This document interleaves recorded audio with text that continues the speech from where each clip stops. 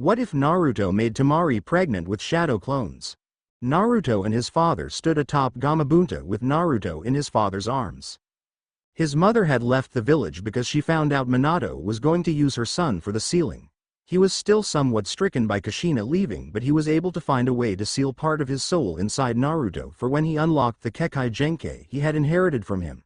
He looked Kyuubi in the eye and threw a kunai at it in his rage. The blade impacted and the windmill-looking design outside of the eye disappeared.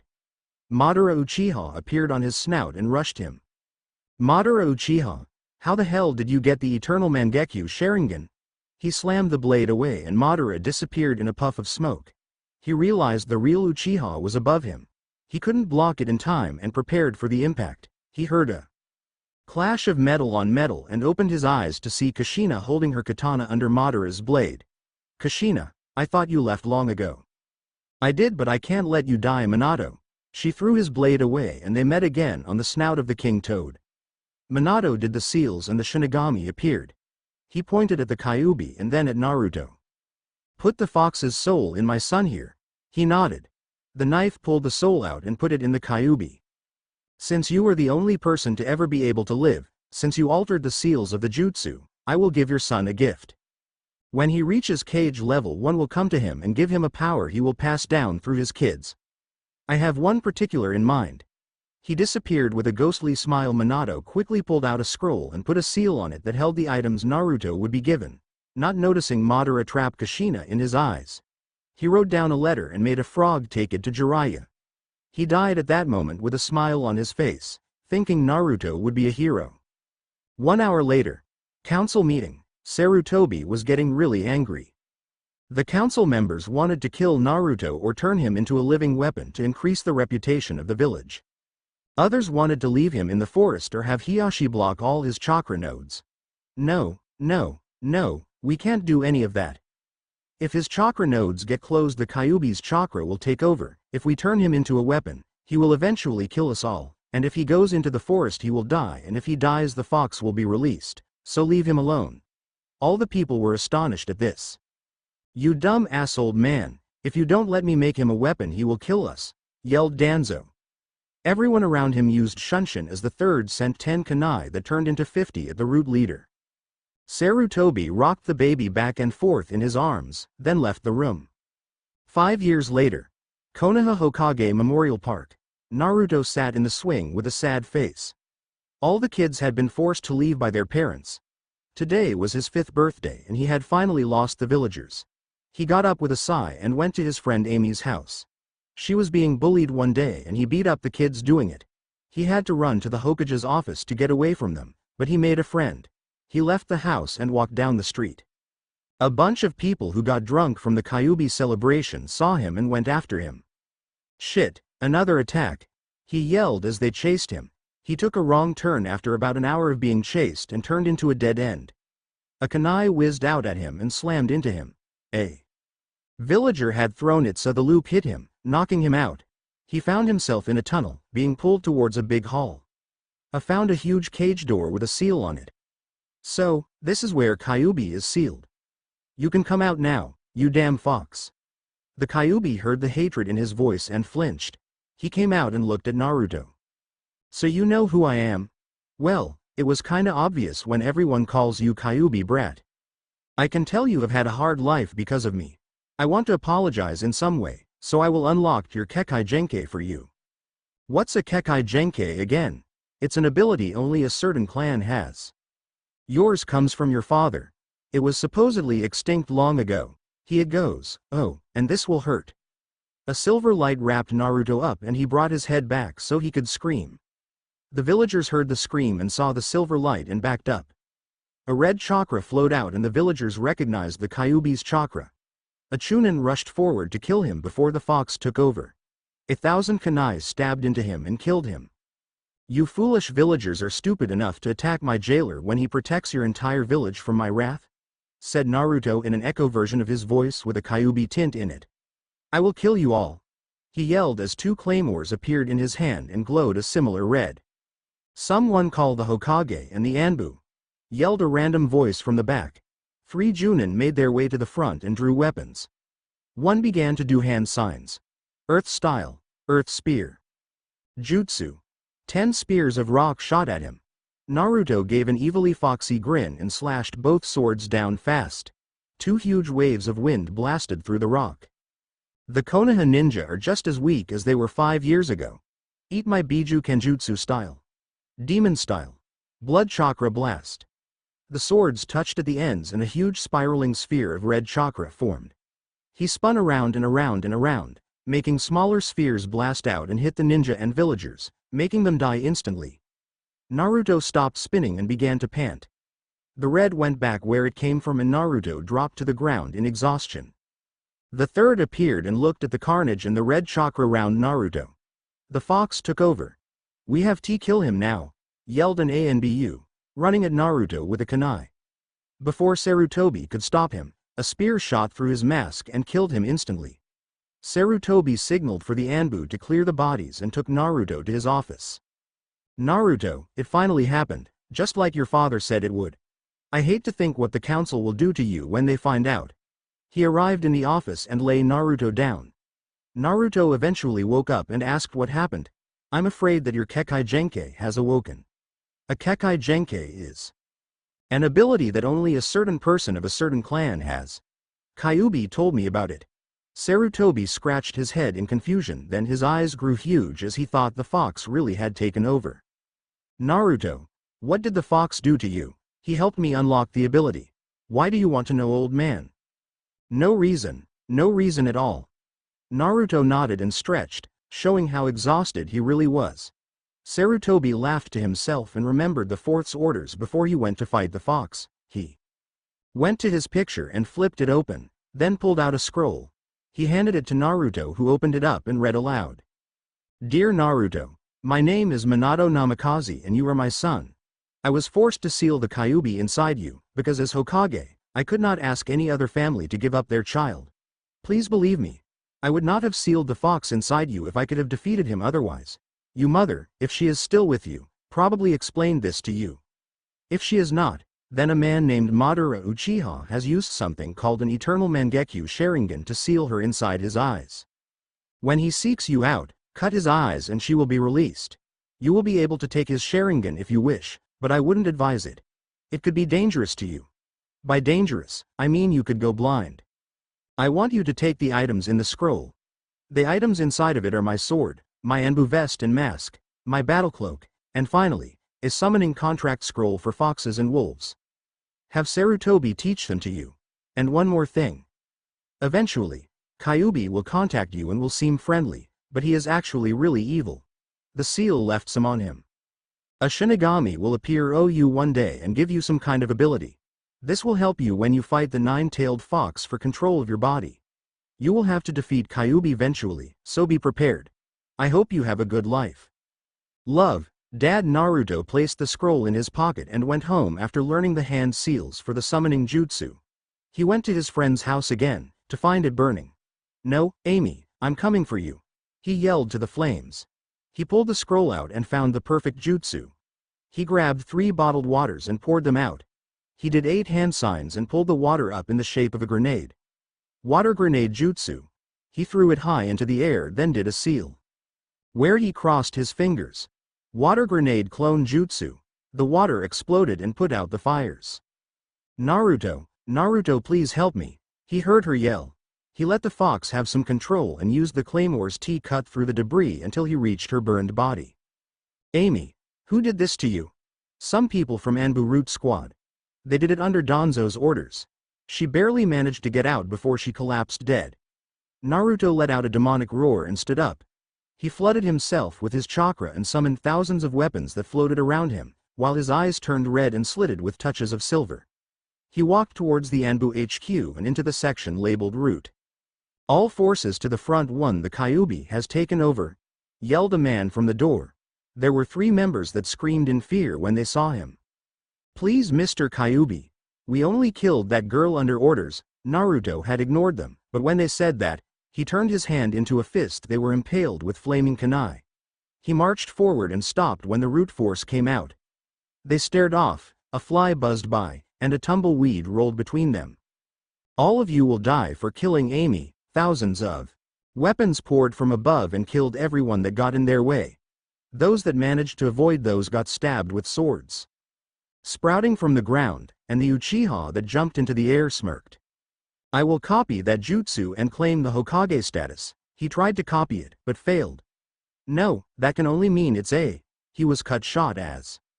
Naruto stabbed his 2 claymores through him and walked away saying, a Kekai Genkai that cannot be copied, Uchiha. The Hokage and council watched the massacre with fright. Danzo was most shocked because his special Anbu force had been wiped out altogether. Danzo, why did you kill the girl? The Sandaime screamed at the old war hawk. The killing intent he gave off knocked out every one of the civilian council members. Danzo backed away, but the Sandaime appeared behind him with a kunai at his neck. Answer the question or else. It was the only way to kill the demon brat. You should thank Lord Danzo, said the Anbu member he turned into. Sarutobi slit his throat and looked at the crystal orb. Naruto was in his apartment, packing all his stuff. He walked out of the room and down the road. Several villagers tried to challenge him until they heard about the Root Massacre, as it would be called. Naruto left the village that night with nothing but his swords, some clothes, and 3 bags of instant ramen. Look out, kid! Yelled a voice from the woods. Naruto drew the swords and stopped the Zanbato. A boy and a man with no shirt on and bandages covering his mouth stepped out of the bushes. The bandage-faced one spoke up. Sorry, I'm still working with that move. And why the hell does a twerp like you have swords like that? Naruto let his grip drop, but the sword floated and disappeared, then reappeared below the man's throat. Does that answer your question? He said as he placed the sword on his back. The man nodded and grabbed his sword. Who are you exactly, kid? I'm Zabuza Momochi and this is Haku. I'm Naruto, Naruto Uzumaki. They shook hands. Well, Naruto, would you like to travel with us for a while? I could teach you how to really use those swords. Sure, why not? So Naruto and his new companions walked into the forest while the Sandaime frantically looked through the bingo book for the man. He found him. He gave a quick sigh that Naruto was at least in the hands of someone who knew when someone had become too powerful. Okay, I rewrote this chapter, and for those of you that liked the other version, I will place it on my profile if you ask. Also, read my prototype chapter on there so I know if I should make it into a story. First Job and First Kill Elemental Strike Force by Ragnarok Rising Chapter 2, First Job and First Kill. Zabuza began to throw his sword at the target, but a cage of spears surrounded the girl and stopped her from running away. Naruto walked over to her and said, Izurati, why did you run away again? She began to pout, but he picked her up and gave her a sincere look. Naruto, my kitty ran away from home, but mommy and daddy won't let me go find it, and I don't have enough money to make it a mission. Will you make a foxy to find it for me? He smiled and nodded. He stuck his hand out and a spear shot out at his hand and cut open his thumb. He did the hand signs and slammed his hand onto the earth and said, Tracking wolf summoning jutsu, tracking fox. Summoning jutsu. Wika and Fuja appeared as older versions of themselves and looked at Naruto. Wika jumped into the air and Fuja said, Hey Naruto, who do we track? Naruto's jaw dropped open, and when he finally got his mouth back to normal, he said, You two made tracker rank. How the hell and when the fuck did that happen? We got it when we helped locate our dads in their pup forms. So who do we need to track for ya Naruto? Said Wika. Izurati handed Naruto a bell and a ball of string. It's this little girl's cat. It ran away and she wants it back. They sniffed the items and began sniff the earth and air. I got something this way, Wika, said Fuja as he ran to the location of the village. He ran into the village and went to the Mizukage Tower and ran up the wall and found a very scared cat on the roof. He brought Izurati up there, but when she tried to pick up the cat, it scratched her. The cat was very fat and had tan fur with a half-white face. He tried to get to her, but she hissed at him again and a tremor ran through her stomach. She's pregnant, Izurati, she didn't run away. What's gonna happen to her, Naruto? He summoned a fox to send a message to Haku and said, She's gonna be a mommy. Haku arrived at that exact moment and asked what was wrong. This cat is giving birth. I need a towel for the mess and some water. And take Izurati home so she doesn't have to see this stuff. Haku took her home and brought what he asked then left. An hour later he came to her home with 6 kids suckling. He put them in a box and said goodbye as they returned to the campsite. Haku and Naruto had been working on things like this for 7 years and had both become great shinobi. Naruto had become an accomplished weapons specialist and was known by every village as the Kyuubi jailer and had stopped a civil war from occur when he made thousands of weapons rip open the battlefield. Haku had become famous for his assassination skills and had even gotten over his fear of killing. Naruto himself only paralyzed his enemies then left Haku to kill them. They reached the camp and found Zabuza making lunch out of a few deer. "Ya making deer kebab again, Zabuza-sensei?" asked Naruto as they remembered the time they came back and found 3 deer on his sword as he whistled. "Do you know the Muffin Man?" and reading some orange book. "Actually, no, that isn't until Tuesday night." They both sweat dropped and went to their tents. Naruto's tent had pictures of him and his only 2 friends from the village along with some fox skins and a small air mattress. Haku's tent had pictures of his teammates and him and 2 pictures of him and his mother, even one of him and his father playing a game together.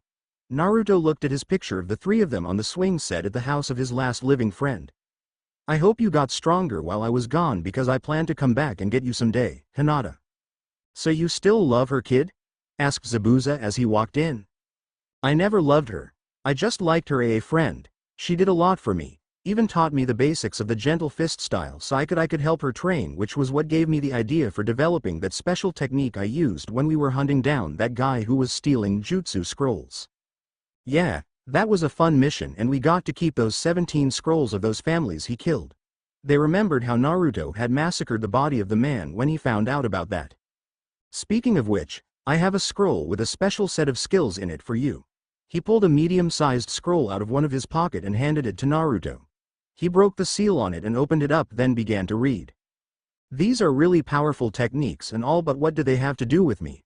I can't use them because I don't have a sword that has the durability for these techniques." Zabuza grunted and took the scroll back, pulling it out further.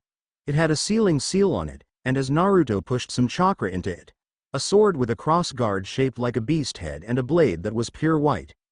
A letter soon followed which Naruto opened, but was stopped by his sensei. "Not yet, I have been holding some valuable info from you for a long time, Naruto.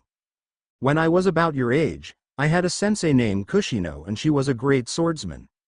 The day she left the mist, she gave me this scroll. The seal you broke could only be opened by her bloodline. Naruto, my sensei's last name was Uzumaki and she wanted me to get this to her child. That was her sword and can only be used by someone who has unlocked the 2nd or 3rd levels of the weapon mold Kekkei Genkei. That letter should explain everything." Naruto tore open the letter and read it quickly. "Well, what does it say?" "It says as follows. Dear son, daughter, I don't know if Zabuza got this to you or not, but if he did, tell him thanks. Now, you most likely have unlocked the 1st level of weapon mold, and I have listed some ways to help you get the next few levels. The sword that came out was my sword, as you most likely know. At the moment it is white, but it has 9 different forms, like the 9 different chakras. The white is the 1st level, and has the ability to alter light for your usage. The 2nd is fire, where it will turn red, which can shoot flames and lava, along with making beasts when combined with the 5th and 3rd state. The 3rd form is water, which makes it turn blue, which can make waves and shoot water, which can be used as a source for water jutsu as well. The 4th state is wind. The blade turns gray and shoots out bursts of air and can counter air attacks, and once mastered, can alter the air so you can fly. The 5th form is earth, which is a brown and can make tremors and rock slides, along with tunnels for travels. The 6th state is lightning, which is a yellow blade and pretty much explains its powers by its name. State 7 is ice and changes the blade to a darker white and makes blizzards and forms beasts from the ice, as well as freezes and part of your opponent that is wet. Stage 8 is grass and makes the blade green. It makes plants of your choice grow anywhere and can be used for attack, defense, or healing. The 9th fur is shadow, which is a black blade. In this form, you turn invisible and gain amazing strength when in a shadow, and can make illusions. I was unable to reach the last 3 forms, sound, steel, and the most powerful I have heard of is time. There was another sword like this one and I heard there was a beast form that made the person obtain an armor that looks like the beast the person most looks like. Anyways, There is one more seal that opens when you have reached Anbu level, which holds a second level. I don't know if I was around to raise you, but good luck, love. Mom. Naruto stopped reading and grabbed the sword. I can't wait to try out those forms. Looks like I'll need to spend some time on Kenjutsu Zabuza-sensei. Zabuza suddenly let out an evil smile and drew his Zanbato from his back. Naruto got a panicked look on his face and went out the back entrance. He ran around the camp for about 10 minutes as Haku salted the rest of the meat and placed it in a freezer hidden in his old village where he kept an ice village. He watched as Naruto used his fox chakra to launch into the sky and then as his sensei used a water bird jutsu to soar up to him. Naruto expelled a large burst of chakra into his hand and feet and rocketed across the treetop with Zabuza chasing him. After a while, Haku got bored and made an ice mirror in front of Naruto, and then made 2 more. He put one in the water that connected to the bird, and one in front of the falling Zabuza. Within the next few seconds, Zabuza and Naruto collided and fell into the fire. They began to jump around from foot to foot as they hit their butts like drums to make the fire go away as they yelled, "Fire on the poop deck!" Seemed funnier in my mind, and finally fell into the water. Haku couldn't hold back the laughter anymore and let it explode out. Zabuza and Naruto jumped on him, but went through an ice mirror and landed in an anthill. "I'm not gonna let you hit me," said Haku before Naruto pulled him through the ice mirror and stuck his head in the hole where the anthill used to be that Zabuza dug up. Ants began to cover and bite his face, making the other two laugh. The next morning, Zabuza was smacking Naruto over the head with the handle of his Zanbato. "Naruto, wake up, wake up. We never dug Haku out of the anthill." Naruto held his laughter in as they went to the anthill and dug the swollen-faced Haku out of the ground. "Why the hell did you leave me in there all night?" They just walked away and ignored his yelling. 1,000 ice needles jutsu. Naruto and Zabuza got hit in the butt with 500 ice needles each and began to jump around. Naruto did a fire-style jutsu to melt the ones on Zabuza, but ignited his butt. Zabuza jumped into the lake, then grabbed his sword and began to chase him again. Naruto spun around and hit Zabuza in the neck, paralyzing him. "I need to tell you guys something. You remember how happy you were when I killed that thief sensei? Well, it was actually that poison senbon and that genjutsu that took him out, not my technique. I have never actually killed someone, and I want you to have this back, sensei." He gave him the miniature version of his sword that Naruto had gotten when they went back to camp that day. "Naruto, I'm not gonna take this back. You have proven yourself before and you completely deserve it." He handed him back the blade and pointed towards the forest. "Go work on your blades forms and don't come back till you have gotten the first change in the second level Kekai Genkai." Naruto walked off while mumbling something about tape faces. A week later, Naruto came back, followed by the demon brothers and a man with a cane. "Zabuza-sensei, Haku, I found the demon brothers in the forest and then met Mr. Gato here who asked us for a favor." Gato stepped forward and said, "I own most of the ships in the wave country. This gets me lots of money, but lately, a bridge has begun construction that will ruin me. I want you to assassinate the head builder named Tazuna." I agreed to the mission as soon as I saw the check with the amount he will pay in advance. Zabuza stood up and walked over there saying, "Whoa, whoa, whoa, Naruto. I don't care how much money it is, you don't just." He stopped there because his jaw hit the ground when Naruto put the check in front of his face. "Ya no, I really don't have a problem, come to think of it. I'll pay you 4 times that amount if you kill the bridge builder." He left the campsite and they all talked it over. In the end, the small group was spending the money on building supplies and things like beds and couches, and sending them through ice mirrors Haku had made to build a hideout. In a week's time, the group was watching TV while sitting on a coach in a newly constructed hideout, with half the money still ready to spend. In the Leaf Village, Team 7 had just left and were having an argument with Tazuna. The argument was still going when Kakashi noticed the puddle. They popped out of the puddle and rushed the group as they said, "2 genin, an old man, and a Chunin. This is just too easy." Naruto and Haku were looking through an ice mirror when they realized there is supposed 3 genin on a team, not 2. If the demon brothers had realized this, they would have been prepared for a boy jumping down from the trees and blocking off their chakra points. "Who the hell are you, kid?" said the brother on the right. "The name's Benko Hyuga, younger brother to Hinata Hyuga and class genius." I am the strongest person on this team. Which is why I was moved up a class. He hit the two in the heart, but they were replaced by logs. Impossible, I closed off their chakra points. Two young boys wearing black clothing stuck their heads out of the trees to reveal masks. We are taking them into custody, thanks for your help. They disappeared before anyone could say a word. They kept walking. Naruto kept thinking about the younger Hyuga. He looked a lot like Hinata. He had the same colored hair, except spiked. He had a black pair of pants, a dark blue shirt and a red jacket with the kanji for greatness on the back. They arrived back at the fort and reported to Zabuza. So he has some bodyguards and a Hyuga is one of them. Are you sure about the identity of the Chunin sensei? 100%.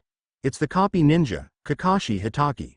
Get ready guys, we ambush them at the lake, said Zabuza as he grabbed his blade. Naruto stayed seated. Sensei, I won't be needed, so I'm gonna go get some supplies and some information after the fight. Zabuza nodded and they left. As Zabuza fought with Kakashi, Naruto was walking through town. He saw a little girl being bullied by some academy students. He raced over there to help her and the academy students got some backup from Genin. One took the lead and looked Naruto over. He's weak, kill him. Naruto punched him in the face and sent him flying. If I'm so weak, why is my sensei Zabuza Momochi? Now, leave this little girl alone. He made super-sized brass knuckles shoot up and knocked the other boys away and took the girl to a hospital. She got a checkup and some bandages, then took Naruto to her house. She told her mother what had happened and she gave Naruto some money for helping her daughter. He walked down the street and a young man with really black hair and red eyes came up to him and said, "That was impressive kid. The name's Itachi Uchiha. What's yours?" Naruto Uzumaki. Nice to meet you Itachi. Are you a leaf ninja or something, because you have a leaf symbol on your headband? Itachi's hand went to the headband with a slash through it and said, "Not anymore. I did something really bad and had to leave." Hey Itachi, I have a sensei who travels a lot, and he takes me and my friend Haku with him, and you could come with us if you wanted. Itachi smiled and thought this over. He never thought he would get such an opportunity. I would love to Naruto. So where is this guy right now? Naruto leaned in forward so only Itachi could hear. He's on an assassination mission to kill Tazuna the bridge builder. What's this guy's name Naruto? He looked around and told him sensei's name. Really, well, I would love to join your group Naruto, but the leaf probably sent someone strong for this mission. We should go help them out. They disappeared and found Haku tending to Zabuza in a bed. Zabuza sensei, I asked this guy if he wanted to join our group and he said yeah. His name is Itachi Uchiha and he is an ex-leaf ninja. Zabuza looked up and said, the Itachi Uchiha who killed his entire clan except his little brother. Which reminds me, he was in the group that was protecting the bridge builder. His sensei's Kakashi Hitaki. My brother huh? Don't worry, I'll take care of him. Itachi went into Sharingan and threw a kunai behind him and hit a deer. I'll help you get rid of Kakashi and the other boy can take Sasuke while the Hyuga gets slammed into the bridge by Naruto. Okay, so I will not update until the 29th of August, which is next Friday. You will see what happens in the fight, and I have a surprise for the technique of Naruto's I keep referring to. I think you will like it. Bridge to Chaos, Elemental Strike Force, Elemental Strike Force. By Ragnarok Rising Chapter 3. Bridge to Chaos. Kakashi and his team were sitting at the table, watching as Inari began to scream at Benko about how he couldn't even take his brother down, let alone Zabuza. Benko rushed him and sent a palm thrust out, not noticing the door open up. A giant shield appeared in front of Inari and protected him from the thrust. A large amount of shuriken embedded themselves in his legs. Brother, you came to protect me, said Inari as he ran to a boy.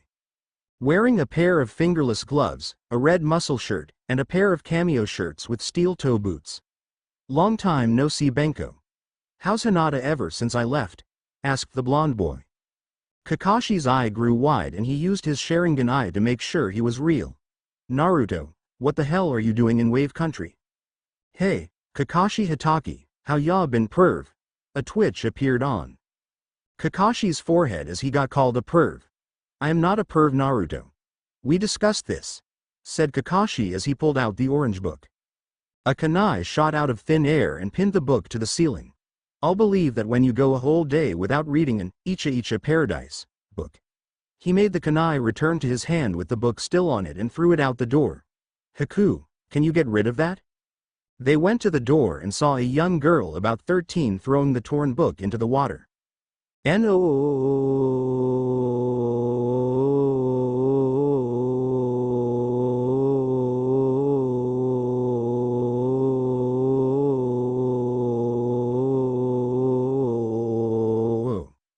Ooh! Cried Kakashi. My precious, precious porn. It's gone.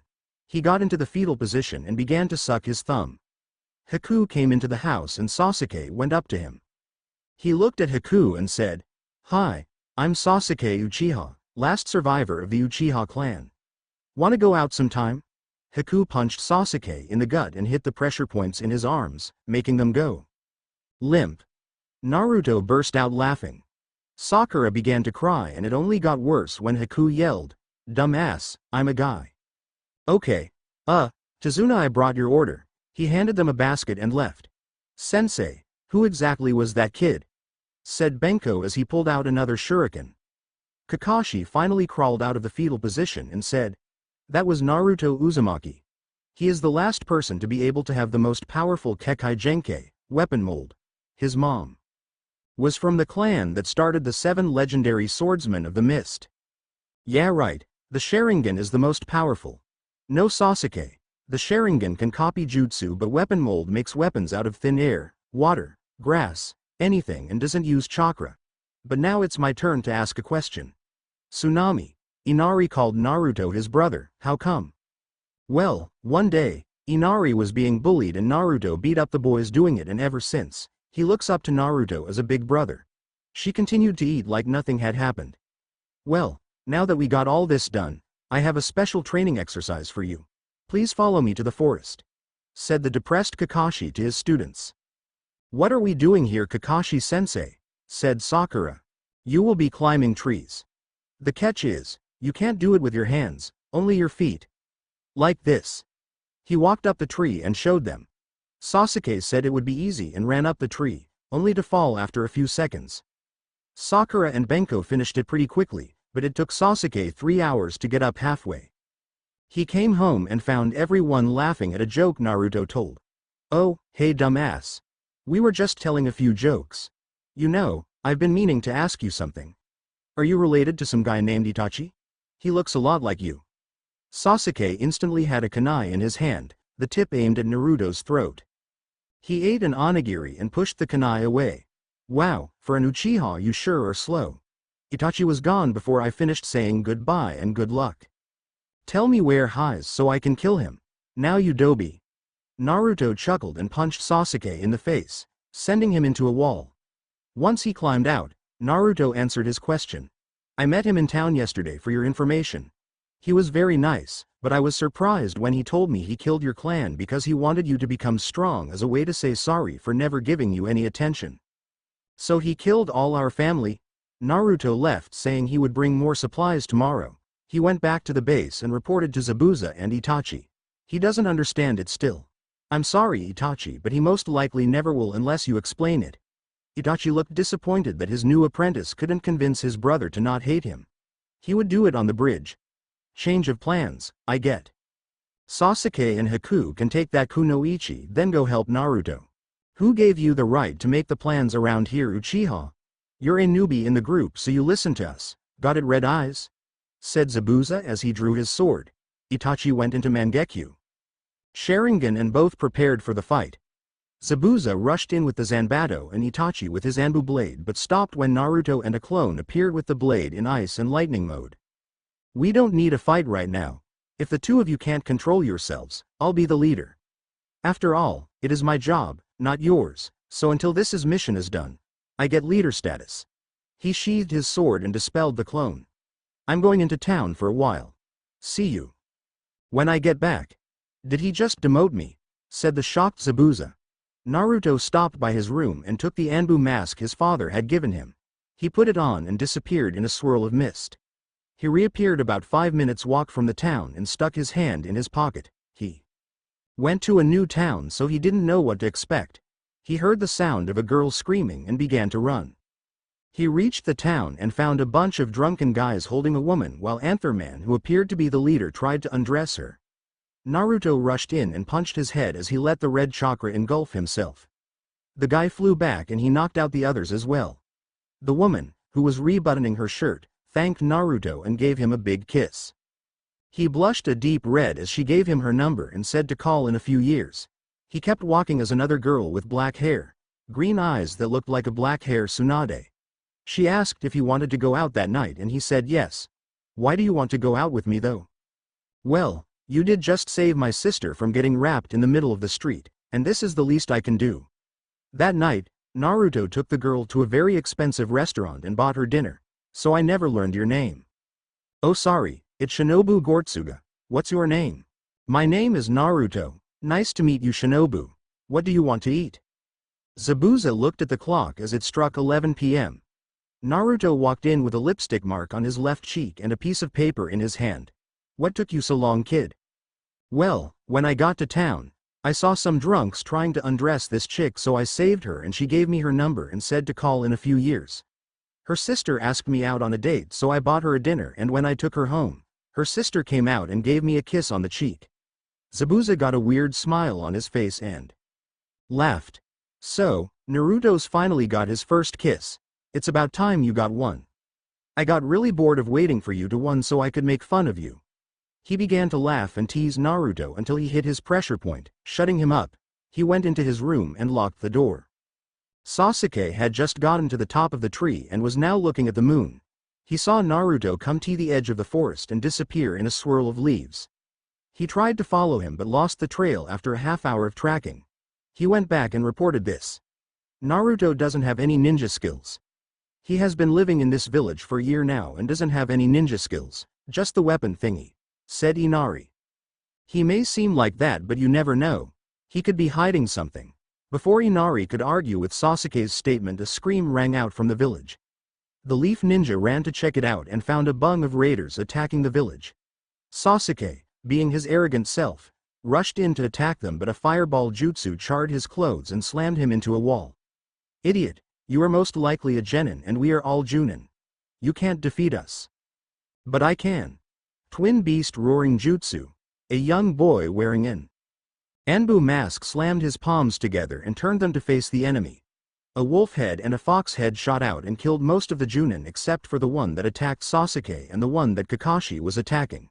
He rushed the guy that used the fireball jutsu and drew a sword that turned yellow, and a wave of thunder struck him and fried it.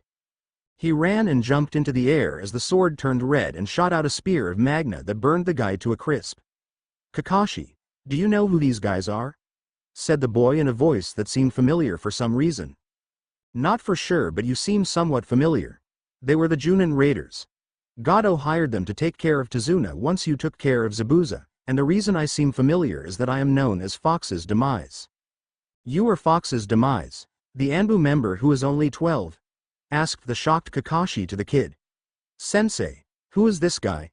He looks weak if you ask me, said Sasuke as he walked over. Sasuke, this guy made Anbu when he first came into the village.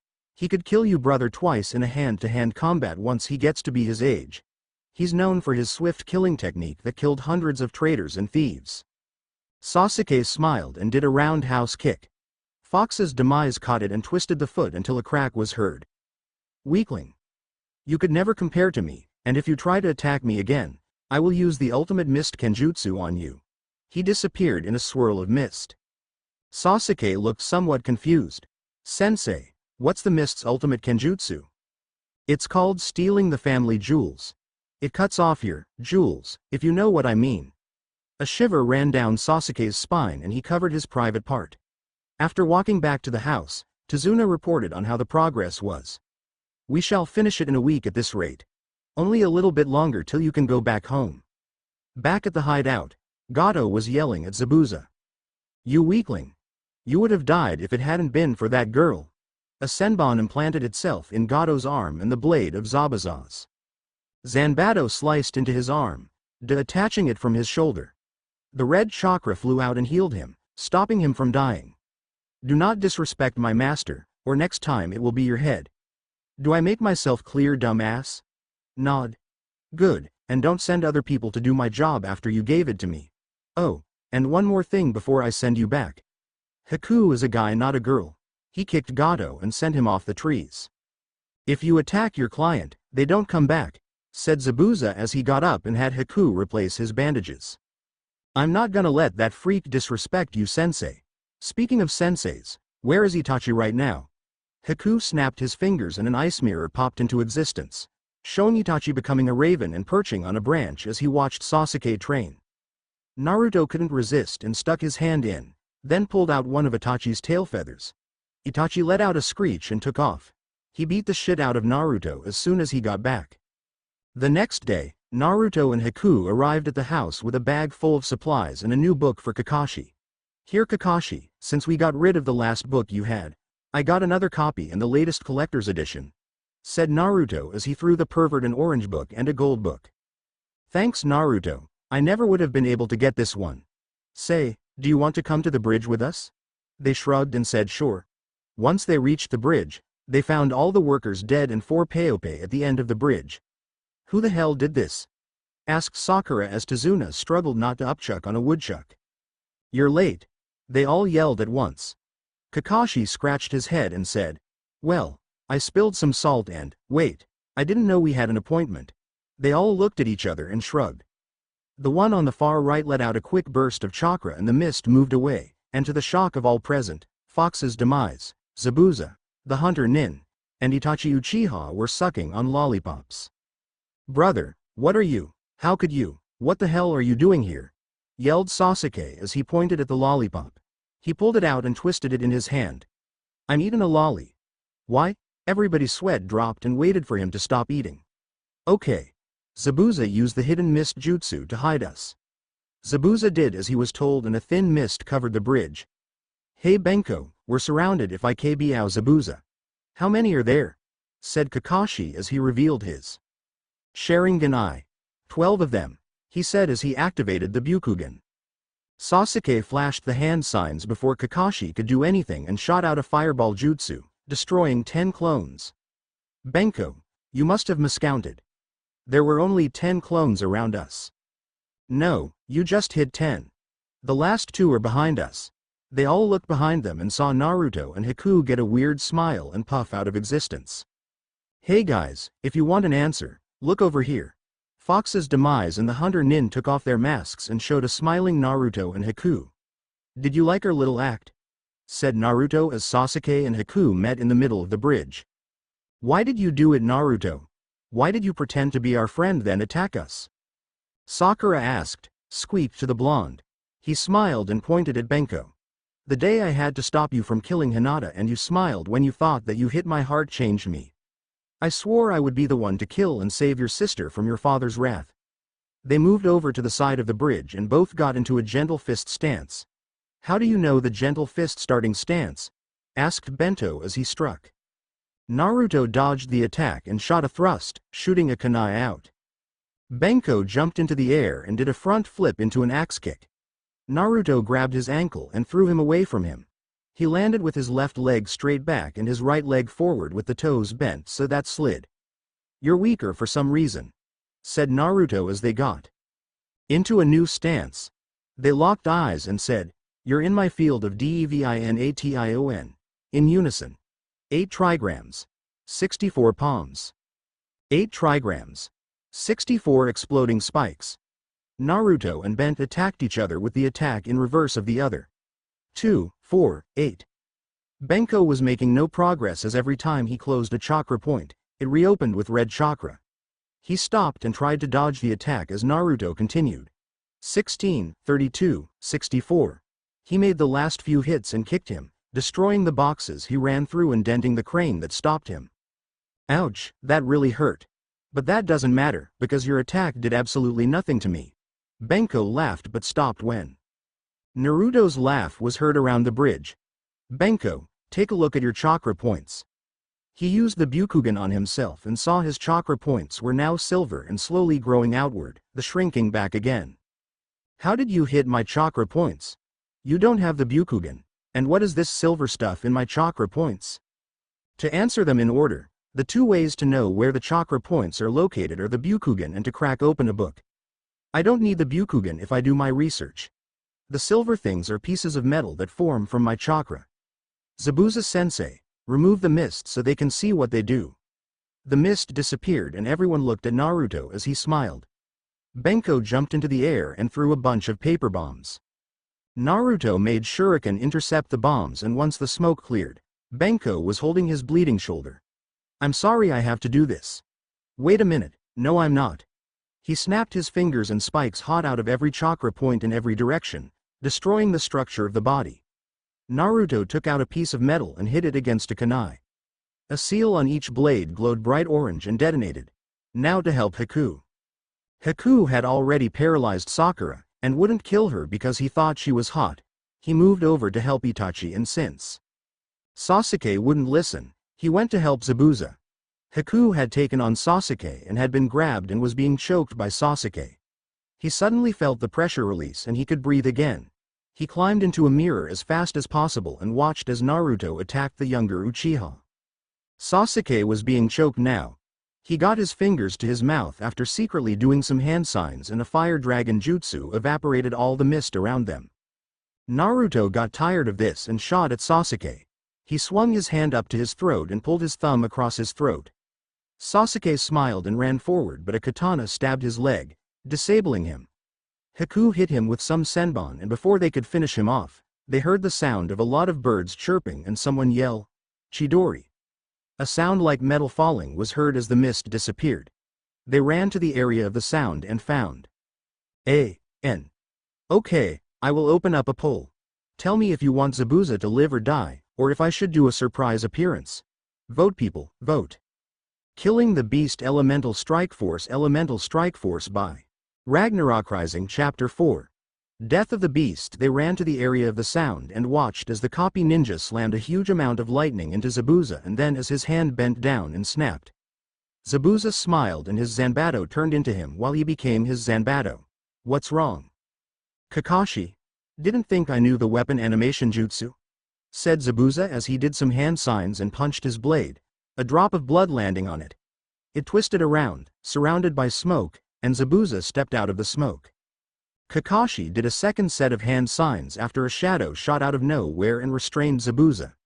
He sent the Chidori out in a burst and expected it to hit him, but instead it hit Naruto. He crumbled to the ground and stayed there. The two Zabuza rushed Kakashi and began to attack.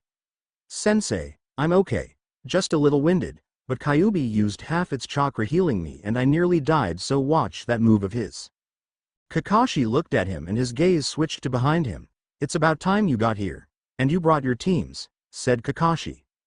Well, I couldn't let my most youthful arch-enemy be defeated. 3 guesses who said that. Shut up, guy. It was bad enough that Zabuza Momochi is here, but we also have to deal with Itachi and Fox's demise, along with the last wielder of the most powerful ice and water Kekkei Genkai that hundreds of jutsu have been based after, said another man. So troublesome, said another voice as a smack was heard. Shut up, Shikamaru. Who should I take over, sensei? Asked a feminine voice. Let's get this over with before I run out of snacks, said another voice with a few crunching sounds in it. Naruto sent out an orb of red chakra and flooded it with his own, revealing a guy with a cigarette and set of trench knives. A guy in green spandex with huge eyebrows and a bowl cut with a mini-me beside him. A boy Hyuga stood next to a girl in a pink shirt with her hair in a bun. A lazy-looking kid was in between a fat kid and a girl dressed in purple. Who the hell are you people? Said Itachi as Naruto and Haku strapped on the masks again. Zabuza looked at Naruto and whistled. Naruto, use the blade I gave you. Naruto looked shocked for a moment, and then pulled off his mask. He stabbed himself in the gut and spat blood on the inside of it. The Kyuubi healed him quickly as a small spiral of smoke appeared. A white blade landed in his grasp. A small set of seals disappeared and took the blood with it as a transformation took over the blade first, then Naruto. It turned a dark red with black edges as Naruto's EAD went down. An evil aura came off the blade as Naruto slowly raised his head, revealing his eyes the same as the sword's. His hands had become 5-inch claws, and a long red tail shot out of him, followed by another and another until he had 7. Death sentence mode. Flowing demon blood. He rose and slammed his palms together as a wave rose on both sides of the group and became orange. They disappeared and got into groups. Ino and Tenten help Sakura. Neji and Shikamaru help Asuma with Itachi. Choji and Lee get the hunter Nin. Guy can take Fox's demise while I take Zabuza. Ordered Kakashi as he summoned a huge dog with a giant in its maw. It ripped through the water clones and ran around the two Zabuzas in an intricate pattern. Kakashi sliced the air and dog disappeared, leaving the swordsman and his animated blade in the middle of a summoning seal. Dai Momochi! Yelled the Cyclops as he put his bleeding finger on the line the dog made that led to the seal. His blood flowed into it and a giant dog head reared up and bit the two masked men. They stood there with their hands in their pockets as an incisor snapped both in half, revealing them to be hardened ice clones. Kakashi fell to the ground and passed out from blood loss. The three girls, after healing Sakura's injuries, attacked the real Zabuza had been about to attack and kill Kakashi. Ultimate attack, Rising Dragon. Army Jutsu, said Tenten as she jumped into the air and unsealed 4 scrolls. Weapons came out of 2 while more scrolls came out of the other. She used a shadow clone jutsu to unseal them, then turned the clones into scrolls and unsealed them, while Ino and Sakura used genjutsu and a few ninjutsu to stop Zabuza. Hundreds of chakra strings attacked to each weapon and brought them up from the ground. Weapon tornado strike, she said as she and the weapons began to spin. A tornado formed and ripped open the bridge. Zabuza blocked the attack with twin water dragon jutsu and sent the future weapon mistress of Konoha into the ocean. Sakura and Ino had run away and were currently cowering behind Neji and Sasuke, who were tag-teaming Itachi with Asuma and Shikamaru restraining him. Haku popped a soldier pill into his mouth and knew he would have to use the most powerful attack he had. He made a water clone to occupy his enemy while he ran through over 200 hand signs. At least 100 demon ice mirrors appeared and trapped the duo. Each mirror had the picture of a weapon on it. Haku went into the only blank one. He came out a mirror with a picture of a katana on, and once his left hand came out, an ice-white katana was in it and the mirror was blank. He slashed Choji across the chest and aimed for Lee, but he kicked the blade off at the middle. Haku fused into a mirror with picture of armor on it and came out of one with picture of a bow and spear on it. He came out in an armor of black and red with a green bow on his left hand's back and a spearhead on the right's. He lunged at them and the spearhead dropped onto his hand, followed by a wooden shaft that connected to it. He jabbed and slashed at them, shot a few arrows, but was running out of chakra. He faded into a mirror and pulled out a scroll he began to read and popped a red pill in his mouth. Kyuubi chakra surrounded him for half a second before fading. He jumped out of one near the top and landed on a platform. With one hand sign, all the mirrors merged into what resembled a gate. It had a dragon head on it, and had the kanji for beast on it. Haku appeared on top and punched downward, opening the gate. Guy stood in one of the more advanced strong fist stances and opened up the first 2 gates. The demonized boy cracked his knuckles and smiled. I know you most likely don't remember Mr. Guy, but since you saved my life dozens of times, I will not kill you, today at least, said the boy as he brought the tip of the blade over his shoulder with his arm across his chest and swung it outward. A small wave appeared and twisted into a spiraling orb, which Naruto caught and slammed into Guy.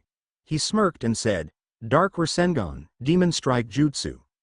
Guy was sent spiraling into Zabuza as he remembered Naruto. Yeah, flashback. Guy was walking down the street when he found a group of villagers and ninja in a large circle. Cries of pain and anger were heard as he rushed to see them attacking a 3-year-old boy. He used his taijutsu to bet them down. He cast a genjutsu on the villagers, showing them what would happen once they killed Naruto. What's wrong with you? Do you think this unlucky youth had a choice in having it sealed inside him? Said Guy to all present, backing them. Look down in shame. A squad of Anbu appeared and drew their swords as Guy carried Naruto away from the screams of agony. Day after day, Naruto was attacked, and Guy saved him. The attacks eventually stopped, but when Guy was forced to go on a mission outside of the village 2 years later, he came back to find the village celebrating Naruto. Leaving, he heard a man talking about how his wife had become a hero because she was one of the people that had died when Naruto unlocked his Kekai Genkai, and Guy lost it. As he walked away, people gathered around the dead body of a man with a kunai in his forehead and heart. Guy rushed to the Hokage tower and kicked down the office door. "Hokage, what happened to Naruto?" yelled Guy as he entered. Sarutobi explained how Naruto had gotten weapon mold and how he had left. Guy screamed in rage and ran into town, destroying everything and officially ending the festivities. It took half the Anbu squad to stop him from destroying all the villagers. A village meeting was called and Guy told all the villagers that if he ever heard anyone talk bad about Naruto, he would use his kunai to make them as heartless as they seemed. Zabuza looked as a dark black chakra orb with a thick red lining hit the weird man and sent him flying. Zabuza caught him and set him down, knowing he was one of Naruto's precious people. A sheath appeared on Naruto's back as he placed his mother's sword into it. It slid in and went blank again. They heard a crack as Haku punched his best gate. A look of horror shot across the faces of the supposedly fearless men as a head appeared. It had purple eyes, golden brown hair, and fangs the size of summoning contracts. Its body soon followed and Haku blacked out from exhaustion. It had a huge gigantic golden body with claws that could crush 3 full-grown men without noticing. Its tail was spiked and barbed and when it opened its mouth, a lizard-like tongue appeared. "Damn it. Haku, I told him he shouldn't summon the chimera but he did," said Naruto as he walked to the edge of the bridge. He repeated the hand signs for the water dragon jutsu a bunch of times and shot them at the beast. They changed into spears, katanas, shuriken, kunai, zanbato, and hundreds of other weapons. He sent the weapons 10-10 had summoned it as well and only succeeded in making it mad. Kakashi and the others were placed behind a barrier as Itachi, Naruto, and Zabuza formulated a plan. They broke up and explained the plan to Neji and Sasuke. The young Uchiha boy refused to help but Neji was smart enough to realize it could work. Naruto dragged something out of his bag and threw them before they became clear. An ear-shattering roar was heard as the items took effect. They were seals, with the kanji for spike and electricity on them and a dried stripe of blood on the back. The blood suddenly attached to the chimera by changing to a spike and then the paper wrapped pikes around the beast, sending bolts of lightning through it. He glowed a green light and the seals and spikes disappeared. Naruto drew its attention while the rest of the plan unfolded. Neji struck the oversized chakra point in his front legs, bring chimera onto his knees, giving Zabuza his opportunity. He slammed the oversized sword into the mouth of the chimera and pinning it to the ground. Itachi appeared on his nose and used Tsukuyomi on it. He disappeared as Naruto was looking back and forth between the chimera and the Itachi next to him. "What the hell? Itachi, how did you appear on the beast's nose but still be right beside me?" "Well, you see Naruto, I'm a genjutsu clone," said the copy of his friend as realization dawned on him. Itachi had shown him a genjutsu clone that became a flock of ravens when it was dismissed and could relay messages at any time. Naruto began to nod and thought of something. He went over to Haku and pumped a little Kyuubi chakra into him to bring him out of his blackout. "Hey, I'm gonna restore some of your chakra, and I need you to open 2 ice mirrors large enough for that to go through. One in front of it and one right in front of the door, then close it." As he said this, the chakra infusion was halfway through. A few seconds later, Haku stood up and made a set of mirrors larger than the gate that Chimera had barely gotten through. Naruto, Zabuza, and the Itachi clone used a few Earth-style Earth Wave jutsus and sent it into the first mirror and back through the gate. A clapping sound was heard and the mist moved away to show Gato and some Chunin raiders preparing to attack. Naruto went into a familiar hand sign and hundreds of clones appeared. "Shadow Water Clone Jutsu," he said as they all focused the chakra to their hand and made a Rasengan. Kakashi came back to consciousness and noticed the jutsu. "Impossible, that's the 4th jutsu, and even I can't use it to an extent that my elemental chakra is merged," he said as the wind whipped around the orbs. They all charged and took a Chunin. The real Naruto punched Gato with brass knuckles and broke his nose. He used a sky kick, sending the little troll into the sky. He appeared above him and began to rapidly punch and kick him. "Ultimate Mist Taijutsu, Mist Rose style," he yelled as he punched. Gato and a rose came out of the mist and exploded. This happened every time he hit, and eventually Naruto had killed Gato and was just repeatedly punching him. All the roses wrapped around his hand as he punched, sending the rose into the body. It consumed the body and roses erupted over a 10 feet area. Zabuza walked over to Naruto and placed his hand on the boy's shoulder. Zabuza pulled his mask down and smiled at his student. "You did good, kid, you did good," he said right before Naruto smiled back and passed out. Zabuza looked at the leaf ninja and yelled, "Hey Kakashi, I'm taking Naruto and Haku back to Mist and making them ninja there as well as readmitting myself," he said as he put Naruto on his back, and Itachi did the same to Haku. Naruto went into a spasm and said, "Sensei, please hurry, that lightning almost killed me. Kyuubi couldn't heal the damage to the internal organs. Go." They disappeared as the groups gathered around the flowers. The next day, Tazuna was able to get some help from some shadow clones and finished the bridge ahead of schedule. As the group of ninja left, Tazuna told them what he was calling the bridge. "What are you calling it?" yelled Sasuke that he had been outdone by that twerp. Tazuna, Kakashi, Asuma, Neji, Guy, Lee, and Shikamaru all sighed and surprised the girls by all saying, "So troublesome," all together. "I said I'm naming it the Naruto Rose Bridge, but before you leave, I have 2 questions, that were submitted by a reader. Why did Naruto act so friendly to us then try to kill us, and why was he wearing a leaf Anbu mask if he is a rogue ninja? Well, he most likely got close to you for information on our progress, and that Anbu mask was his father's, the 4th hokage of the village." All the girls had thought he looked cute, but when they found out he was the heir to the most respected clan in the village, they all screamed in delight and almost were left behind. In the village hidden in the mist, the Mizukage, who was new because the old one had gotten all fat and stupid, was readmitting Zabuza to the 7 and giving Haku and Naruto mist headbands, while he gave Itachi a raven Anbu mask. "Zabuza, I understand why you tried to kill the old Mizukage, so I will make you a Chunin again and restore you your place on the 7 swords of the mist. Haku, I would like to join our hunter nin, but he must be a Chunin, so you will have to get a 3rd member and compete in the Chunin exam that will be happening in 1.5 months. Also, I want Itachi to take over Anbu under the name Raven and Naruto here to begin his training to become part of the 7. Though, while you were gone, we had some changes to the 7's roster. Kisame and Ryaga left, taking their swords with them. Kisame, we know, tried to join some group called the Akatsuki but was not accepted, so maybe you could convince him to come back if you see him. Ryaga on the other hand is to be killed on sight and you should bring the blades back," said the man as he finally stepped out of the shadows. He wore a red trench coat, had a large broad sword on his back and had 2 pistols from the outside world on his side. His hair was white and he had some kind of black scaling on his right shoulder. Just to clarify, this is Dante from DMC for you fans, but he will be the only crossover. Oh, and I also have no development on Kushino's sword. Naruto looked at Zabuza and drew the sword from the air. "Mizukage, sir, Zabuza-sensei gave me a scroll from my mother and the blade was sealed inside." Dante looked the kid up and down and smiled. "Interesting, kid, I think I'll teach you a few tricks of mine, but you can only use them in ninja battles against other villages until you enter the Chunin test." Naruto smiled and sheathed the sword.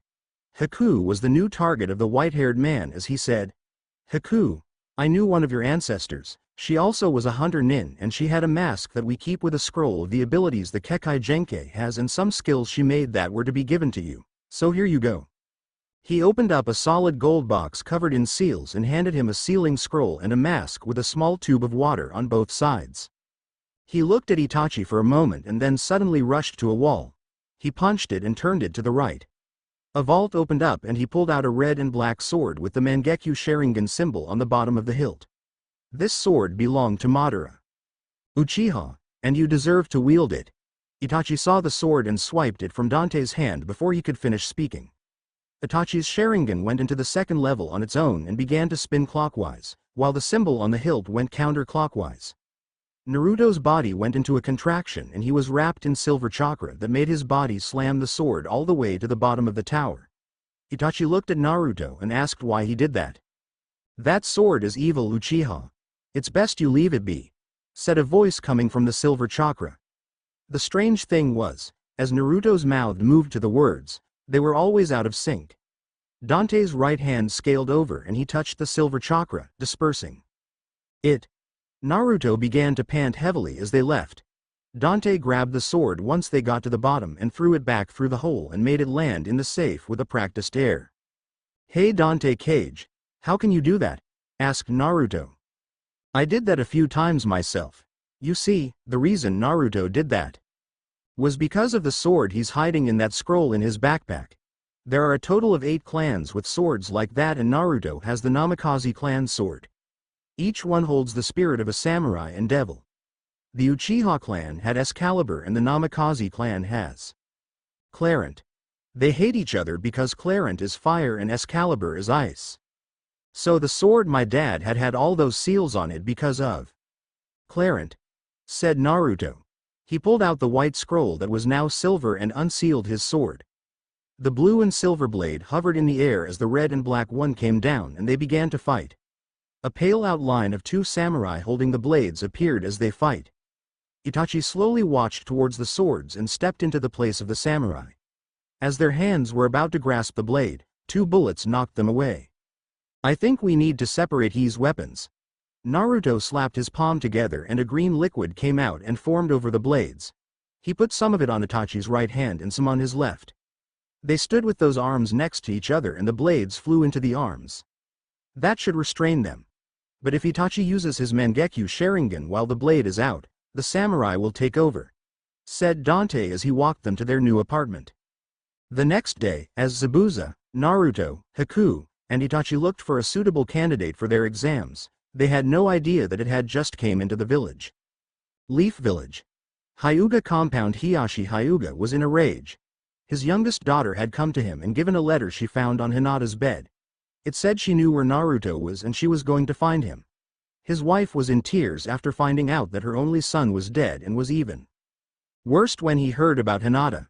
Hiyashi had sent every available ninja out to find her, but they came up empty-handed. Mist Village. Naruto's apartment. Naruto and his team were in the middle of game night and Itachi and he were winning at Candyland, until a knock on the door. Naruto sighed and went to answer it. He let out a gasp as Hinata Hyuga came into his apartment. Hinata. I can't believe it, it's really you, said Naruto excitedly. He brought her into the room where they were playing the game and sweat dropped as he saw Zabuza and Itachi having a slap fight.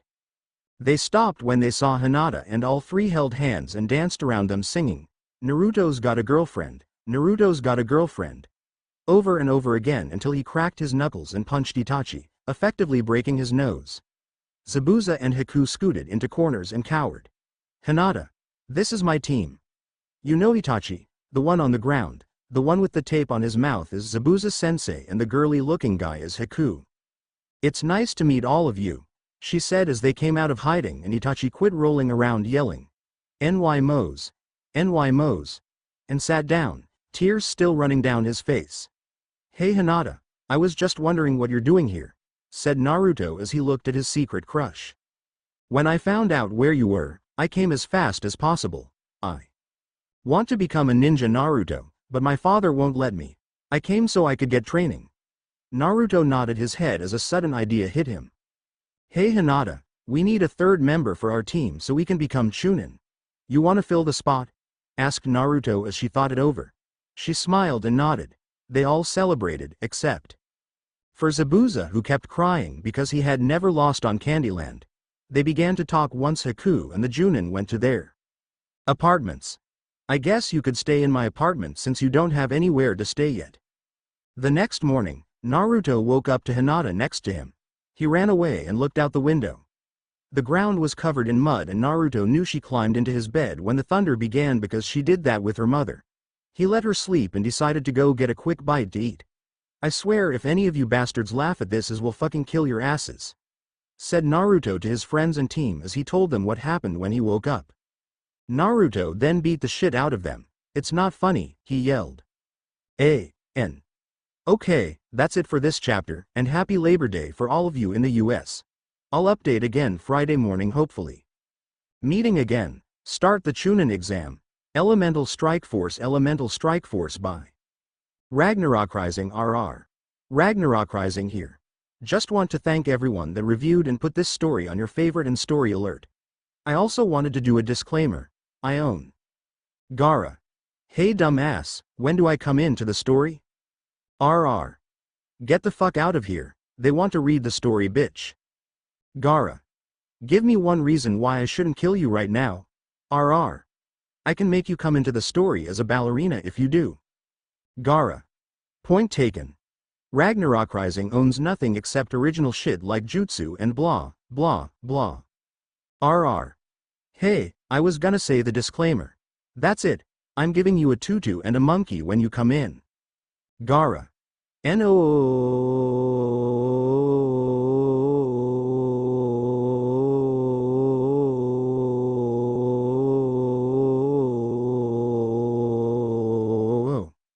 Chapter 5. Meeting again, start the Chunin exam. Alright everyone.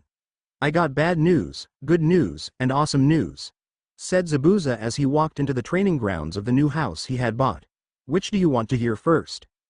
Let's go with good, then bad, followed by awesome. Okay. I signed you all up for this year's Chunin exam. Bad news. It's in the village hidden in the leaf. The awesome news is that Itachi is no longer an S-rank criminal since he joined a village. First everyone was excited and jumping in the air, then they fell and began to frown, and then they all smiled at Itachi and cheered. I can't wait to kick you brother's ass Itachi, said Naruto right before a barrage of fireballs and a pissed Itachi began to chase him. Hinata, Haku, and Zabuza all sweat dropped at this. Anyway, Hinata, you are going to be disguised because as long as you're a genin they can take you away. She nodded and they went back to training. For the next week, they trained separately and eventually met up at the end of the week. They found Naruto passed out in a forest clearing when he didn't show up. He woke up with a splash from the water Zabuza threw out of a bucket and told them he had worked all week straight with no sleep by switching in between Kyuubi and himself. He could now manifest a small form of Kyuubi in a summons and could summon the boss fox and wolf. You idiot. Come on, we have to go buy some new supplies and pack for the journey. They went to a clothes shop and Naruto tried to convince Haku to wear something to make him seem like a guy and finally convinced him when he said guys would quit asking him out on dates. When they left, Haku had on a pair of gray pants, a black shirt, silver wristbands, his hair was cut and spiked, and he had two swords resembling Ryogas on his back. Hinata wore a purple shirt, a gray jacket unzipped, and a dark pair of pants. Zabuza wore no shirt, navy blue pants, and had a katana on his side in case he lost the Zanbato in battle. Naruto's hair had changed in training, leaving a large bolt of silver on its left side. He had a red trench coat with a black inside, a gray shirt, dark blue pants, and held both his black leaf Anbu katana on his back with the hilt on the left side and his mother's blade across it with the handle on the right. Hey Naruto, I don't want you to use those blades if you don't have to. We will have that trench coat implanted with a bunch of storage seals so you can keep supplies, the katanas, and some instant ramen. Yeah, ramen. For when you get hungry, along with some other stuff for trips. But first we need to stop by the Mizukage's office. They walked up the staircase and went into Dante's office once they got the okay. Ah, good, you're finally here. A man from the village hidden in the cloud just came here. They want us to steal a scroll from the office of the Hokage while the sand and sound attack during the last part of the Chunin exam. In return, they will give us their demon container. Naruto's eyes shot open and widened every time he thought about it. There was someone out there just like him, someone who had a demon inside them as well. We'll get the scroll, said Naruto. Dante nodded and threw the group a scroll containing the details of the mission. You have 3 days until all of us leave together. Also, during the invasion, my brother will be fighting. I want him left to me, unless I start to lose, then Zabuza and the 7 swordsmen, who will be coming with us, are to separate and help the others while Zabuza helps me, they all said. Hi, and disappeared. They went to a ninja forge and customization store and asked for about 60 storage seals to be put into the coat. The man asked Zabuza if he wanted the order he placed a week ago and he said yes. Zabuza-sensei, what order is he talking about? Asked Naruto as he looked up from a weapons catalog. I placed a special order for you so that those swords can be more of a trump card than out all the time. Before he could push any further, the old man came back out and handed a long and wide box. He handed it to Naruto and Haku and told them to open it. They placed it on a table and forced chakra into the seal on top of it. A gasp was heard as they marveled at the weapons inside. For Haku, a small katana was laid with the handle's side open like a door, a vial of poison near it. A strap with hundreds of compartments for senbon was underneath it. A halberd with a red handle, a black blade with a red outline and a fox head with 9 things that looked like miniature tails was on the bottom. The katana is able to hold several types of poison and send it through the blade. The halberd uses chakra to control blood outside of a body and is hollowed out so chakra and a jutsu or kekai genkai can go through it. Naruto and Haku each looked at the blade. Naruto smirked and swung the blade at a target dummy. A demon windmill shuriken flying out of it and chopping off the dummy's head. The same for yours, Haku. Haku grabbed a bottle of water from his bag and opened it. He made the water come out and attached it to the edge of the blade as he swung it outward. A wave of frozen air came and a large amount of ice spikes followed a swipe the opposite direction. They looked at each other and an evil smile crept over their faces as they looked Zabuza. They rushed him and distracted him with the blades. They punched him and threw the swords to the two on the sidelines. They began to repeatedly hit him, until he was bleeding and bruised. That was for the warm water you put our hands in last night when Itachi and Hinata left. Zabuza looked at Naruto and said, I only put your hand in warm water. Haku let out a fake chuckle as all of them scooted away from him. They left and came back an hour later to get the cloak and a new set of shuriken and kunai, along with some ninja wire for the Uchiha. After sealing everything and waiting 2 days, they left. It took 2 days of running but they eventually got there. Zabuza, Itachi, and Dante went to get them a place to stay while they looked for the academy. They rounded a corner and heard a kid scream around the other corner. They sprint to see a guy in a black suit wearing makeup with something wrapped up on his back holding a little kid. A girl dressed in a white skirt, a white shirt and nothing other than fishnet over her top half said, Kankuro, leave him alone. It was an accident. He was going to say something but a katana and a halberd pressed against his throat stopped him. Naruto signaled to set the kid down and he did. He waited till the kid ran away and punched Kankuro into the tree, making Sasuke and a guy in weird clothes and a gourd on his back fell down. The guy with the gourd got up and a stream of sand shot out at Naruto, who stopped it easily. Kyuubi took over and said, Good to see you again, Shikaku. How have you been? Hello, Lord Kyuubi. Me be fine. This boy take me in. He let me read nice orange book. Me really good. Temari and Kankuro looked amazed as the two demons talked. The demons returned control of the body to the jailer and the two teams separated. The Kyuubi kids team began to laugh as they began to speed up. Poor Shikaku, being sealed wrong made him go crazy. Would you believe that he used to have an Australian accent and a boomerang and always say, Good, eye mates, all the time. When Naruto relayed the message, they all laughed and sped up. They reached the academy quickly and went inside. They registered and watched as Team 7 came in and Sasuke snarled at them. Sasuke, stop. We don't want to start a fight. Sai, help me hold him down, said Sakura to the Uchiha and new teammate who could really use a tan. Naruto laughed as they struggled and a bunch of new people came in. It was a bunch of leaf genin. One with fang markings on his face snarled at him. You have the same scent that was on my friend Benko's remains. Why is that? Because I'm the one who killed him. You got a problem with it? The group of people that had surrounded them gasped as he said this. 3 of them lost control and attack. They were a kid with sunglasses and a long-necked coat, a girl with brown hair and a closed eye, and the boy.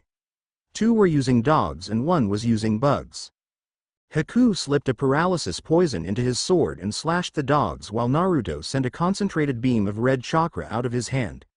The fingers were in a seal that had his thumb sticking up and bent downward in the middle with his pointer and middle finger together, pointed at them. They rocketed into the wall while the disguised Hinata laughed. Don't mess with us, punk. I could have taken you out with a snap of my fingers. After all, I am Naruto. Uzumaki, last living user of the weapon mold Kekai Genkai. The eyes of everyone watching grew wide at this information as the group sat down. A silvered-haired kid came over to them and talked to the leaf genin. It was not interesting to them until he said he had information on everyone there. Sasuke asked for the info on Gaara, some Lee guy, and Naruto. The guy, Kabuto was it, pulled out a stack of cards that burst into flames as Naruto used a small fireball jutsu on them. Kabuto looked at him with anger. Do you know how long it took Lord me to gather that information? A sword appeared as his throat as Itachi spawned out of nowhere, causing everyone from Leaf to go on to the defensive. "Where is that slimy bastard, Orochimaru?" ordered Itachi. Kabuto fainted and pissed of Itachi. He picked him up and threw him into the wall. Ibiki appeared with the Chunin sentinels and saw Itachi. "Oh, so you got here early? I thought you were going to prompt her the third part, not the first? I thought this kid knew where Orochimaru was, but he fainted. Naruto, Haku, be careful. Zabuza and I will be waiting in the apartment with Dante." He disappeared, causing even more hatred for the three for having such powerful sensei and training helpers. They began the exam and the first test was easy. A woman came flying in and exploded from a purple ball. She explained the second test and gave them all a day to prepare. Time skip. Naruto and his team rushed through the forest and reached the tower within an hour. They ran to the top and Hinata used the Byukugan to find a team. "Okay, a group from grass, waterfall and snow are in the area, but it looks like we should try the Gra first." They rushed the area and found the two guys asleep while the Kunoichi guarded the camp. Naruto snuck up behind her and whispered something in her ear. She glowed a red to rival even Hinata's and fainted. They blindly stole everything the enemy had, disqualifying them.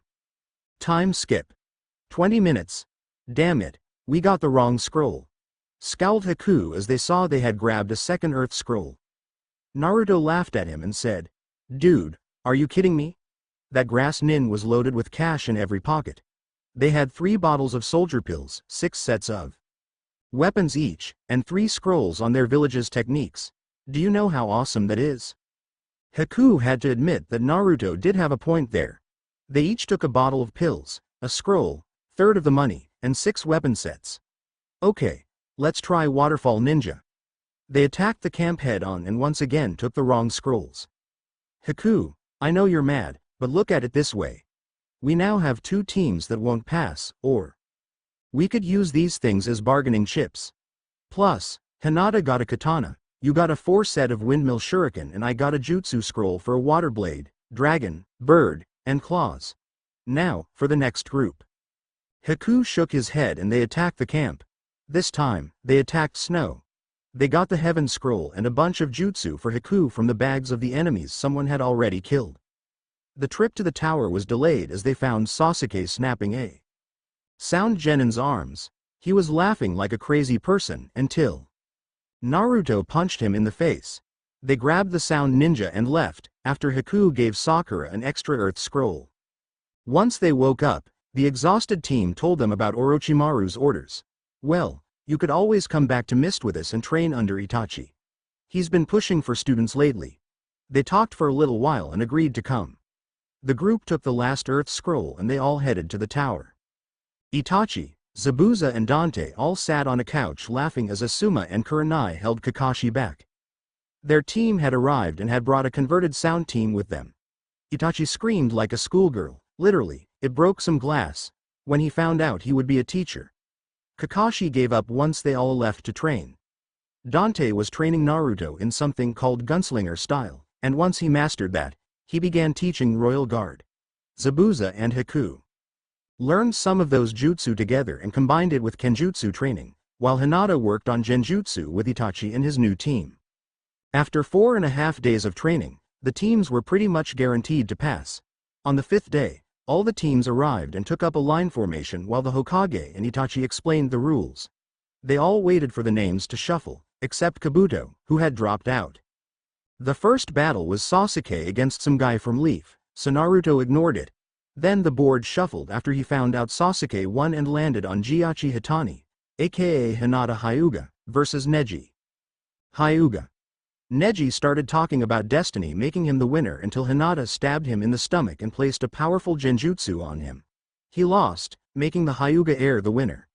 Next was the guy in the black jumpsuit against some rubber band dude, the jumpsuit puppet master winning. The hot blonde fought some girl who used only weapons and won with ease. Then Zaku fought a bug user. Zaku used multiple airstrikes to make him think that was the base of his attacks. His arms got stuffed with bugs, so he switched to a jutsu Itachi taught him. Blue and white flames shot out the arms in sphere shapes, knocking Shino into the wall and burning the bugs. Kin fought a shadow user who fell victim to an earth dragon jutsu.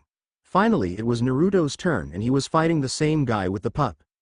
Naruto was getting bored, so he used a move Zabuza made called Dragon's Flight / Kenjutsu. He launched into the air and rushed Kiba, slashing him. He kicked Akamaru into the wall and sent wave after wave of shuriken and kunai into the dog boy.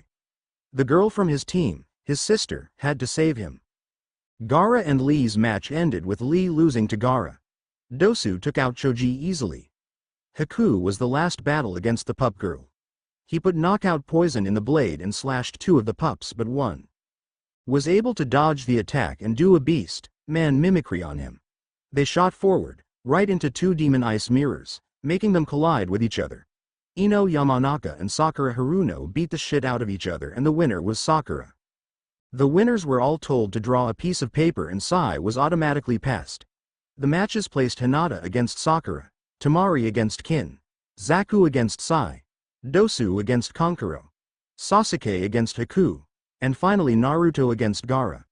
They all left to continue their training for a month. Naruto took 2 days of training. With Dante to master his 4 styles. Naruto took a break on the 3rd night and went to a small lake. He found the girl named Hana Inuzuka crying.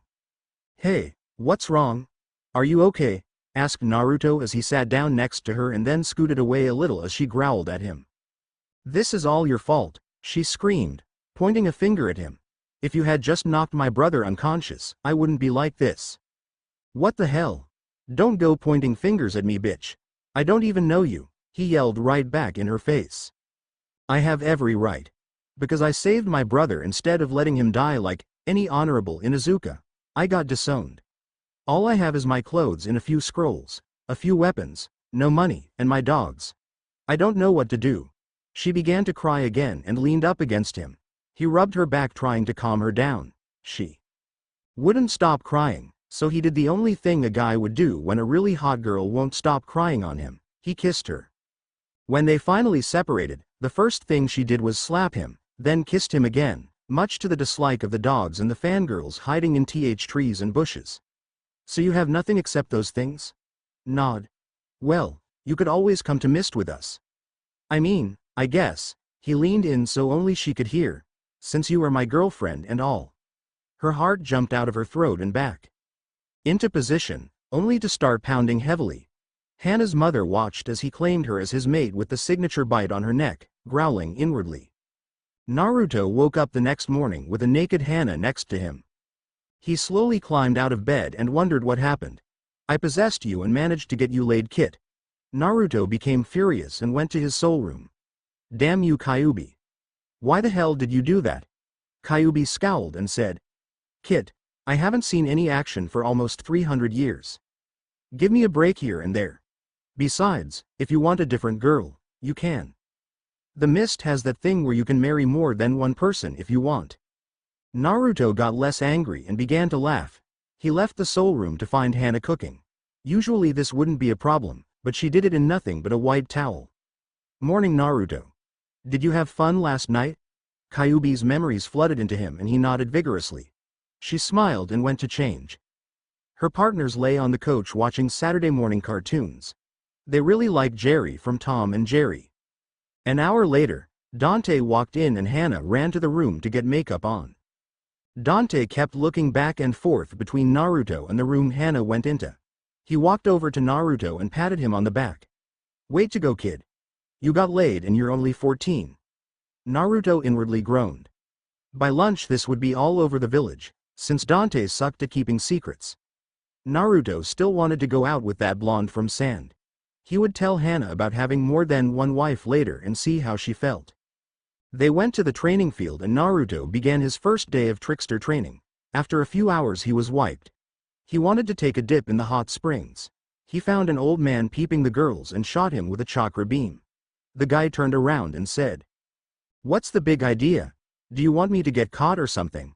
And who the hell are you?" "In order, I hate pervs. Yes I do, and I'm Naruto Uzumaki." The old man was mad then got a weird smile on his face. "So you're the Hana chick keeps talking a butt. Do you know how many position? Recalled that I've never heard of. Oh, this is great stuff for my next book," he said as he jotted some more down. Another 3 bullets obliterated the pad and made him mad. Peer rrvverrtt, he yelled, bringing all the girls out to kick his ass while he walked away after smiling at Hannah. He watched and waited patiently for the Sannin get up and walk over to him. Why did you do that? So you would train me. I already have a summoning jutsu and a super-powered Rasengan, so those are out of the question.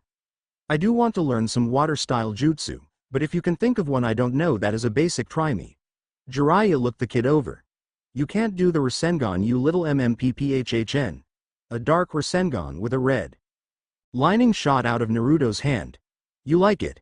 It's a combination of Kyuubi and weapon mold chakra, with my own as the core. The smaller the core, the more powerful. The Toad Sage got up and marveled at the Rasengan Naruto was still holding. Well, spinning on his nose and clapping his hands like an idiot.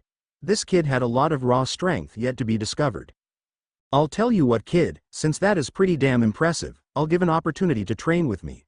I'll teach you to recreate Minato's jutsu's final form. The Rasengan sword. I still have trouble with it, so don't think it'll be easy. He made a Rasengan in each hand and put them together. He flattened his palms together and began to roll the chakra around, shaping it. There, now you try, while I do some more research. Jiraiya went back to the fence and after 20 seconds had his head become a target for a falling tree.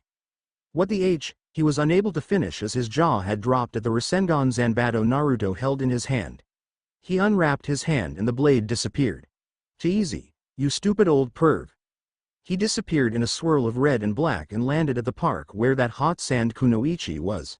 He went up to her and said, "Hey, I'm Naruto. Temari, isn't it?" "Yeah, nice to meet you, Naruto. Why'd you come over?" Naruto got a sly smile on his face and said, "I wanted to ask you out on a date." She began to blush, but it suddenly disappeared. Won't dog girl get pissed? No, in Mist, you're allowed to marry and date more than one person at once. I was hoping you might be one of those. She blushed a royal red and giggled. I don't know, as long as my father, the Kazekage, is alive. I can't go to other villages except during the ranking tests. It's weird, yeah, but he tries to protect me and that's sweet. They talked for about an hour, and Naruto took her out on a date. He brought her to her apartment and kissed her goodnight, not noticing the bright red blush that covered her face. He got home to find Hannah and the pups asleep on the couch. He put a blanket over her and went to his room. He woke up the next morning and had to beat the shit out of Dante for nearly waking her up. What the hell could you possibly want at 6:30 in the morning? He threw the blonde a scroll and when he pulled it open, it was a family tree with him on a further side branch. I was wondering how you got my techniques down so fast and found out you an aid of a devil. Naruto looked up at him and put his hands in the gunslinger seal. He chased Dante around the village, firing hundreds of the things. He finally caught up to him outside of the village and kicked him into a tree. "And Naruto, is that really you?" said a voice to his left. He turned to see an old man with a pipe, a weird outfit and hat with the kanji for fire on it. The Hokage of the Leaf Village. "Yeah, it's me, but I don't want to spend my time talking to the only person who could have stopped my suffering and just ignored what was right in front of his nose." The stunned Hokage watched as the boy disappeared using Trickster. He turned to the Mizukage and yelled, "What did you missed shinobi do to make him hate me?" "We did nothing except give him a home, a family, and a village that cared for him. He hates this village because his best friend was killed to make him get executed. He was attacked on a regular basis, beaten and nearly killed. This village hated him because he was forced to carry the Kyuubi, and you just sat in your office, ignoring his obvious pain. It was the greatest day of his life when Zabuza took him in. He also disappeared using Trickster and left the Hokage to think about this." Naruto suddenly remembered why he hated this village so much and began to hunt down the person who had ordered Ami's death. He unsheathed the halberd and rushed around the village in search of Danzo. He found him in a council meeting, except the Hokage is supposed to at all of them. The man he hated so much stood up and addressed everyone. "Hello and thank you to all who came. We're here to discuss how to kill Uzumaki." The sound of shattering glass was heard and Naruto sheathed the sword so he could scare them. "You always thought I was a demon, but I'm not. I'm the jailer, but Kyuubi and I both want to kill you, Danzo." For ordering the death of Amy and for being a spy. Everyone looked at Danzo with surprise and anger, especially Hiyashi Hyuga. That girl was the only thing that made my son happy. We even had a marriage set up for them, and you killed her." Naruto watched as more and more people got pissed at Danzo. He went into some hand signs, but before he could finish, a punch sent him flying. His hand was burnt when a blue and red chakra bullet hit him. Naruto lifted the seal up and blew the imaginary smoke away as he said, "Yippee-ki-ya bastard." He left, having shot a chakra point and disabled the hand from ever using a jutsu again. Time skip. A month. Chunin exam finals. First match, Jiachi Hitani vs Sakura Haruno. Begin. Itachi jumped out of the way as the two girls flew towards each other. Hinata hit pressure points on Sakura and used Earth Style. Death form below and slammed Sakura into the ground, while her Earth clones attacked her. She blacked out and Hinata was declared the winner. Next was Temari vs Kin. Kin used her bell strings to wrap up Temari and pulled out a scroll that she attacked to the wall. Neptune's Gates Jutsu. A waterfall shot out of the scroll and formed into a water dragon, closing the gate. It rushed at Temari and split as it ran across the wires, wrapping itself around all the wire. "Huh, is that the best you?" She was unable to finish as Kin had used a wind jutsu to freeze the water and Temari. Kin was declared the winner, or was going to be, but Temari used a whirlwind to break free. Kin smiled and threw a similar scroll onto the wall behind Temari. "Open, gates of Loki." A gale of wind and snow came out and swirled around the two. Wolf avalanche of snow jutsu. All the snow flew to the top of the arena and came back down as a pack of giant snow-white wolves. They hit the ground and spikes exploded in their wake. Temari dodged most of them, but her fan was frozen at the fold. Kin threw two more scrolls on the walls, until they made a square. Summoning jutsu, Loki's mischief. A green beam shot out of the Loki scroll. Neptune's strength. A red beam shot out of Neptune's scroll. Ares' anger and Morrigan's cunning. A black and purple beam shot out of the remaining scrolls and they all merged together to make a swordsman that had eerily white eyes. "Knock her unconscious but let her live," said Kin as the man rushed the girl. He slashed her fan in half and ended the battle. Kin was declared the winner. Next Zaku fight the guy needing a tan and destroyed his jutsu stuff like ink and paper. Dosu fought Kankuro but Dosu used his gauntlet to temporarily make Kankuro death, and made defeating him easy. Okay, next will be Sasuke Uchiha against Haku. "Has anyone seen my little brother?" Silence filled the arena as a Chunin explained that Sasuke was late and his match was going to be pushed to last. "Okay everyone, Sasuke's match will be last." Next up is Naruto Uzumaki and Gaara of the desert. The two marched down the steps with all the other people were silent except the friends of Naruto, the ones who hadn't bet Gaara would win, cheered for him. They both got ready to fight as Itachi ran away yelling to begin. Gaara sent out his sand and Naruto used Trickster to easily dodge it. Gaara got mad after 15 minutes of Naruto dodging and sent out all the sand he had. Naruto was on the top of the wall watching. He smiled and put his wrist together while his were curved outward halfway and then curled in, think the Kamehameha from DBZ, to hold what was forming. Ultimate Gunslinger Attack. Dragon Bullet. A huge beam shot through the sand and formed into the shape of a dragon's head but stopped in front of him as Naruto laughed. It came back and went into Naruto's back, becoming chakra again. "Hey Gaara, I don't know how high that sand can reach but I know how to beat it. I met a really powerful medic nin named Tsunade on my travels and she gave me some training. She taught me the chakra scalpel exercise and I used it as the base for this technique. Part of a family jutsu set." Wings of chakra suddenly shot out of his back, an arm made of red, blue, and silver chakra formed over his own and grew to a huge size. He got horns that twist outward to the sides and white flames sprang to life. Demon Devil Merge. Body Transformation Jutsu. He rushed at Gaara, who jumped back and used all his sand to destroy and grind the earth around him into sand so he could have more of a defense. Naruto shot his arm out and held onto Gaara as the rest of Tei body rushed him. He repeatedly punched him. Eventually, Naruto switched back at risk of chakra depletion. Gaara transformed into his Shikaku form and began to attack. Naruto went into Kyuubi and they met in the middle. Kyuubi was obviously much stronger and sent Gaara, Shikaku, flying into a wall. Gaara forced all his chakra into the transformation but his sensei knocked him out. Gaara forfeits. If he goes any further, the demon will take over. As Naruto walked to the stairs, his newly formed fan club cheered for him, followed by everyone else. He was halfway there when Sasuke and Kakashi appeared. "Hey Dobi, did you get your ass handed to you by Gaara?" Naruto smiled and pointed to the beaten and blooded Gaara on the other side of the arena. Sasuke and Kakashi both looked shocked as he kept walking. Haku stepped out of an ice mirror from the water that Kin had just poured out. Itachi walked over and told them to begin. He disappeared as Sasuke threw a bunch of kunai. Haku disappeared when the kunai hit. Sasuke was looking around when a small ice gate appeared by his foot. Sasuke unknowingly stepped on it and a poisonous snake launched out and lunged at him.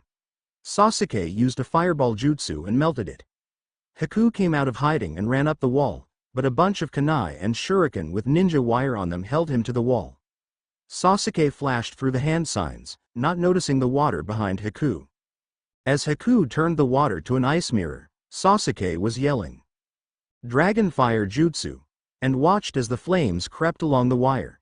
In the mirror, Haku had unwrapped the wire and had snuck up behind Sasuke. He attached it to the Uchiha, who dropped the wire from his mouth and ran as he tried to untangle it. Haku did a long set of hand signs on each hand and slammed them together in a ram's seal. A huge amount of rams rose from the water and chased Sasuke. Before the match could go any further, a Chunin yelled, "A Genjutsu!" All the ninja dispelled it as the civilians were sleeping. Orochimaru took the third and Dante to a roof where a barrier was erected. Virgil appeared and he began to fight with Dante. Gaara went into the town and transformed into Shikaku. Foreign sleep jutsu. Gaara fell asleep as the sand raccoon's eyes went from black to yellow. Haku went over to him once they had all released each other and watched as the demon attacked. Naruto, use the summons. Take out that freak, then come help me and Hinata try and get into the barrier. Oh, and give me the focus swords. Naruto unsealed Haku's other two swords and a tornado of frosted air wrapped around them. He and Hinata rushed to the barrier as Naruto did the hand signs for his favorite and most deadly jutsu. Mass Hidden Mist Jutsu. Demon Mist Mimicry. Kyuubi suddenly sprung into existence as Naruto seeped all the red chakra he could spare into him. He got on the ground. Wolf Boss Summoning Jutsu. A huge black with gold eyes appeared next to Kyuubi as a five-headed snake moved next to Shikaku. The wolf and Kyuubi let out simultaneous howls of rage, actually snapping the villagers out of the genjutsu. Danzo appeared on top of the snake's middle head as he laughed. "Do you like the new hand Lord Orochimaru gave me, demon?" He waved a purple-looking hand in front of his face as he went into hand signs. Snake Venom Cannon. A huge burst of venom came out of each snake's mouth and headed straight for Naruto and his summons. A.N. Damn, that was long. I've never written something this long. The thing's 24 pages and 6,207 words long. And for certain battles I will give theme song. The Naruto Gaara battle is Violence Fetish by Disturbed. This battle will be Before I Forget by Slipknot. Chunin Exam Invasion, Part 1 Elemental Strike Force by Ragnarok Rising RR. Okay, the story is doing really good so far, and I know the people who fabbed and alerted want to know what happened, so here we go. I will also answer some questions. Sarutobi. Ragnarok Rising, are you going to let me live in this story or do I die? RR. I'm not sure. I'm gonna have your battle spread out over 2 or 3 chapters, but it's all up to the readers. Orochimaru. Kill him and let me have Sasuke. RR. Hey, only one person per conversation. Temari. Is this a me and Naruto story? People keep asking that. RR. Does no one listen to me? Yes, this is a you and Naruto FIC mainly, but other people because I want to use them for the main character of the future sequel. Naruto. How many girl will I get exactly? RR. I'm not sure. Look, I don't know how many people are ready to ask a set of questions, but I own nothing except OCs and jutsus. Chapter 6. Chunin Exam Invasion, Ultimate Battles, Part 1. Danzo appeared on top of the snake's middle head as he laughed. Do you like the new hand Lord Orochimaru gave me, demon? He waved a purple-looking hand in front of his face as he went into hand signs. Snake Venom Cannon. A huge burst of venom came out of each snake's mouth and headed straight for Naruto and his summons. Naruto's hands were a blur as he went into the hand signs. Woroku, use snow burst. A huge blizzard shot out of the wolf's mouth as Naruto stopped on a monkey seal. Ice Dragon Jutsu. The snow hardened into a shape and a beast formed out of it and hit the venom. The wolf spoke up in an aged and knowledgeable voice. That was about half the normal strength. Did the demon devil merge really take that much chakra? Naruto nodded and watched as the huge tail on the back of the boss split into 9. What the hell? You're a tailed demon? No, I am a summons. The wolf and foxes tell how powerful they are by the number of tails. When the first person to ever sign the scroll summoned Kyuubi, he used his bloodline to make Kyuubi a real being. He went into hiding after he got away from Madara and eventually contacted your father. He tried to seal him inside the contract, but the seal put him inside you. So is Shukaku like that too? Yes, he was summoned and a sand priestess sealed him away. All the tails are like that. The highest number tails is 10, so if you ever encounter a 10-tailed demon you summon me and Kyuubi and we will stop them. Naruto nodded and held on tight as Woroku jumped over a combined venom cannon. Ice Fangs. He lunged at the snake, but hit an outside head instead of the middle, freezing it. Instantly, Kyuubi and Shukaku circled each other and Naruto jumped onto his head so they could use conjoined jutsu. Kyuubi, I got a question for you. Gaara's sensei knocked him out to keep Shukaku from getting out, but Shukaku is attacking. How can that be? Kyuubi sent a chakra bullet to collide with the air bullet and used his tails to send Shukaku into the forest. Gaara's not allowed to sleep because his soul will decay partly if he does. When he was knocked out, Shukaku gave him his chakra, which allowed him to change into Shukaku. With the foreign sleep jutsu, he let Shukaku take over and made the raccoon invulnerable to pain. You have to wake Gaara up if we want to win. He tossed Naruto back onto Woroku, who coaxed the snake into following him and Kyuubi to the forest. Woroku sent an attack that looked like an ice version of Shukaku's air bullet. The snake moved away, but the resulting explosion of ice spikes froze a second head. The snake was moving slower with the damaged and frozen head, so Naruto had idea. Hey Woroku, how about we use a transformation jutsu and chop those heads off? I think I have enough chakra for it. Woroku seemed to smile as he added a little chakra to Naruto's own and they transformed to a version of Naruto that had a katana. They rushed the snake and chopped off the frozen head and the other head that had began heavily bleeding. The Naruto panted for a few seconds and turned into the original and Woroku. The snake let out a hiss of rage, pain, and confusion and began to thrash around. Naruto, I know you don't like using the Kekai Genkai, but we need that idea I gave you in the transformation.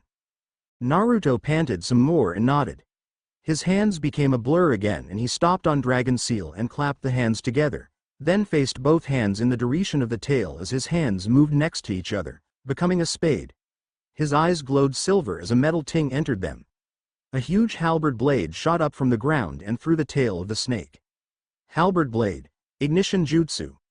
The sword burst into flames as the snake shook more and more, eventually throwing Danzo off. Orochimaru laughed as he flashed through hand signs. 2 coffins rose from the roof. A third coffin appeared as well, but the third buried a bunch of kunai and shuriken in it. Oh well, I never really liked the guy. I still have the first 2. I can work with just the Shodem and Nidame as the attackers. He plunged 2 kunai with seals on them into the heads, animating them. I never thought I would meet you 2 brothers again in such a way. I will send your souls back and most likely join you shortly, he said as he threw senbon, shuriken, kunai, and windmill shuriken at them. Mass weapon shadow clone jutsu. They multiplied into hundreds as a giant tree shot up into the air and caught them. The Nidame flashed through his hand signs and shot a blast of water that quickly became the maw of a giant shark.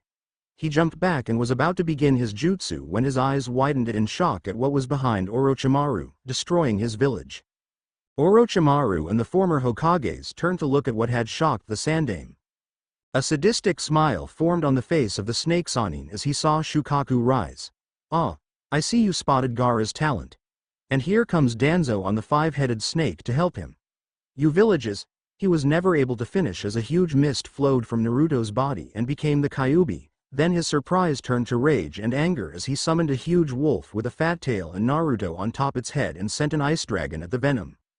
His rage went off the deep end as the wolf's one tail became 9, revealing his true power. You let that brat have his father's contract? What else of Minato's does he possess? They watched as they took the attack to the forest and Naruto cleaved off 2 heads. His anger became shock as a giant flaming halberd cut through the tail of his summon. He turned back to the now smiling Hokage as he watched the anger on his former student's face. He let out an evil laugh to rival Kyuubi's and summoned his king ape. Sarutobi, why are Kyuubi and Woroku fighting Hydran and Shukaku? Naruto used a mass hiding mist to make Kyuubi and summoned Woroku. Shukaku was formed from the sand his container had and Hydran was summoned by a bunch of sand and sound ninja. That's not the point. I summoned you so we could finally kill Orochimaru and help Dante in his fight. He motioned to the devil triggered. Dante fighting his brother on equal ground. They rushed forward together and attacked the Nidaime and Shodem with all their force. Enma broke the Nidaime's jaw, making Orochimaru use a lot of chakra to sustain them. Sarutobi sent 3 explosive notes out and destroyed the bodies of his predecessors, giving him enough time to change Enma to his staff form and disarm Virgil momentarily. He now had Orochimaru cornered, or at least he thought. A snake launched out where his tongue should have been and a sword came out and blocked Sarutobi from finishing this. Zabuza and the 4 other swordsmen, along with Haku and Hinata, struck out and killed hundreds of enemies, but more took their place. They rushed the Anbu HQ that was under siege and destroyed the 3 snakes guarding it, allowing Anbu inside to get out and others to get their weapons. Zabuza-sensei, I will finish the mission. You do your thing here, said Haku as a wave of arctic air sliced through an enemy. He took off towards the Hokage tower to take the scroll. A teen with silver hair and wire-rimmed glasses took off towards the direction of Orochimaru and Hinata took off after him. Haku reached the tower and sliced down the enemies on the steps. He reached the room and pulled out an equally large scroll. He made 50 mist shadow clones and let them copy down the scroll as he defended them. The scroll took 15 minutes with so many and he used 2 bottles of water to make a demon ice mirror that could be used to send the scroll to the secret area they would collect it at. Later, he and the clones took off in every direction as he helped the Leaf Ninja. Hinata was wearing a mask to keep her identity secret but knew she had reached Chunin level. She rushed after Kabuto with her katana. Drawn as she activated her Byukugen, she waited for a good moment and jumped up, sending chakra through the blade and closing a chakra point. It opened back up as cells rushed to it.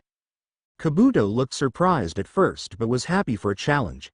After all, Lord Orochimaru had waited so long. He could wait a little longer. I don't know what you look like under that mask, but I will cut it and your face open and take my leave, he said as a chakra scalpel appeared on each finger and slashed at her. She focused her chakra again as it surrounded the weapon, cutting through the chakra weapons with ease. Kabuto jumped backwards and smiled. He drew the black katana the Anbu he had switched clothes with had on his back and charged the enemy.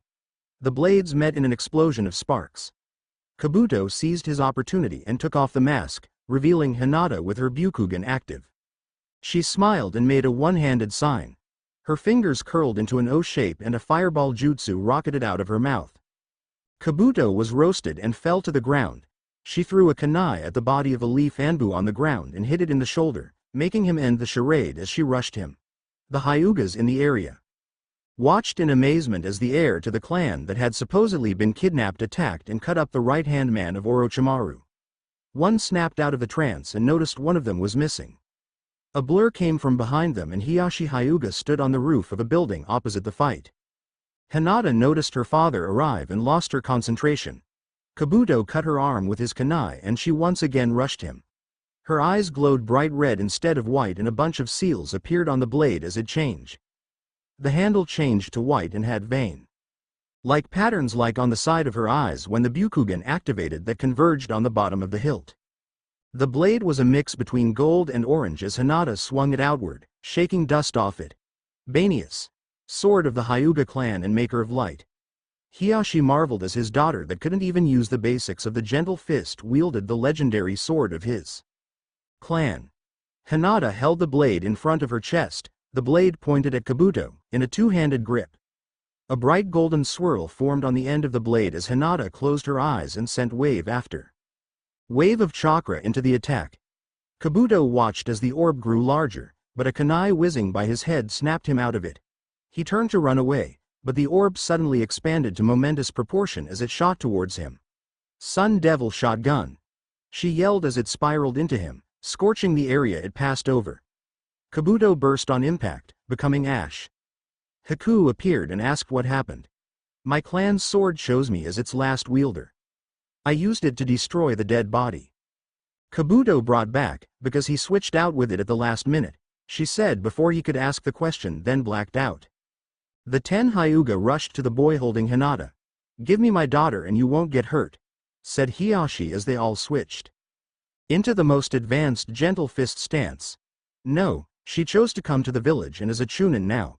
She wants to stay, so she will. He stepped through the ice mirror he had used to get there and came out at the barrier where the 7 tried to break through.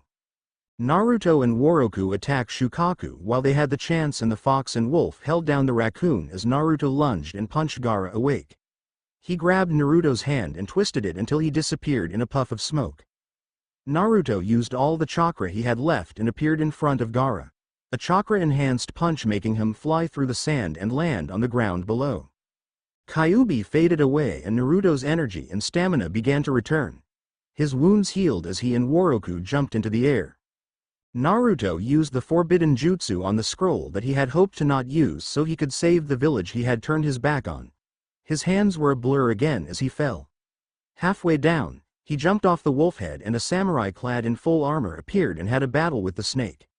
Naruto was in the middle, literally pulling the strings that connected to each part, like a giant puppet. Danzo jumped up onto the snake and used jutsu after jutsu to try and stop, but all failed. With a rusty creak, the samurai's metal arm slashed his katana through the remaining heads, dismissing it. Danzo fell to the ground on his legs with a crack and fell over. Naruto dismissed the jutsu and walked over to the man. He drew the zanbato and beheaded the man that killed his best friend. He looked up at the sky and said, I finally avenged you, Amy. I no longer hold a grudge against the Leaf Village. Naruto relaxed until his inner alarm went off. Orochimaru was going to kill Sarutobi Grandpa. I guess I'll use that jutsu. Double Wolf and Fox summoning. Wika and Fuja. The 2 stated summons appeared and looked at the worn-out Naruto and the sitting Woroku. Wika spoke up yelling, Hey Dad, what you doing here? I was fighting Shukaku and Hydran with Fuja's father, the Kyuubi. Fuja flipped out and began to pace. That's not possible. He was removed from the contract. He was sealed inside me and I summoned him. I don't have enough chakra to keep Woroku and you here, so see you some other time, wolf boss. The huge wolf disappeared in a puff of smoke, left them alone. I want to go beast mode. A gasp escaped the 2 summons' mouth. I chose you too because I trust you the most. Now hold on. Naruto did 20 seals slowly so he wouldn't mess anything up, and the summons became an orange orb and a white orb that floated into him. Claws erupted from his hands, 5 tails, all orange and white, erupted from his back, his teeth became fangs, and his eyes changed colors. The left was a deep green, and the right was an ominous yellow. Kitsune, Ururu, and human combination completed. His shoulders began to bubbles as the head of Fuja came up from the left side and Wika the right. A somewhat deeper version of Naruto's voice said, only 50%. Oh well, I don't think the body could take 100%. I'm guessing Fuja is the knowledgeable one with all the chakra and Wika is the strong one with speed. The 2 heads nodded and Naruto took off towards the barrier, his 2 katanas unsheathed. He arrived at the barrier with Haku, Hinata, the 7, Itachi, Jiraiya and a bunch of Anbu watching the fight unfold. They all looked at his new form as he let the cunningness of the fox and the strength of the wolf merge together as he jumped up onto the barrier. He went even higher with a solid burst of chakra and forced chakra into Clarent, turning it to stone. He jammed Clarent and demon mode into the top of the shield. He, Zabuza, and Itachi all went in and prepared to help the leader of the village they came to steal the most prized jutsu from. Itachi and the Sandame took the Shodem and the Nidame. Zabuza helped Dante with Virgil and Naruto rushed Orochimaru, his blades meeting Orochimaru's. Okay, I need to know if the 3rd lives or dies. I will not open a poll. Just send reviews of you please would. Chunin exam invasion. Part 2 Elemental Strike Force by Ragnarok Rising RR. Ha! I locked the door. Now to burn all of Kakashi's Icha paradise.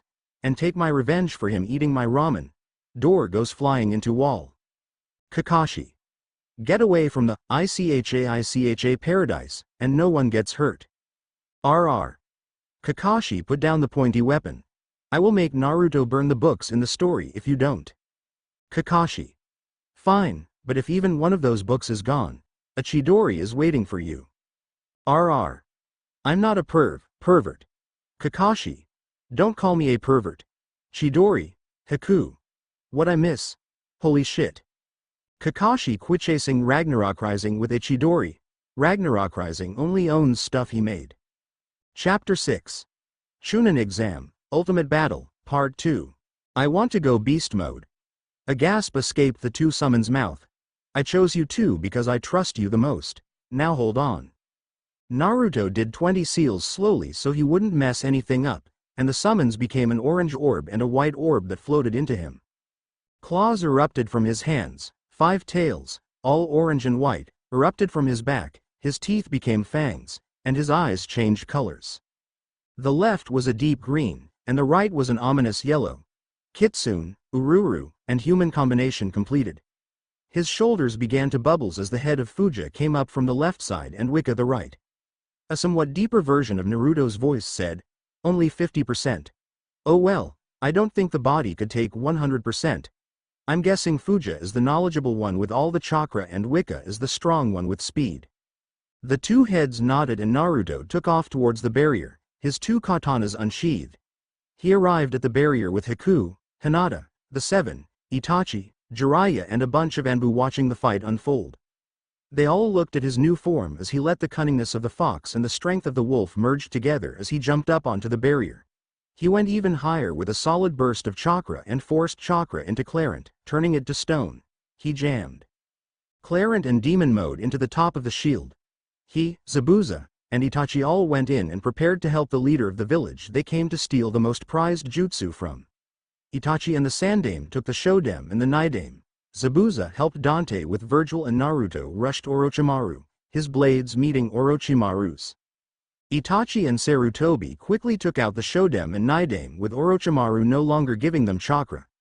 The two heads sunk into the skin and traveled down the arms and merged into the hands, giving them more power. Naruto kicked the Sannin and began to repeatedly slash the sword he held. It cracked until the point that it would break, but the blade was not able to break. Juts brittle the edges with every hit it took. I guess I have no chance in getting Sasuke as long as the third is alive, but at least I can take out the demon brat, he thought as he flew backwards. The blonde approached him as his demonic chakra took over. He sheathed the blade and his nails grew into claws that easily ripped through the mud wall in front of him. He rushed the snake Sannin and repeatedly began to strike. They had a stare-off and both jumped into the air, clashing. Naruto rushed and landed a hand through his stomach. His energy began to end as he drooped then, boom! The 7 tails erupted outward and hit Snake Face. Orochimaru used this as the opening and delivered the curse bite jutsu, giving Naruto a curse mark that looked like a fox with 9 tail-like marks around it. In Naruto's mind, a piece of Orochimaru's soul wandered a forest, looking for the center. He found it in a boy in Naruto's outfit except more adult-looking and had tanned skin and a chain necklace that said seal on it. So, you came to wreak havoc on my jailer's mind. And soul?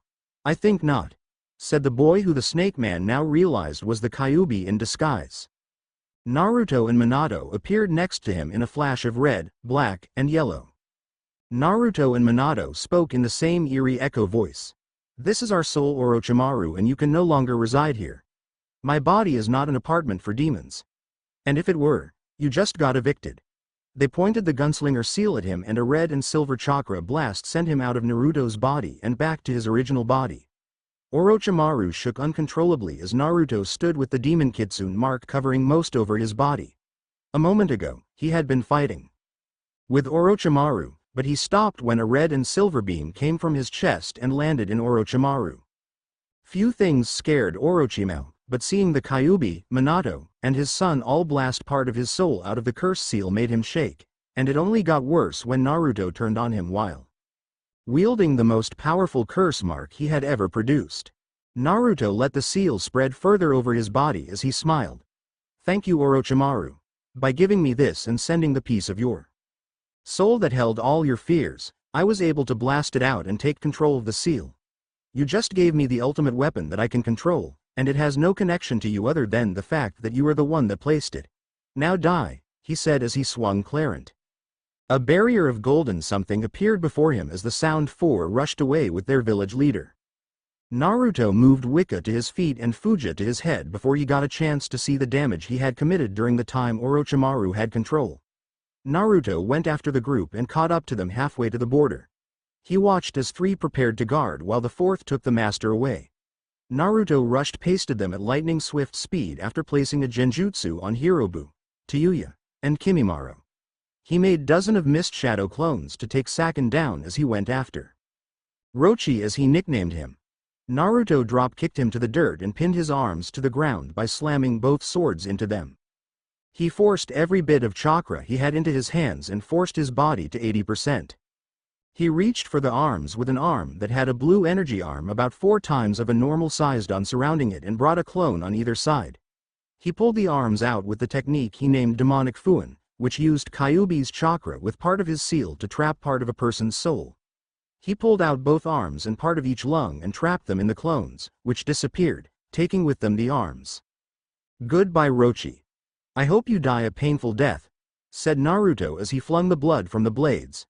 He gave a half-wave behind him and said, Thanks again Fro the curse mark. He said for what he thought would be the last time. He went back to Konoha and found a bunch of his friends that he had made were in the hospital, along with Dante and the Hokage.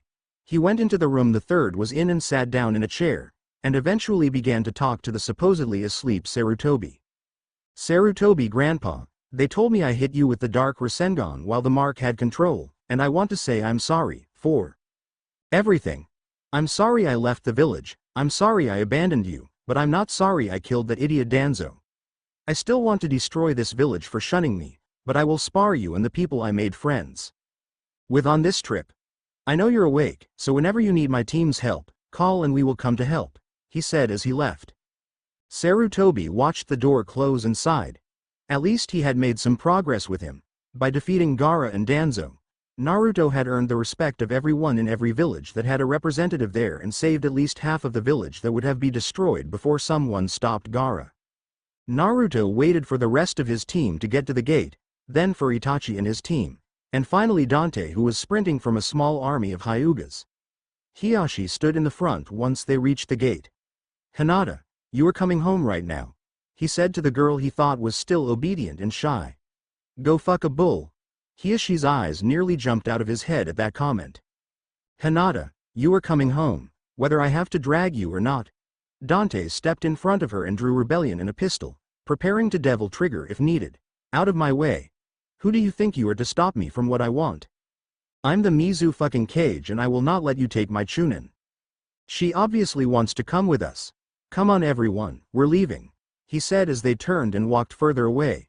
Hiyashi lashed a palm thrust at Dante, but Hinata was on him in an instant and forced a chakra line into his arms and leg. I have gotten stronger since I left, even developed my own style from the puppet masters.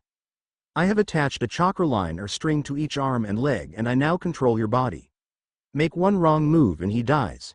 She directed this last statement at the other Hyugas, branch members, who had begun to advance.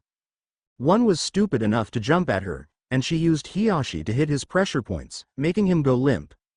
All the other members attacked her and she had him use the chakra dome to send them flying. She released him and a backup force jumped out of the trees, Neji at the lead. Hinata, just use the birdcage seal and get them out of our way, said an annoyed Naruto who had a hand in a fist and the other hand pulled back and then forward again. He brought the arm back and when Neji advanced a huge blast of chakra sent him flying. Gunslinger. Chakra shotgun jutsu, he said calmly as all the others rushed him. Hinata moved her hands into a bird seal and wrapped them together, forming what looked like a cage. The foreheads of the branch members glowed green and they crumbled to the ground. They walked away and met no resistance the rest of the way.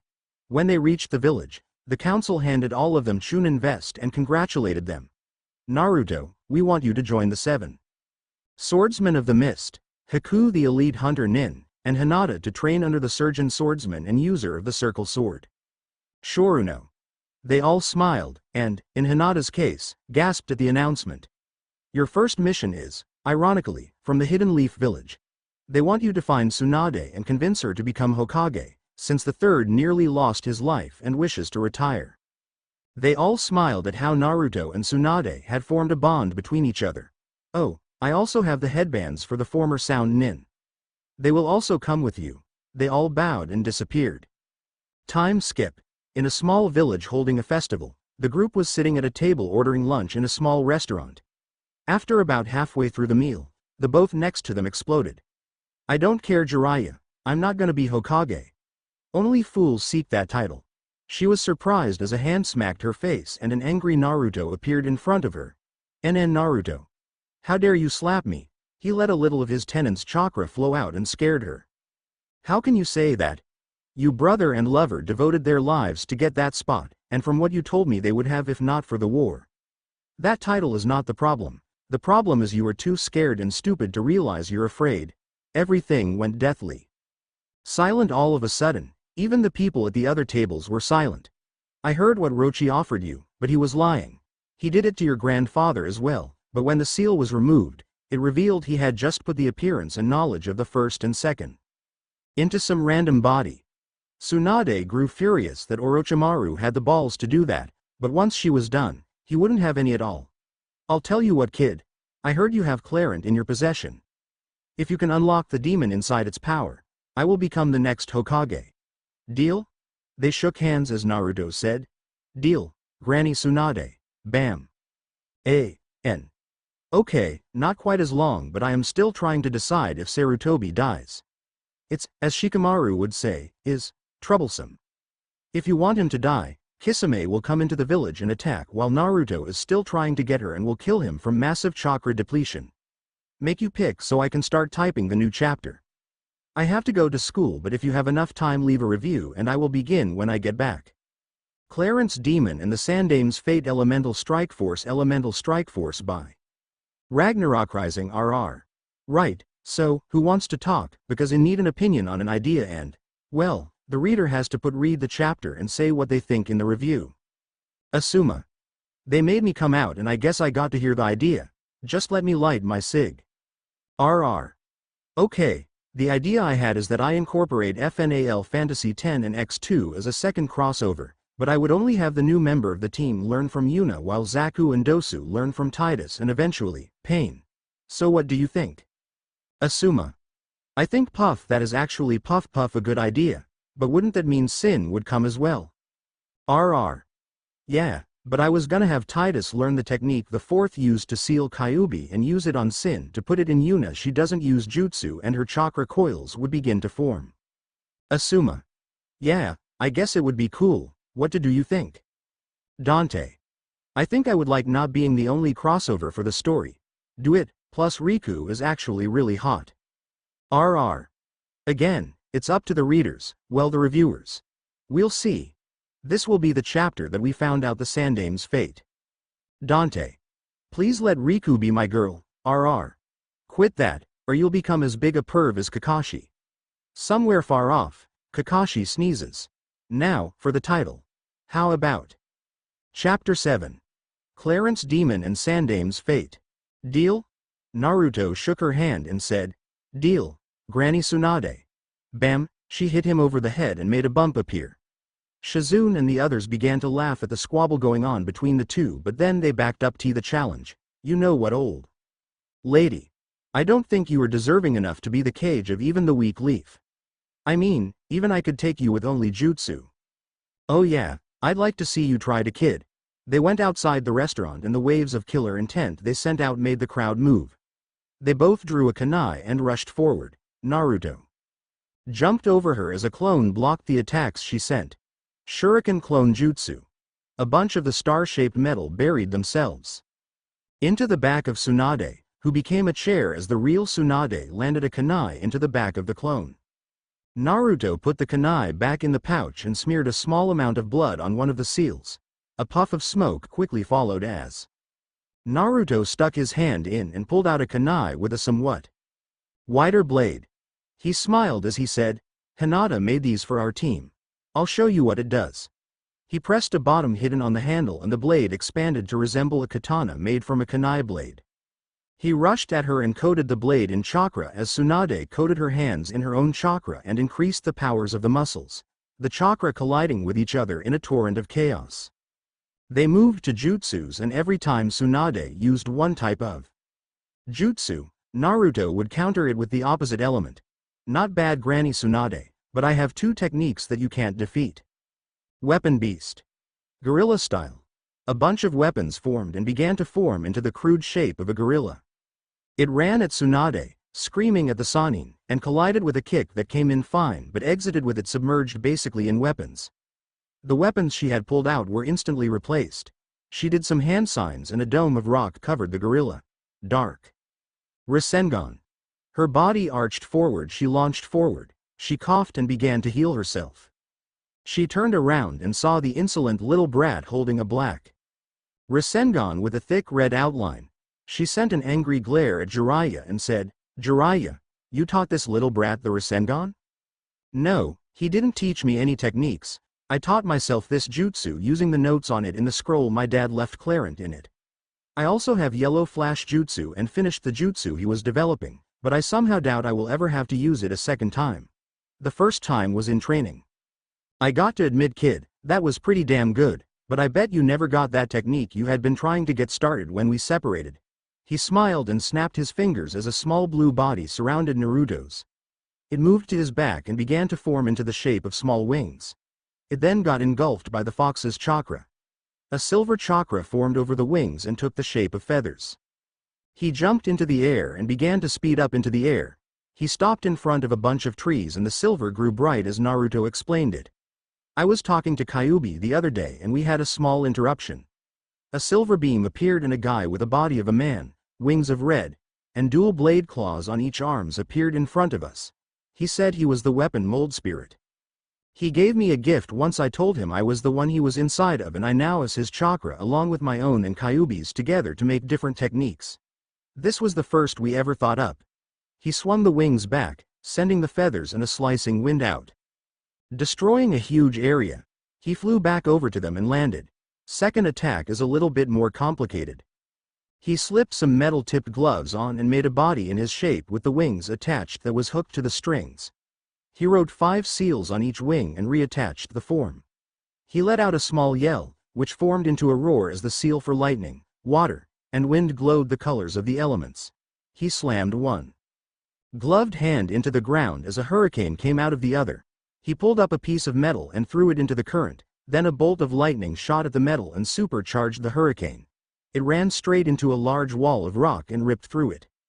He made a small cylinder of chakra in each hand and put them together. Activation. 10 seals of the gods. All the seals glowed and the chakra became golden and formed into a shield and sword.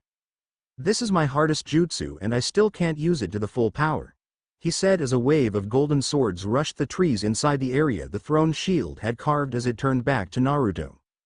"Kid, I got to say, you definitely have a lot of chakra to use such attacks," said Jiraiya as he patted the son of his student on the back. Naruto grinned and the wings disappeared, but Naruto dropped to the ground in pain. Tsunade rushed over to him and uncovered his back. 2 bright silver scars shaped like the man Naruto described were on either side of his back. Tsunade tried to heal it, but a blade shot out and stopped her. The blades receded and the marks became red, then blue, then disappeared. Naruto got up and rubbed his head. "Man, I'm gonna kill Sarutobi if I haven't already," kidded Naruto as a smile passed Jiraiya's face and a look of interest and astonishment crossed Tsunade and Shizun's faces. "What do you mean by, if you didn't already, brat?" He sighed and pulled his shirt back, revealing the Kitsune seal as he had named it. "So Orochimaru finally managed to get that jutsu? I'm guessing you were under the influence when you somehow attacked Sensei." "Yeah, I used my dark Rasengan with no restrictions and I had no control because Kyuubi and the Birdman, who I was just now able to find out is just my dad's soul that he sealed the Kyuubi with, helped my blast him out of my soul. How did you manage to do that? I gained access to my soul room at a young age, and that is just the combination of mind and soul. I changed it and kept Rochi from taking control. To put how I did it simply, 3 huge chakra bullets collided with him, and then I used a sealing technique to seal his arms and part of his lungs, so he can die a slow, painful death. That was you that did that to him? I actually felt sorry for the pedophile. You just earned my respect, kid. Naruto rolled his eyes as a huge crash went off. Damn it, Zaku, why does he always do this? Said Naruto as he walked back in and pulled a kid with holes in his arms out and began to beat him. Once the kid was begging for forgiveness, Naruto walked away to a field near a river. He sat down and crossed Clarence's true form over his lap and began to meditate. Soon, he was floating above a dark and fiery wasteland with tree roots the size of buildings ripping through the ceiling. He was pulled up towards the center and found a huge lizard with creature with a green and brown body wrapped around the roots. The eyes shot open and a smile crept over the thing's face. I see, you wish to unlock my form. I am the demon state of Clarent. You will eventually meet the samurai formed, but for the time being, who are you? I am Naruto Uzumaki, and I wield Clarent. Good, good, and am I correct in guessing Minato was your father? Nod. Well, my demon name is Nidhogg. It is nice to meet you, Naruto Uzumaki. The lizard eyes burned a bright crimson as soon as his name was said, and the roots burned to the ground. How did you do that? Once you hear my name, I can do simple things such as burn the bonds holding me. Considering the roots were thicker than a lizard about 2.5 stories tall, calling burning them with just a name simple is amazing. So, I know you most likely are getting tired of finding all these separate spirits in your body, so I will talk to Kyuubi, Minato and the samurai, and we will bring you here when we have decided how we will change the soul room. Now, I made some changes to your physical form as well. Just think my name and I will answer if you need help. Goodbye. Naruto opened his eyes and walked over to the river, his jaw dropping at this reflection. His skin was tanned, his face and body had been covered in muscles, he was taller, his eyes had dots of red in them, and his hair was longer. A thought struck him and he went behind a tree, and when he came out he was smiling a huge smile. He was smiling because his package was larger than before.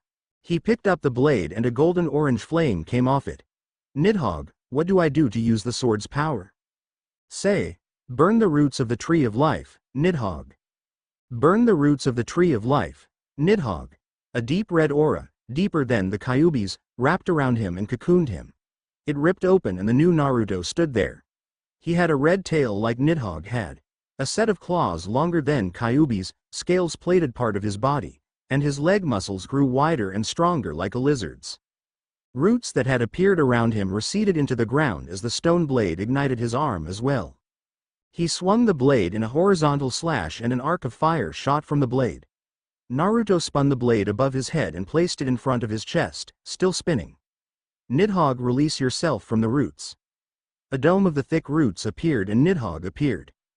Not too shabby, but eventually, you will learn to control the transformation. Now, for your training. Kakashi Hitaki had decided to take Sasuke weapon shopping. Bad choice on Kakashi's part. Sasuke wanted one of every item so he could beat the Dobi who had brought his traitorous brother to the village, despite Kakashi telling him there was a limit. No, you obviously don't understand. I'm a Uchiha. Do as I say or else. Kakashi snapped and shut up Sasuke by hitting him with his Icha Paradise, so hard, a few pages fell out. You don't get it, do you? Naruto could take you down with one move like he did in Wave, and Itachi is considered a hero to all Anbu members because he stopped your noble clan from revolting and starting a ninja war. And if you ever speak ill of my former partner, or the son of my sensei, I'll hit you with more than a book. To say Sasuke was shocked was an understatement. He was mortified. First Kakashi hit him, then told him that his brother had killed his clan to stop a war and that the Dobi was the son of the fourth. He watched as Kakashi walked away after buying a new copy of his books. Sasuke ran back to the compound as fast as he could and broke down the door he was never to enter. He ran to the back and opened up the door in the back, revealing a huge meeting room. He found an attack plan in his father's handwriting and punched a wall. Kakashi was right, and his brother had stopped a war. He pulled his hand out and looked at the pulses of electricity on it. He saw the very tip of a blade and ripped the wall apart to reveal a case holding a sword with wing-like forms on the handle. He pulled it out and a shock wave of electricity ran through him, making him shudder. A voice spoke in his head and an image of a demon with purple lightning around it flashed in front of him. I am Alistair the Lightning Demon and sworn enemy of Excalibur, Clarent, and the Fox Kyuubi. I have seen your memories and I will help you avenge your clan as thanks for breaking my seal. You can really help me defeat Itachi and the Dobi? Yes, and more. I could help you kill Orochimaru and in a way restore your clan. Sasuke had heard enough. He grabbed the sheath and strapped it to his back. Alistair went into the sheath and Sasuke left the war room, smiling in anticipation to kill Itachi and Naruto. Orochimaru was writhing in pain. Then invasion had failed thanks to the blonde and his skills, but once Tsunade healed his arms he would kill Naruto. He hopped from branch to branch, his lungs giving him trouble. He would have those healed first. He arrived at the meeting place and found Tsunade and Shizune talking. Switch Prov. Good guys. Tsunade watched as Orochimaru and Kabuto arrived and stopped talking to Shizune. Orochimaru, I will accept your deal. Bring back my brother and Dan. Tsunade. I want you to heal my lungs and arms first so I can actually do the jutsu. Tsunade walked over to the snake man and a deep, deep green glow swallowed his skin where his lungs would be. He felt his breathing getting easier and easier as she moved to his arms. A kunai landed in Orochimaru's shoulder and blood landed on Tsunade. Naruto and Jiraiya dropped to the ground and walked towards Orochimaru and Kabuto. Tsunade, I won the bet. I'll take my necklace now. Not even Minato could do that. Now, leave so I can get Dan and my brother back. She growled at him as he smiled. I bet I could hand your ass to you old slug. Tsunade sent a dagger glare at the blonde and went into hand signs. I'll show you a slug kid. Summoning jutsu. The huge slug appeared with the female Sannin on top. Kabuto smeared blood on Orochimaru's arm and the boss snake came out. Jiraiya began to summon, but Shizune and Kabuto attacked them. Jiraiya, hold these two off while I take care of those two. Naruto commanded as he kicked the two into a rock. Naruto went into the hand seals and Kyuubi appeared. He drew Clarent and slammed it into the earth. A giant seal appeared and Naruto went through hundreds of hand signs while muttering something. Huge roots. Larger than the snake boss appeared and merged together as ash floated from them and cracks began to form. Release yourself, Nidhogg, demon of Clarent. The demon appeared as the roots burned to the ground and he pushed himself into a standing position. Shizune and Kabuto escaped the assault of toad moves and summoned their own beasts. Jiraiya summoned Gamabunta and Naruto brought out Woroku. Hey wolf, fox, meet. Nidhogg, the demon of Clarent. They nodded in acknowledgement and separated. Naruto put two seals on himself and two clones, real, breathing, living being clones, with chakra and everything. Naruto jumped onto Nidhogg and the clones took Kyuubi and Woroku. A barrage of combination jutsu left Orochimaru surrounded by 4 summons, one of which was a demon, a toad, and then there were 2 nine-tailed summons in front of him. He grabbed Kabuto and ran away. Naruto walked over to Tsunade and took the necklace. You don't deserve to have this necklace or the Hokage title, said Naruto, right before Tsunade slipped into unconsciousness. Jiraiya, I'm going back to Mist. I'll see you later. The 4 summons disappeared, along with the clones, and a gray wolf and whitish fox appeared before Naruto. He got onto the wolf as the fox walked to Jiraiya. This fox is incredibly fast. You will be in Konoha within the hour on him with the 2 women with you. He disappeared and began to move through the villages. He appeared in the Mist village after a half hour and appeared in front of the council. I have finished the mission for the leaf and have returned. I want the money added to my account. They nodded and dismissed him. He walked down the main road and went out the village gate. After walking for about a half hour, he came upon a girl with blonde hair, a katana, a bunch of bandages and torn clothes limping down the street. He helped her get to the village after introducing himself.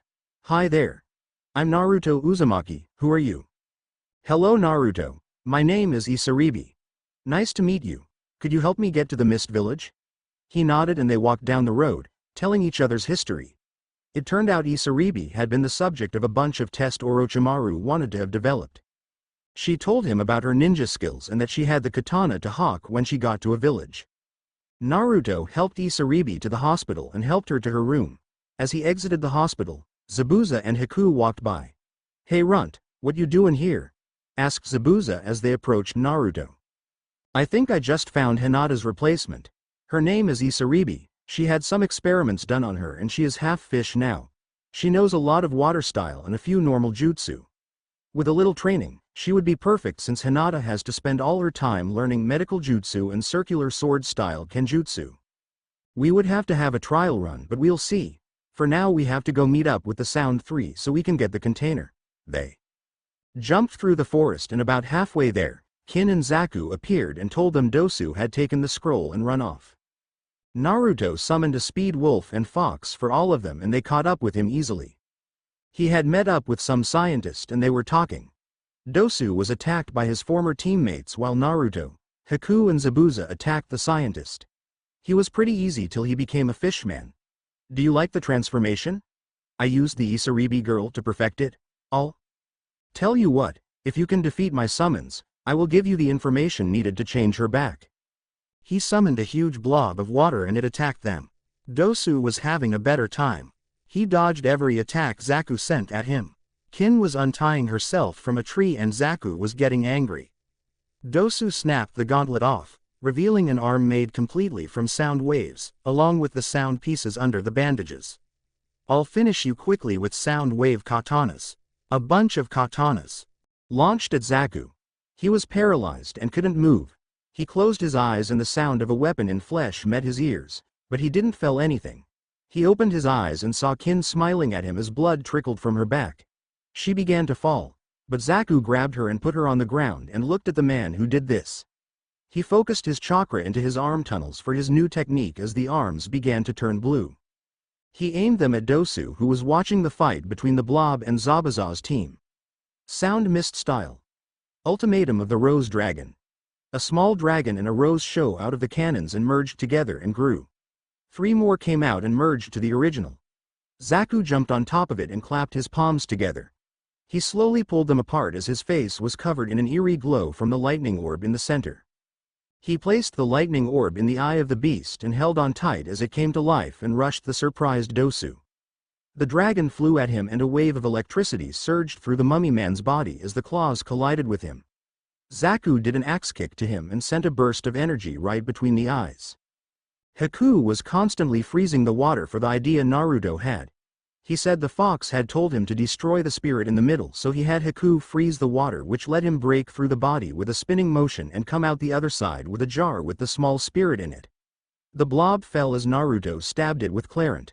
"Right, my partner is dead, so I need to be getting back to Lord Orochimaru. The information is in the tent over there." He left the area and they left. With the information. Time skip. Tsunade woke up with Shizune asleep in the bed next to her own and rubbed her head. "So you finally woke up, Tsunade." "I was wondering when it would happen," said Jiraiya as she woke up a little bit more. "Naruto took your necklace by the way. He did after all beat your snail apart with the demon. I guess I lost fair and square, but what am I doing in Konoha Hospital? I brought you and Shizune here about an hour after the battle. Now, have you decided to become Hokage?" "No, Jiraiya. How many times do I have to say that? Luckily, I have someone in mind that could take my spot." She grabbed the bag she was carrying and pulled out a scroll, then tossed it to Jiraiya.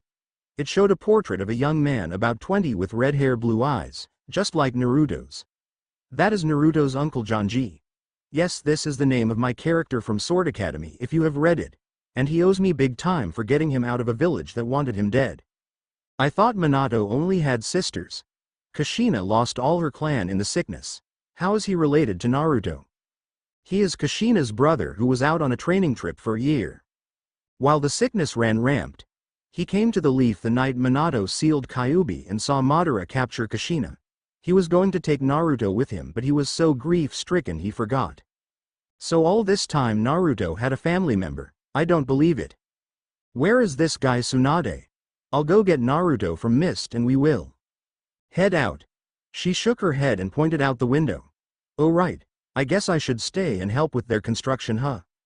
Shizune and I will go get Naruto so you can stay here. I will take over Hokage duties to Sensei can relax for a little while and you will take over while I am gone. Do I make myself clear, pervert? Jiraiya sighed, but at the pervert remark he got mad. Then he began to shake as Tsunade cracked her knuckles for emphasis. He nodded and went to help out, leaving the two women to sleep. Janji sneezed as he walked down the road. He put his hands behind his head and said, "Guess somebody is talking about me. Oh well, now how did the old lady say to get into cave? Oh right, Chakra punched the jutting rock. He found a rock that was out of place on the smooth surface because it was rough and was sticking out of the rock. He punched it and the chakra flowed into the hidden seal. The cave shifted apart and the gravesite of the Namikaze revealed itself. He walked in and read the names of the tombstones he passed. At birth, every Namikaze has a seal put on them that automatically puts them in the graveyard once they die. He found the last grave, the one with Naruto Uzumaki Namikaze, on its headstone, with the dirt on the side and the coffin open. It meant he was still alive. Janji exited the cave and it closed behind him, the seals converging on the spot above the door in the form of a small pebble. He used Shunshin to get away from the gravesite and began to walk again. He cut his arm and wiped it on a piece of cloth from baby Naruto. A dog appeared and sniffed it, then took off. Naruto and Haku were jumping from tree to where Isaribi had pulled 3 men out of the water. She looked up at them and one word they had not been expecting to hear left her mouth: Ryaga. Sharks, funerals, and team naming Elemental Strike Force by Ragnarok Rising Chapter 9. Sharks, funerals, and team naming. They took the 3 men to the closest village, which was the Leaf, and asked for assistance. Tsunade agreed and sent Tenten and Lee with them. Zabuza and Itachi followed Sasuke, who was following Naruto so he could take his swords and kill him. They soon reached a hill where a building appeared. "It cannot be the curry shop of life," yelled Lee as he took off at top speed. They reached the building to see Lee hugging an old woman. "Lee, it's good to see you," she said to him once she quit being dizzy. Lee kept looking behind her into the shop. "Where is your son, old lady?" She looked down, then turned and walked into the shop. She stirred some curry, SP, and said, "He was accepted as Ryaga's apprentice earlier and has been gone for about 3 weeks. Don't worry, we will bring him back to you," yelled Lee. And then he added his catchphrase. "And I will do it with the power of youth." Naruto leaned against the door and shook his head. He swung his Zanbato and sliced open the tree outside the door. "And if you can't and he resists, we kill him and Ryaga, then take the swords back to the village." Everyone shot a weird look at Naruto as he went back outside with his team. Isaribi had a question that was bugging her for a while, so she asked it. "Hey guys, I know Ryaga has a huge bounty in the bingo book, but that's all I know. What makes him so powerful?" Naruto signaled for Haku to explain and he went to investigate an explosion that had just occurred and jumped away. "Well, you know I use focus swords to attack with ice and freezing cold winds, right? Well, Ryaga uses focus swords to control lightning and thunder. What makes his so special is that they are made from focus ore, an indestructible metal that quintuples the power of the element and doubles as a summoning contract for elementals. We need to keep him from finding out about the contract or we're screwed." "Man, that is a lot of info on one guy. Do you think we should go help Naruto out or would you rather stay here?" As an answer, Haku plopped down onto the side of the hill they had found and pulled out a bento and began to eat. With Naruto arrived in the tree and found a man with a plant head fighting a man with blue skin and a sword wrapped in bandages. The blue skin guy spoke up and said, "I was rejected from Akatsuki Zetsu, and I won't go back there, period." The plant man named Zetsu sent out a whip that was cut off and growled, "You will come with me, please Kisame. It would be in your best interest, or I'll kill you," said Zetsu. Naruto put his palm flat facing the back of Zetsu and charged some black chakra. Demon Fire Missile Jutsu. The black chakra, Nidhogg's chakra, blasted out and burned the plant man, who became a log. Naruto jumped down next to Kisame. "Who are you, kid? I'm not saying I'm not grateful, but I would like to know your name." The plant man came back with a boy with red hair and some kind of white tube in his chest. "The name's Naruto Uzumaki Namikaze." Who are these guys anyway? A plant with a snake body shot out and Naruto used his Zanbato to cut it in half. The plant one is Zetsu and the boy is Sasori of the Red Sand. He has a bunch of puppets that are actually dead bodies, and even went so far as to turn himself into a puppet. Where exactly did you learn to use a Zanbato like that from? He cut a body in half as the two jumped back. I'm from the village hidden in the mist, and my sensei is Zabuza. We're here to kill Ryaga and take his blades back to the village. He used his Kekai Genkai to send a bunch of clamors and slice up some bodies wrapped in plants. Oh, so you are probably really good with Zanbato and suck at katanas. He smiled, but he dropped his jaw when he sent a black flame version of Nidhogg from the blade of Clarent and an ice tiger from the elemental katana. Naruto. Need any help with these guys? Naruto nodded and Zabuza appeared, followed by Itachi. Zabuza wiped blood down the blade and swung it out at the bodies, making a huge mist lion destroy the bodies. Zabuza Momochi and Itachi Uchiha of the Hidden Mist and Hidden Leaf. Never thought I would see you in place like this. Let's leave this place before he got cut off as Zetsu and Sasori came out with Sasuke holding an electric blade. Naruto did a large amount of one-handed seals and huge black wings grew from his back, followed by a silver set of blades. Think the claw things Harpy's brother uses, from Yu-Gi-Oh I guess, and 3 red tails. Kisame, Itachi, Zabuza sensei, you get rid of the Akatsuki members and I'll take out Sasuke. Sasuke growled and let the curse mark spread over him. Dobi, I have a curse mark, you can't beat me. Orochimaru made sure of it. Naruto let his own curse mark flood his body and smiled. Sorry duck ass hair, but mine is a lot more powerful than yours. You could maybe take me in second stage if I held back, but you are too weak to go second stage. Sasuke looked shocked, then all his chakra went into his curse seal and he changed. He got devil wings, horns grew from his head, and talons grew from his hands and feet. He looked like Alistair's true form, complete with the purple electricity floating around him. Here it comes Dobi, so look out for my attacks. Naruto and Sasuke flew at each other and collided. Naruto threw a punch charged with the 3 occupants of his soul's chakra and his own, sending Sasuke into the lake. He was pretty much screwed now. He came out of the lake dripping wet and started to charge his electricity, but since this was his first time using stage 2, he shocked himself. Back with the others, Zabuza had just cut the 2 in half to find they were rock clones. They went over to the exhausted Naruto and took him back to the shop.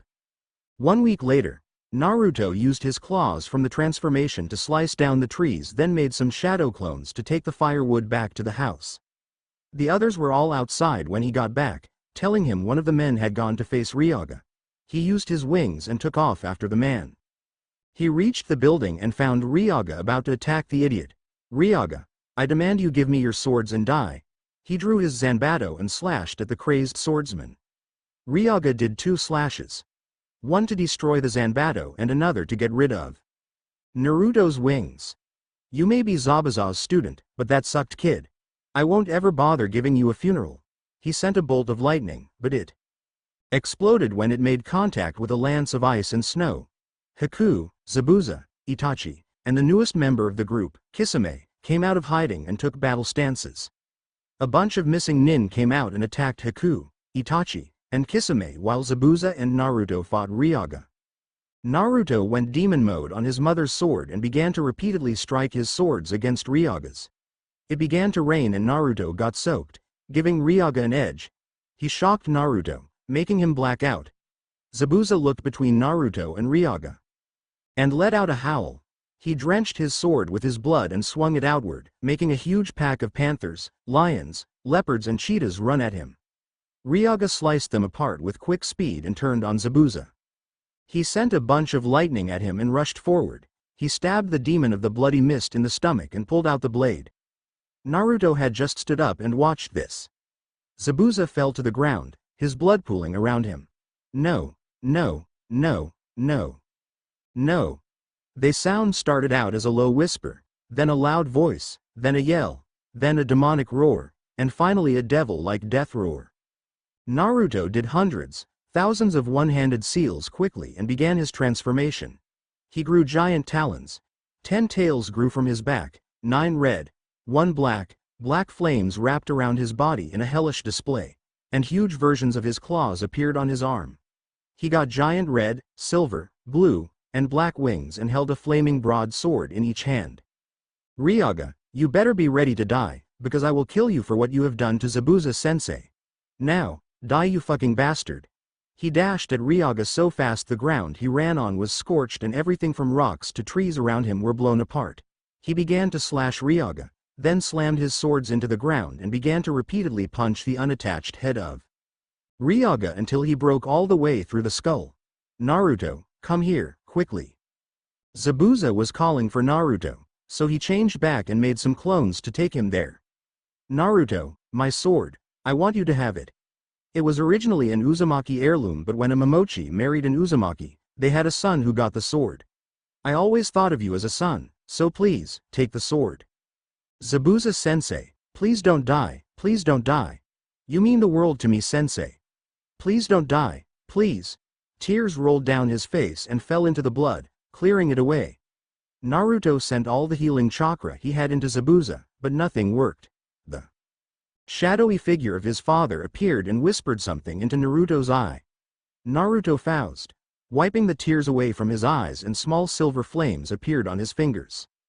He pushed them into Zabuza's stomach and he glowed silver, then leaned up. What did you do, and Naruto?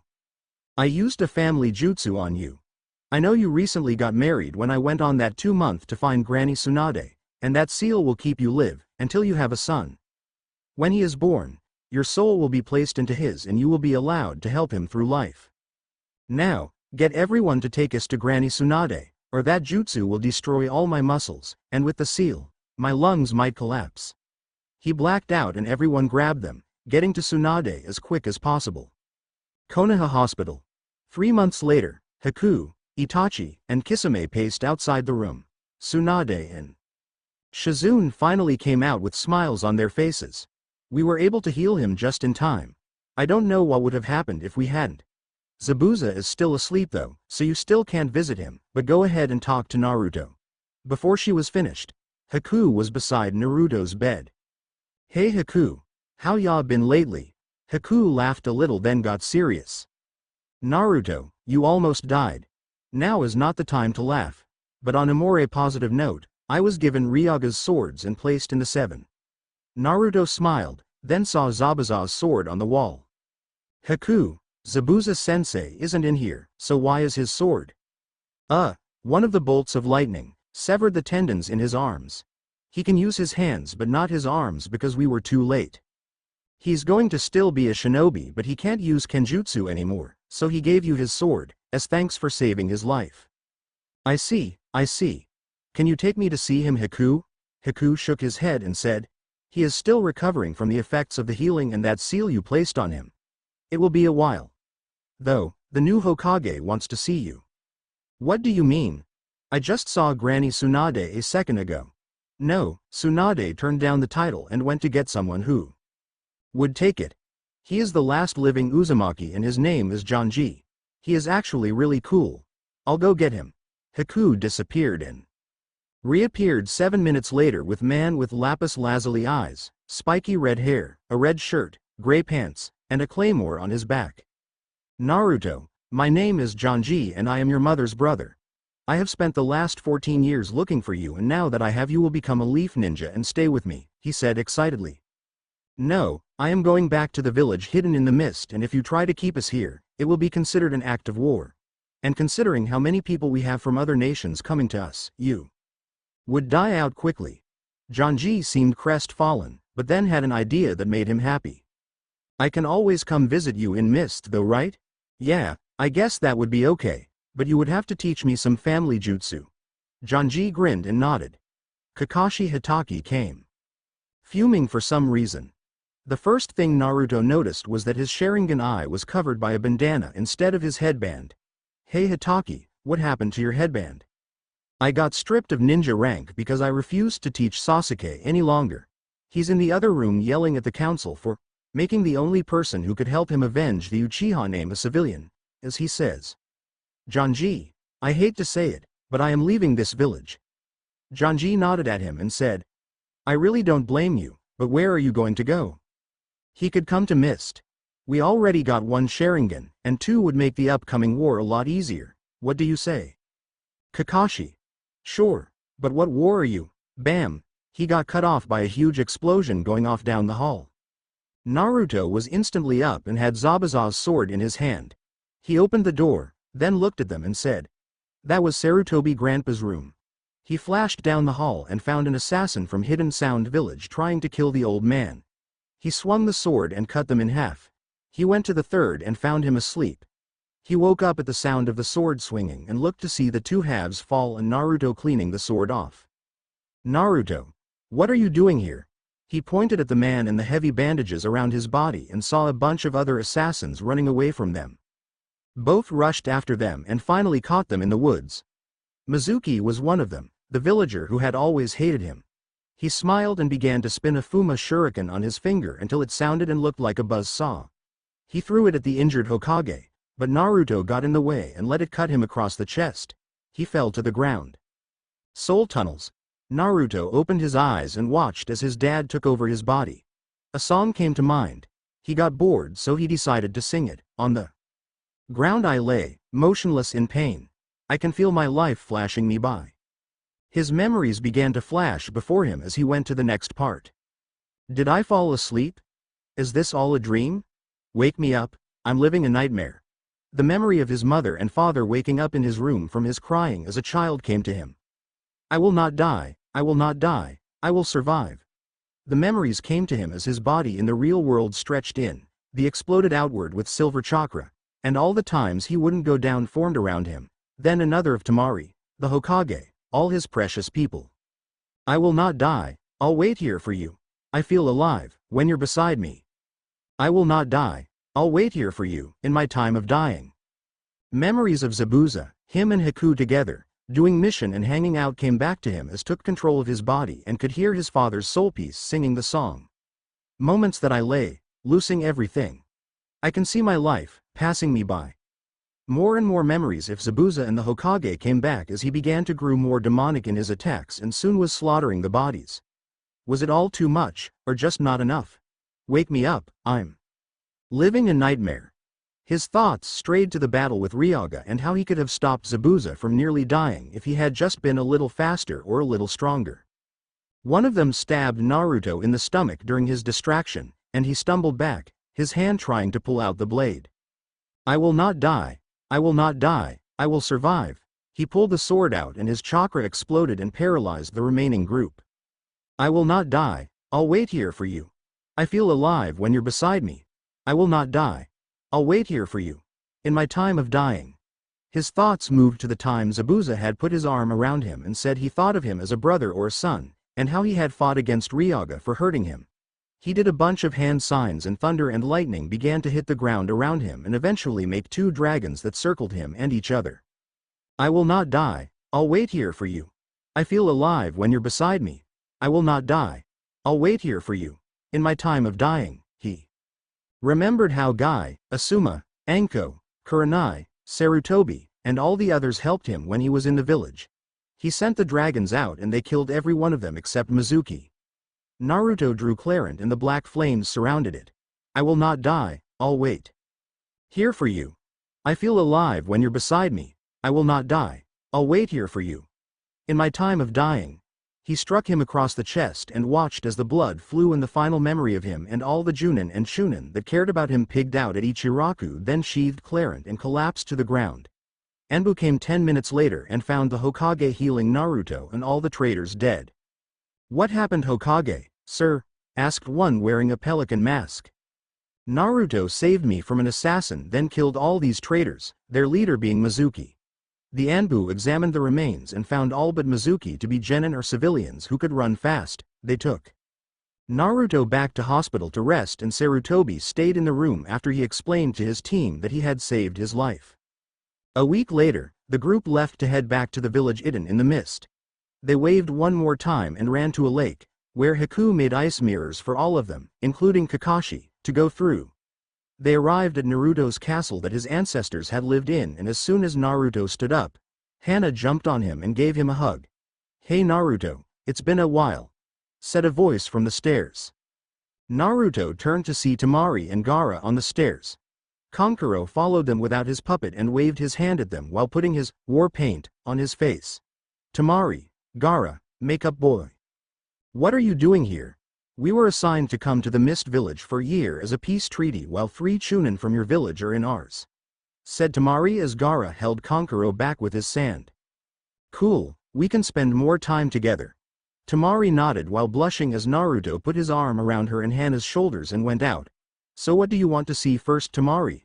I could show you the infinite whirlpool or the Mizukage fountains, or we could teach you some advanced techniques like mist walking. How about we go see the whirlpool then the technique? They walked to the middle of the woods and a whirlpool soon was in sight as they neared a lake. What was so interesting about the whirlpool is that it was frozen in place by something.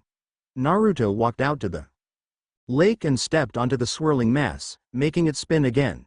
It starts to move when it comes in contact with chakra, but I am the only one that can walk on it in the village, so don't come any closer. The only way to walk on it is to emit chakra in the opposite direction, steadying the force of the water. Once Naruto was back on land, they went to a huge clearing where Naruto had obviously unlocked the different mode of his transformation. Hidden Mist Jutsu. A mist covered the area, but thin enough they could see each other. Okay Temari, try to focus your chakra into the mist and harden it, then step on the hardened mist and climb or walk or whatever. Make a low pathway first, then make steps leading to a pathway. Temari focused a bunch of chakra into the air and took a step forward. The mist solidified and became a step. She began running up steps, then made a pathway. Okay, you got it. Now for the harder exercise. Make a weapon out of the mist. Imagine the weapon made of chakra, then the mist wrapping around it. Temari did this and soon had 2 fans made of mist. She swung them at the trees and they froze. It's frozen air, Temari, so you have to be careful when using the mist weapon technique as we call it. Now, let's go check out the fountains. He dragged her to the center of the village where a bunch of stone sculptures of men and women had water coming out of them. The most spectacular one was a woman with a sword that looked like moving water that had water running from it. Yeah, that is the 9th Mizukage, Kushina Uzumaki, my mother and the best swordsman has seen in a long time. I hope to surpass her one day though. So, your dad was the 4th Hokage, your mom was the 9th Mizukage, who were you grandparents? Naruto smiled and said. Jiraiya and Tsunade of the Sannin. That means I'm related to the 4th, 5th, 1st, and 2nd Hokage and the 9th, 7th, 1st, and 3rd Mizukage. And I think we had some leaders in Demon Country, but I'm not sure. Temari, are you okay? The said girl had dropped to the ground with her legs twitching.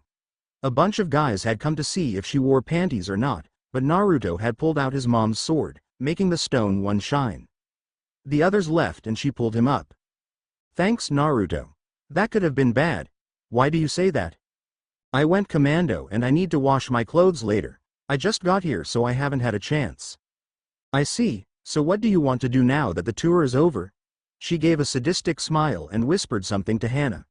They grabbed his arms and ran to the closest hotel and got a room. They were kicked out 2.5 hours later for disturbing the other guests on that floor with the noise they were making and for breaking a bed. I got to admit, getting laid gets better every time, said Naruto as they walked back to his place, making the girls blush. We better hurry before Gaara comes and starts looking for me. They all shivered and began to run. They found Gaara asleep on a couch, much to their surprise. Oh, I forgot to tell you. That pervy frog guy came to Sand and fixed Gaara's seal. He was asleep for about 5 weeks after that. You think we could get away with some of the fun we had at the hotel? They all smiled at this and slowly crept up the stairs to Naruto's room. Gaara woke up an hour later and went to find out why, and ended up wondering who was moaning and screaming in Naruto's room. Time skip. New mission assignments. Naruto stood with his team in front of the council for the village. Your team has been chosen to take this mission for your individual skills. A man came to our village earlier today. He will be going to a second village to get bodyguards. You are to be the attack force and get rid of the enemy ninja. This mission will bring us a large amount of money and alliance with the land of snow, if things go correctly. Don't fail us. They moved to leave but a ninja council member stopped them. One last thing you need to know. From now on, you will be known as the village's elemental strike force.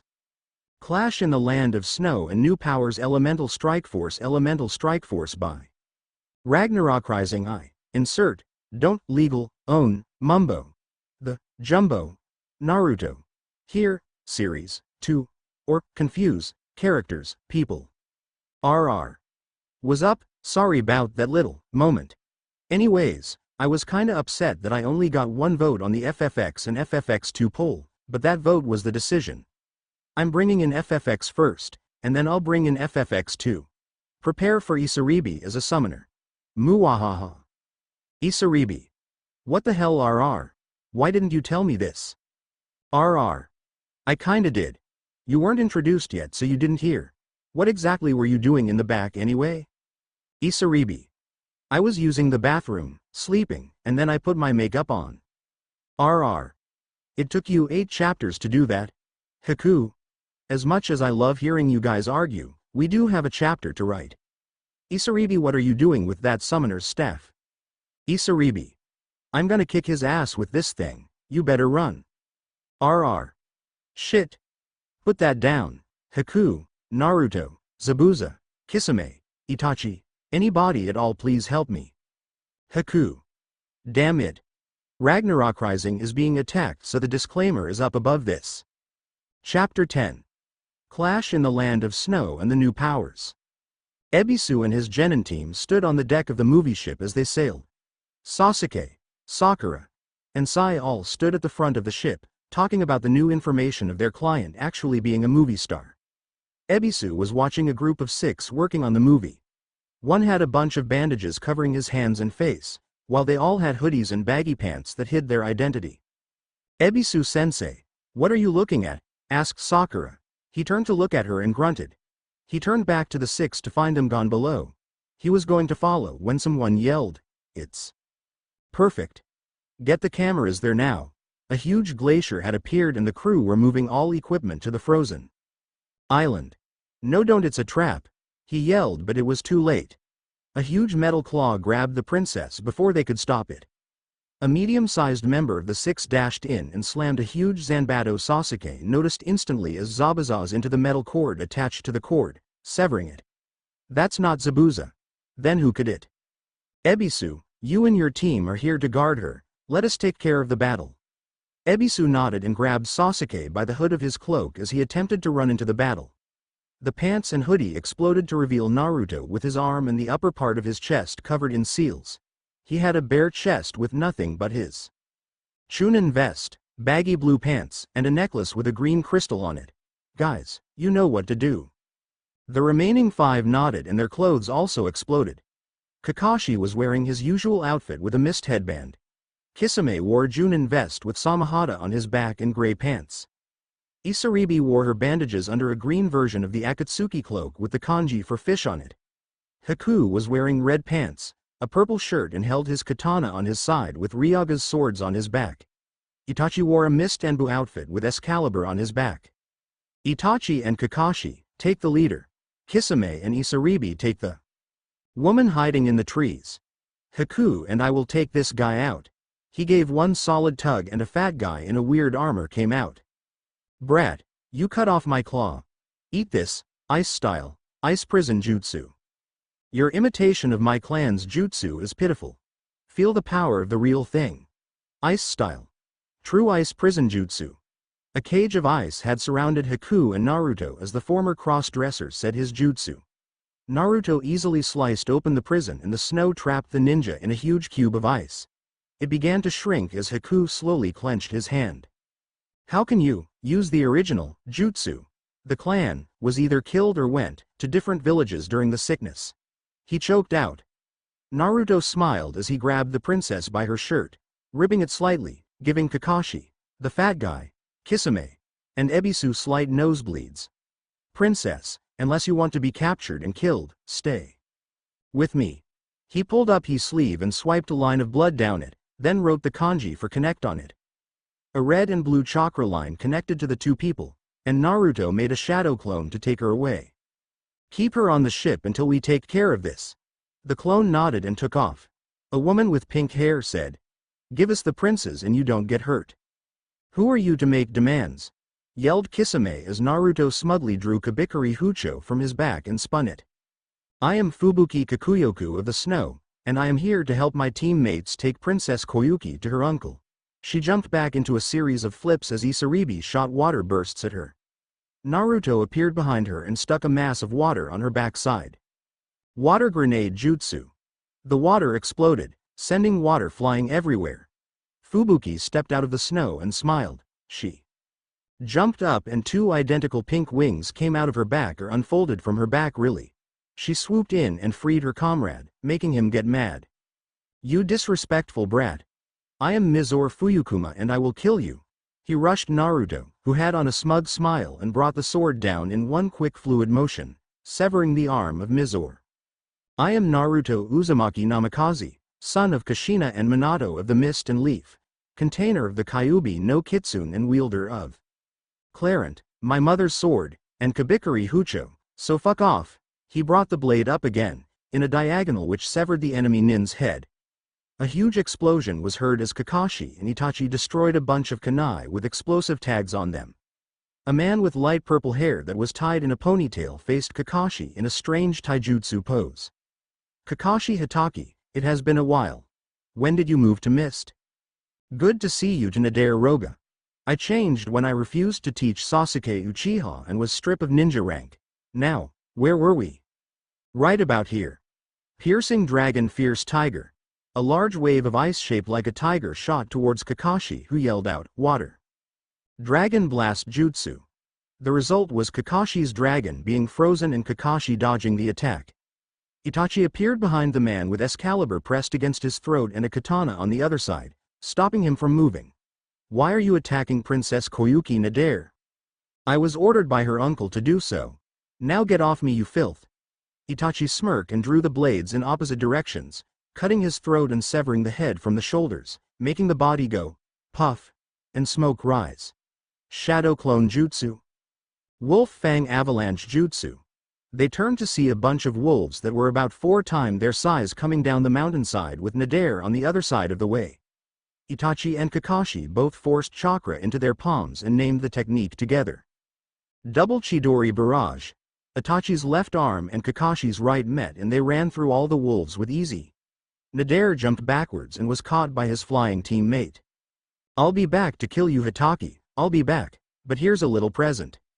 One-horned white whale jutsu.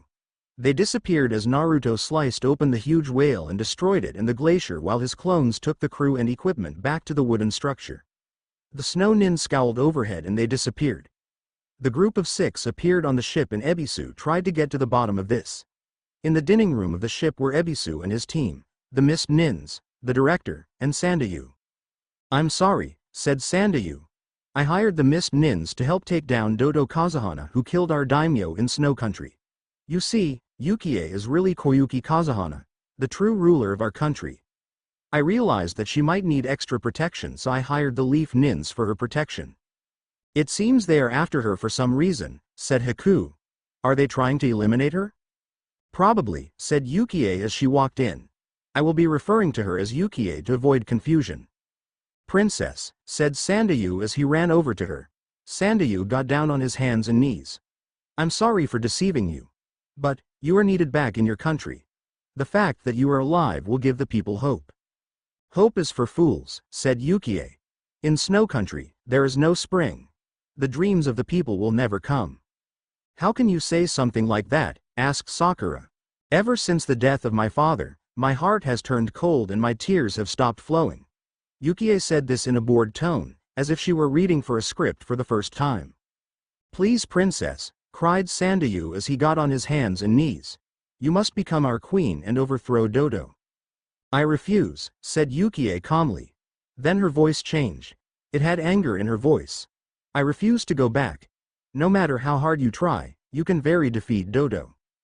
Naruto began to chuckle. After a few moments, it became full-out laughter. Hey Dobi, said Sasuke. What's so funny? I just remember the last time I heard someone say that. Naruto remembered how he had helped get Inari's courage back for a minute then turned to face Yukie. You sound just like a brat I met back in Wave Country. I would expect more from an adult. We have to go back, said the assistant director. No, said the director. Think of it, we have a real unhappy princess here. This is a once-in-a-lifetime chance. We can make the greatest movie ever. Are you crazy? Shouted Yukie. We have to get out of here.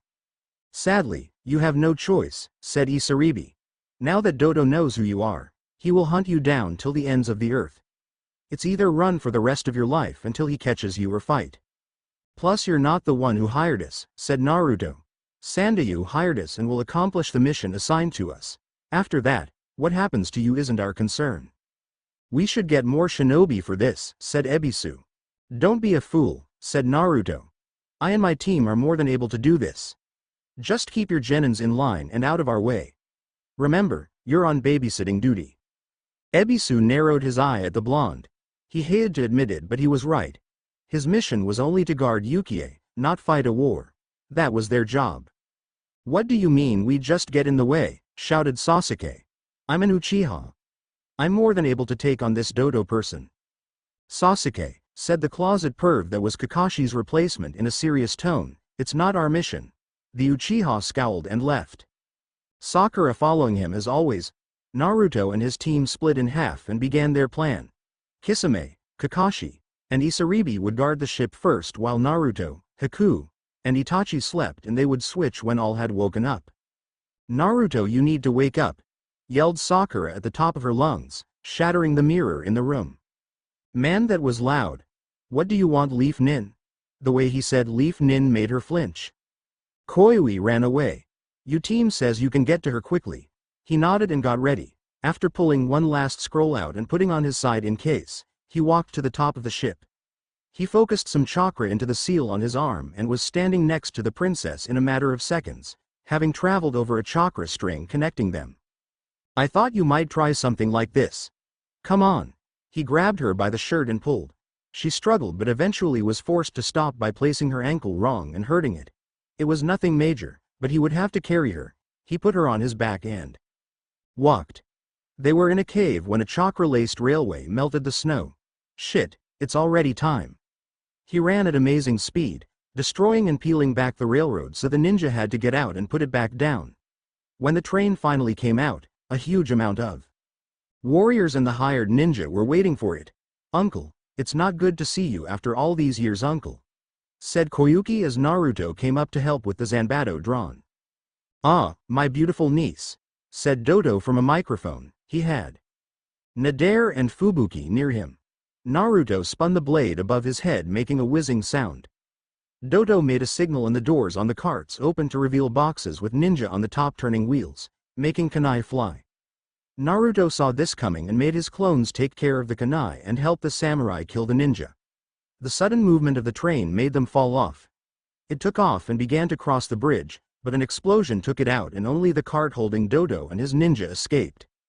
Kakashi and Kisame, I want you to follow the crew back to the base. Haku and Isaribi, I want you to go search for their base while Itachi and I will use our element mastery to chase the train. They all left but Koyuki stayed with Itachi and Naruto.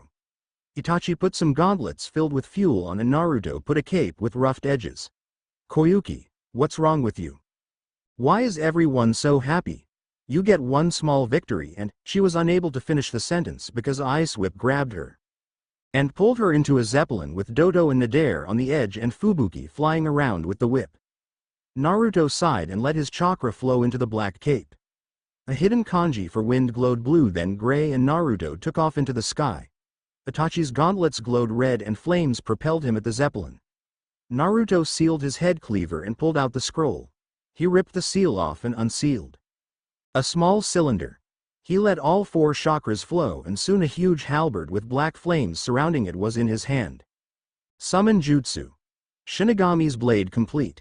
He followed Fubuki and found Nader and the bitch fading for them. Itachi, you want to kill them both or keep the girl for later? Both smiled at the tactic knowing it would piss both off and make them sloppy. Dodo was smiling at his niece in the other room. It has been a while, Koyuki. How have you been lately? I hear you are quite the famous actress now. Uncle, I have been fine. And you have heard right. Now why did you kidnap me, you bastard? Such foul language. The hexagonal crystal that your father gave you, he said. It is the key to the treasure. Treasure? Asked Yukie. This was the first she had ever heard of this. Yes, said Dodo.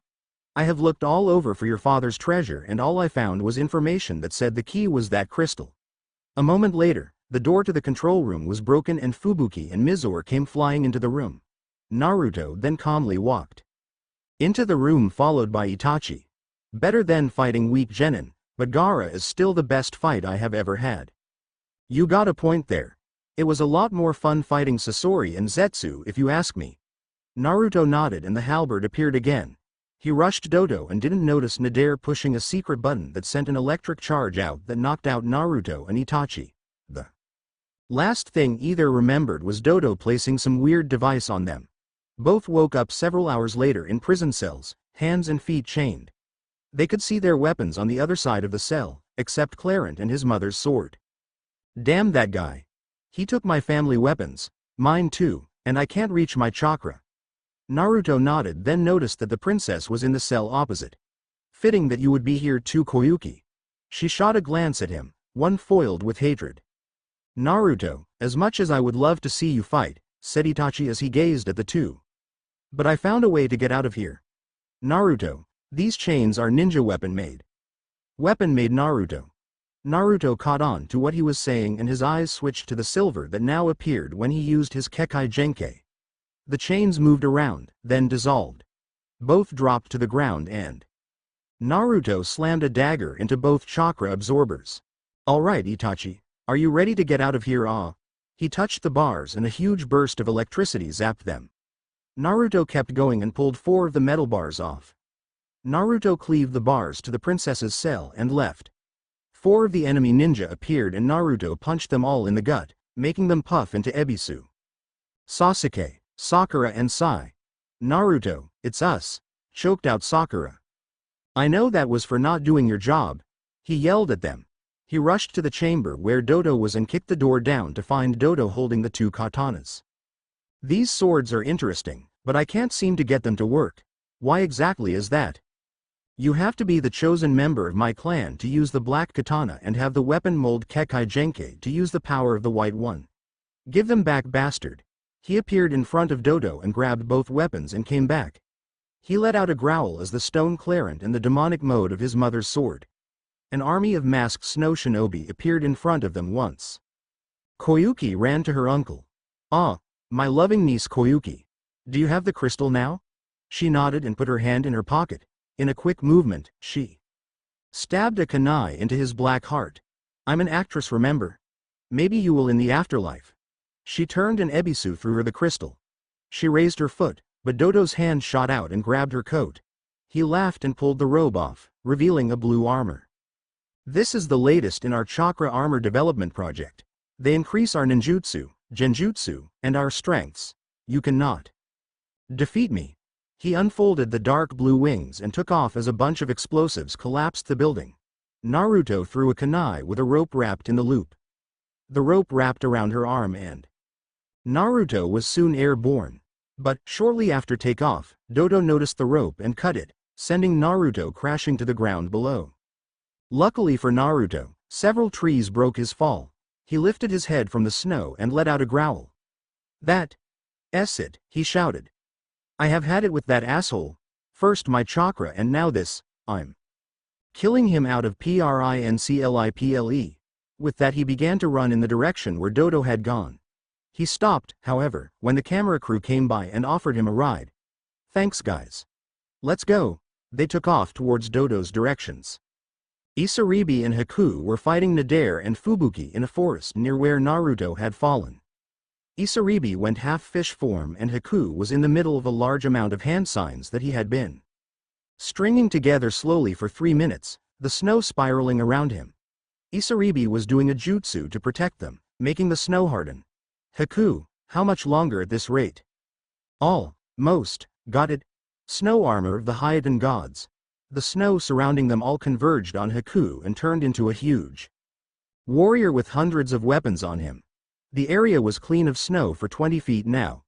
Haku pointed his arm at them with his fist clenches and a huge barrel of ice formed on the clear armor. A white light built in it. Then he jerked his arm forward and it rocketed forward. The blast hit the ground and huge spikes erupted from it. Nice Haku, now it's my turn. Water style, water zanbato and whip. The state weapons appeared in her hands and she wrapped the whip around Fubuki and rushed forward. She cut the ex-snow nin in half and dispersed the jutsu. She turned to Haku, seeing his new transformation. His arms had been surrounded by small tubes that spun around and fired rapidly small orbs that made spikes exploded. I'll hold him down Haku. Water style. Water chain binding. The snow on the outside the ring shot up and bound the nuke nin in place. Haku made the tubes disappear, then walked over and shoved a claymore made of ice into him. He left it there and the two left, ignoring the ice spreading over Nadare's body and the chains. Dodo had finally arrived and threw Koyuki down. He took the crystal and placed it in the slot. The lines lit up and revealed a door that rose up and revealed a box. A generator?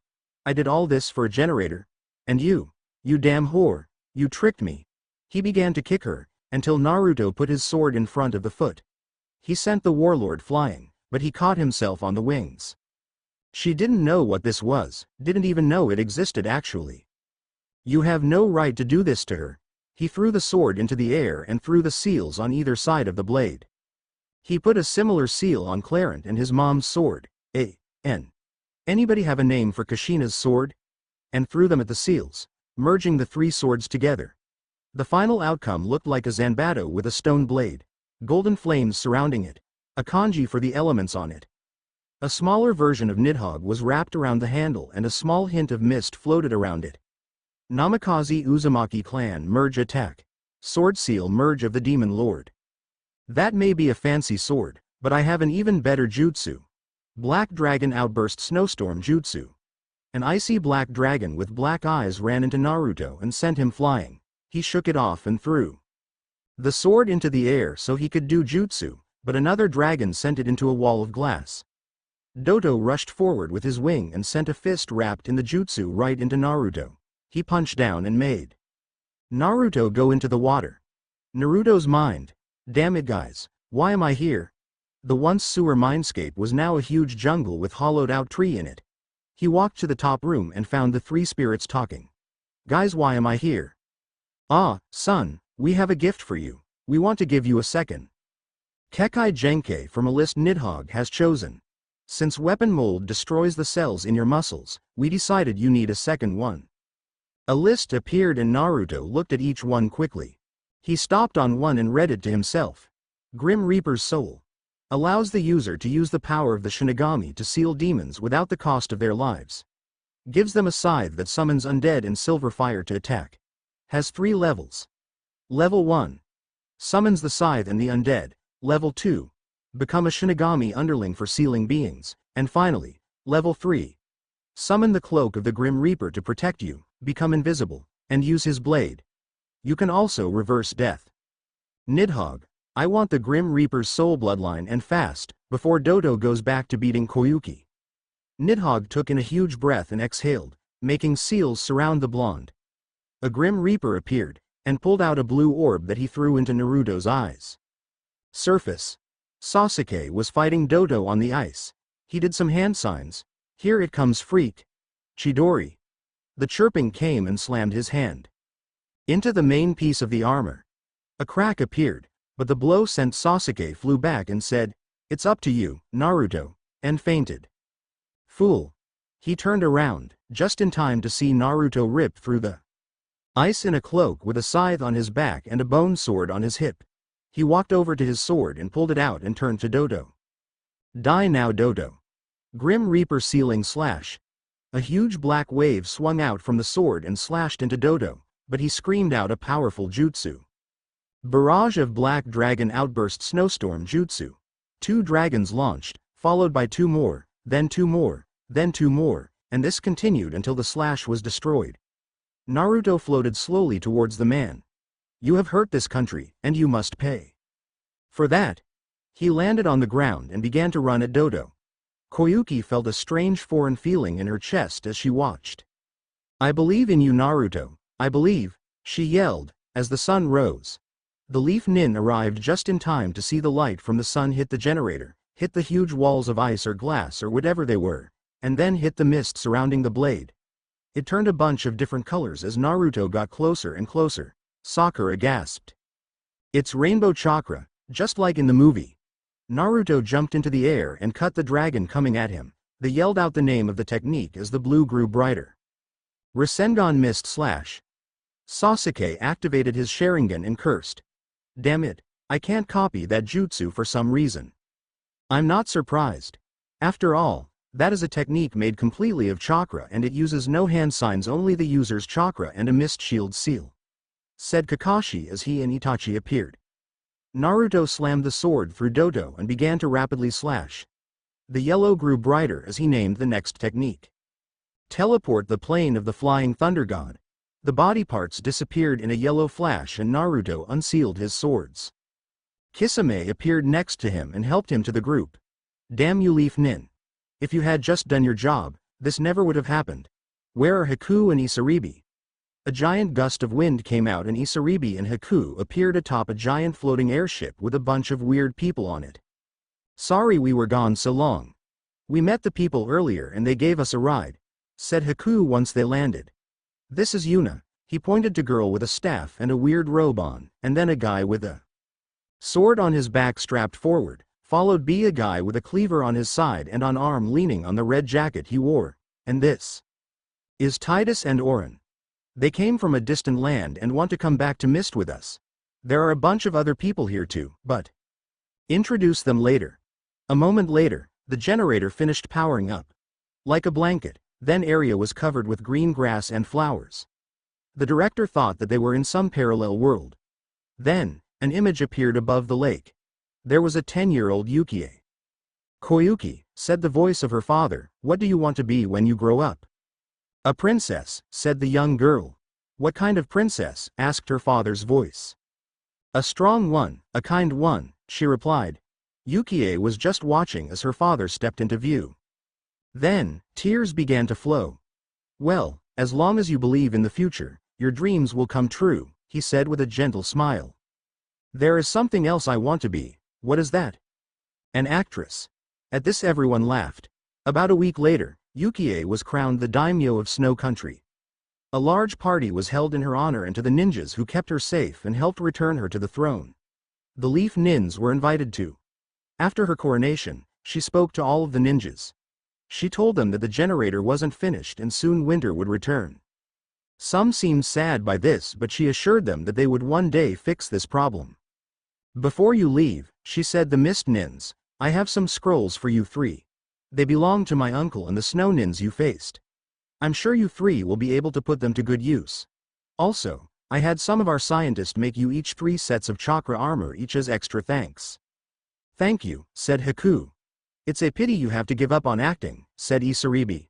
You were a great actress. Who said I can't rule and act, said Yukie with a smirk. She then held up the script for the next movie she was going to be in. Icha Icha Paradise, the movie. Naruto smiled and looked down at the autographed picture that Yukie gave him. The picture showed her kissing him on the cheek. What? He's a fan. Later that day, the Leaf Nin left and promised to give Janji Naruto's secret message. The rest of the gang and the new additions stepped onto the airship to head home. Naruto was stopped by Koyuki. Naruto, how do I get this seal off my arm? You don't.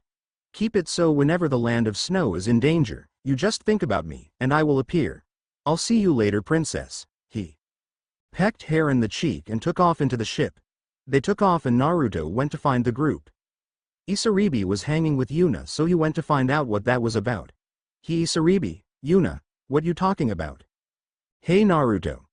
Yuna was just telling me should train me to be a summoner like her. Naruto scratched his head at Isaribi's words. You mean she can summon things? Yes, I can. They're beast called Eons and only a summoner can call them.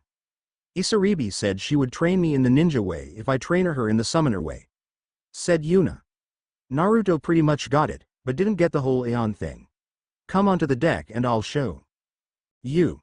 They went topside and Yuna began to spin her staff. She finished and a huge beast with horns, claws, and a mane made of fire appeared. This Aeon is named Ifrit and is the second Aeon I got. He is a more brute strength Aeon, while the first one I ever had is flight, and then there are some for speed, intelligence, and so on. I see, I see. Could I learn a bit of that art? Well, I guess I could teach you 3 of the Ians I have.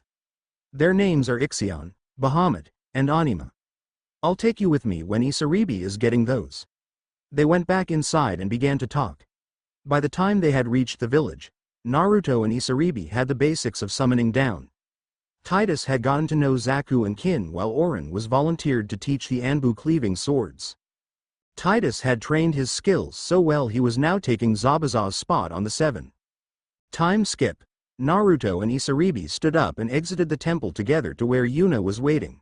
She smiled and Naruto pulled out his staff and spun it above his head and slammed his head. Chains ripped open the earth and a huge plant man ripped up. He was wrapped in chains which held him down. A bunch of enemy monsters appeared with Zetsu and Sasori. Zetsu rushed forward to make sure. Father, who did they trap you? Father?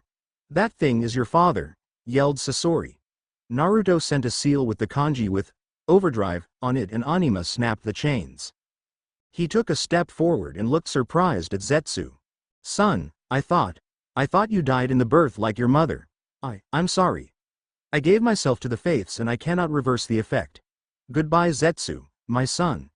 He sent a purple and green burst of energy at Zetsu and the monsters, destroying them. Sasori jumped back just in time. Hey Anima, thanks for your help but you're a little emotionally unstable I can see. You're dismissed. The chains wrapped him and he sank into the ground. Isaribi spun the staff around her and slammed the head of the summoner staff on the ground, summoning Ifrit from the earth in his signature burst of fire. Naruto did it in reverse and summoned the huge beast of Bahamut appeared from the sky. Naruto hopped on his shoulder and pointed at Sasori. A huge red burst of energy shot off at him, followed by a rock and a huge orb of fire from Ifrit. Good you two. Now, let's leave this place before more monsters show up. All of us need to summon Ixion and get there faster. They all lifted their staffs above their heads and a bolt of lightning hit the ground. A black unicorn with a thick white mane and a curved horn appeared in front of each of them. They hopped on their backs and rode off towards the airship.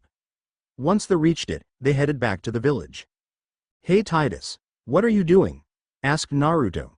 I'm making a new sword from the pieces of 3 broken ones. One more tweak and, finished. The final result was a blue and white sword with a blitz ball on the end and a small version of Sin surrounding that. Titus strapped it to his back and read a black scroll. Okay, I finally got this technique down. He began to roll it up, but Naruto grabbed it and read it. You learned the Shiki Fusion Jutsu because, Titus looked over at Yuna and sighed. Sin is actually the final Eon and my dad. I'm going to seal him into Yuna and stop my dad's suffering.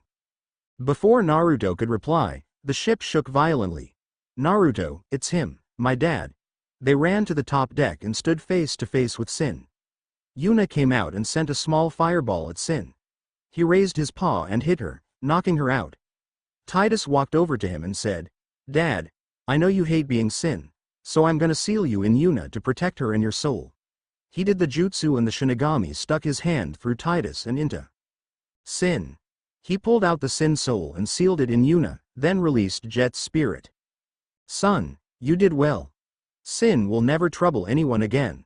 The Shinigami took both souls away and let them be with their friends. Yuna woke up with a note on her robe. It was from Titus, saying he had sealed Sin inside her and was now dead. Naruto picked up his new sword, Lucifer's soul, and handed it to Yuna.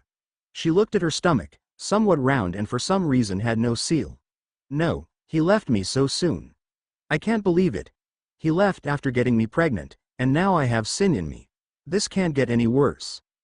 If it makes it any better Yuna, if I can get this jutsu to work, I can go into the Shinigami's stomach and free my dad and Titus. Yuna gave him a hug surprising him and he quickly returned the favor. It'll be okay Yuna, it'll be okay. Let's go tell Riku and Pain about it. They went back in and Naruto told them what happened. Riku and Pain gave her silent comfort. Yuna, we're here. You can stay in the ship if you want to. Naruto left while taking Lucifer's soul with him. He hid it and went to get some ramen. Naruto tapped his chin in thought. He wanted to revive his clan, but 2 wives won't be enough. He loved Temari and Hana but he didn't want them to be the only persons to have the stress of bearing a new generation of his clan. He would think about it later. He had to the Chunin exams soon, sighed and left. Temari was in his room. He shook her and she smiled. Naruto, you're back from snow. He nodded and climbed into bed with her. Naruto heard a side chuckle as Temari began to take her clothes up. Gaara snapped up and looked at Kankuro. What's wrong, Gaara? Call me crazy, but I think in 9 months, we're gonna be uncles. Time skip.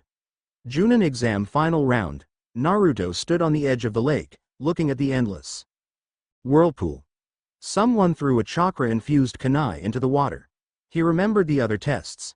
He had to show off his weapon skills, his taijutsu skills, his ninjutsu skills and then genjutsu, followed by training a genin team with their sensei. He passed those and now had to defeat one of the beasts in the whirlpool. He merged his swords and his Grim Reaper's cloak appeared, along with the scythe and sword. Naruto summoned Anima up and unchained him. He waited another minute and a huge shark and crocodile popped out. They rushed at him, but Naruto appeared behind them and sheathed his sword, making them fall back into the water. They both turned to him and the crocodile spoke up. Boy, you have the same scent as our 9th Mizukage, Kushina Uzumaki. She made our double contract. I'm not surprised, since I am her only son. The shark spoke up next. If you are then that means you are entitled to our contract. But I already have a contract for foxes and wolves. They looked at each other and nodded. We will merge the 2 contracts together. Bring the fox and wolf contract out. He shrugged and brought out Fuja and Wicca. They gave him the chakra and disappeared. They spun around each other and became a scroll that unrolled and connected to the fox and wolf one. A picture of the 2 beasts formed on the bottom. He gave the scroll back to them and they left. Now, Naruto Uzumaki Namikaze, said Dante as he stepped forward. You obviously have proven yourself to be Chunin level, so I am moving you to a level 5 teaching Chunin. You will be receiving your first Genin Tem when the Academy seniors graduate. He nodded and took his vest from Dante. He walked over to his team, Kisame giving him a weird look. Hey Kisame. What's up with the look? You managed to get a shark summoning scroll when even I couldn't do that. And I'm part shark. Naruto sighed and summoned a small shark. Hey, my name is Shardo and I am your first summons. What do you need? Asked the little shark man. Hi, I'm Naruto. I was wondering if my friend Kisame here could sign the shark contract only. Of course, you just have to summon it. Naruto did that and Kisame eagerly signed it. Now fish breath, quit crying. Kisame growled and smiled that he finally gotten his contract. Naruto dismissed Shardo and went to the barbecue restaurant to celebrate all of them becoming Chunin rank. A.N. Wow, almost 7,000 words in this one chapter. That's impressive for me. Anyway, I need to know who you want to be in the harem as well. I have opened the poll already. Your choices are Tsunade and Shizune Yugito 1010 Sakura Ino Pain Lady Trish. Kurenai Anko Tayuya OC with Demon in them Hana's mom. That's all I can think of at the moment. Tell me anybody else you want to see. Anyway, I was doing some research earlier today and found out something interesting. I wanted to check out the Toby dude from Akatsuki, and found he has a lot in common with another character. Obito died somehow that involved landing on rocks, and Toba's armor has piercings in it. Kakashi has Obito's left eye and the mask only reveals the right eye. They both have spiky hairs, and Kakashi and Toby are about the same age. Coincidence, or conspiracy? Anyway, you guys know what to do, so leave me a review and I will update sooner. And don't bitch Tome about putting Sakura and Ino in the choices or I will add them. I want to write a new story as well, so if you guys like my stories, check out the beta on my profile.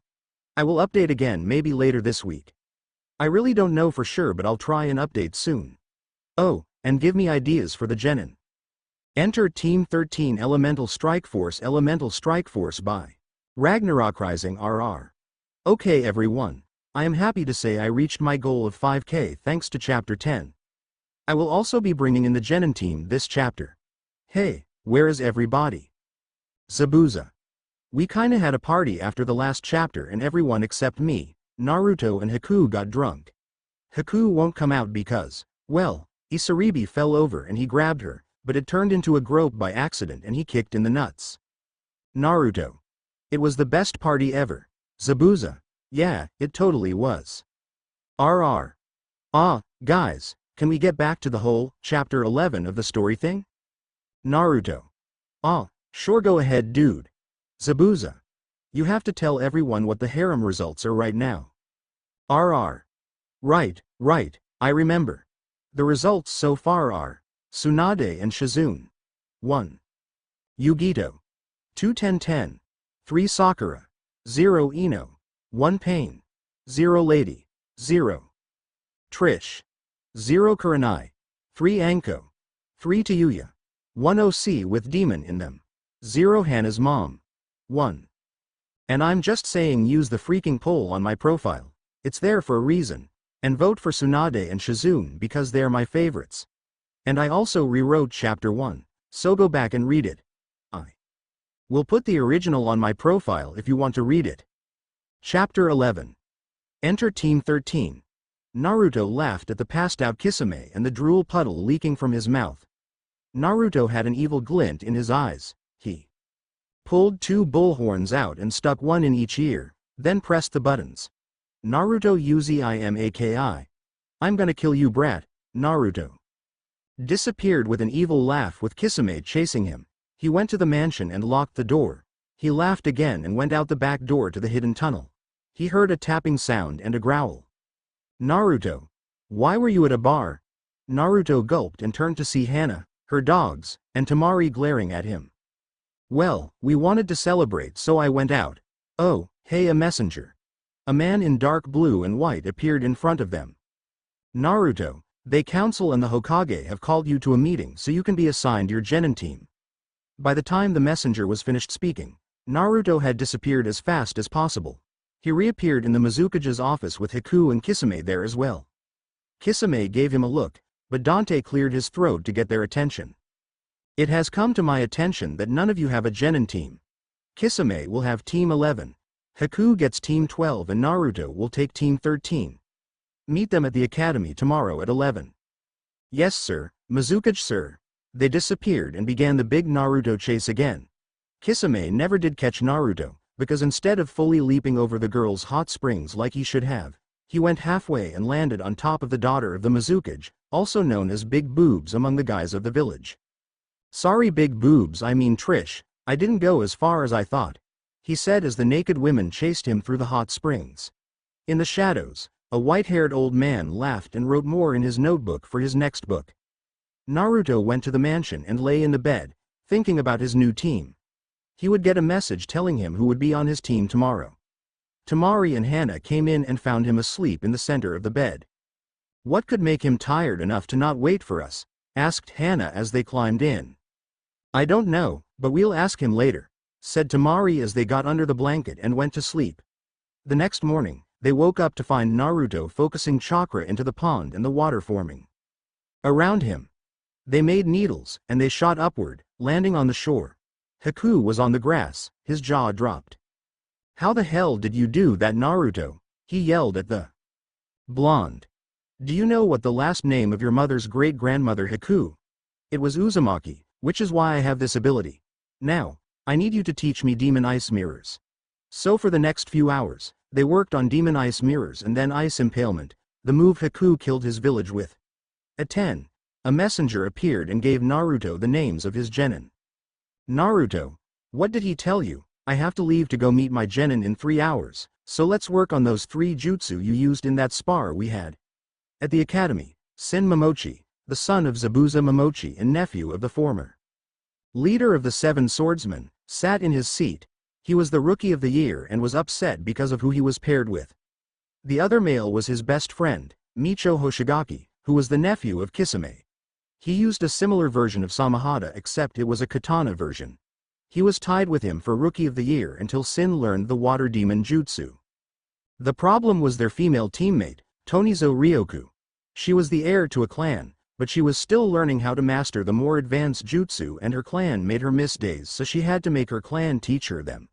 Her clan used beasts that they made of hidden mist jutsu, using their Kekai Genkei, the misty sight. Hey Micho, how has the training with your uncle been going lately? Asked Sin as he polished the dragon blade his uncle used to use. Micho polished the skull on his blade while he answered.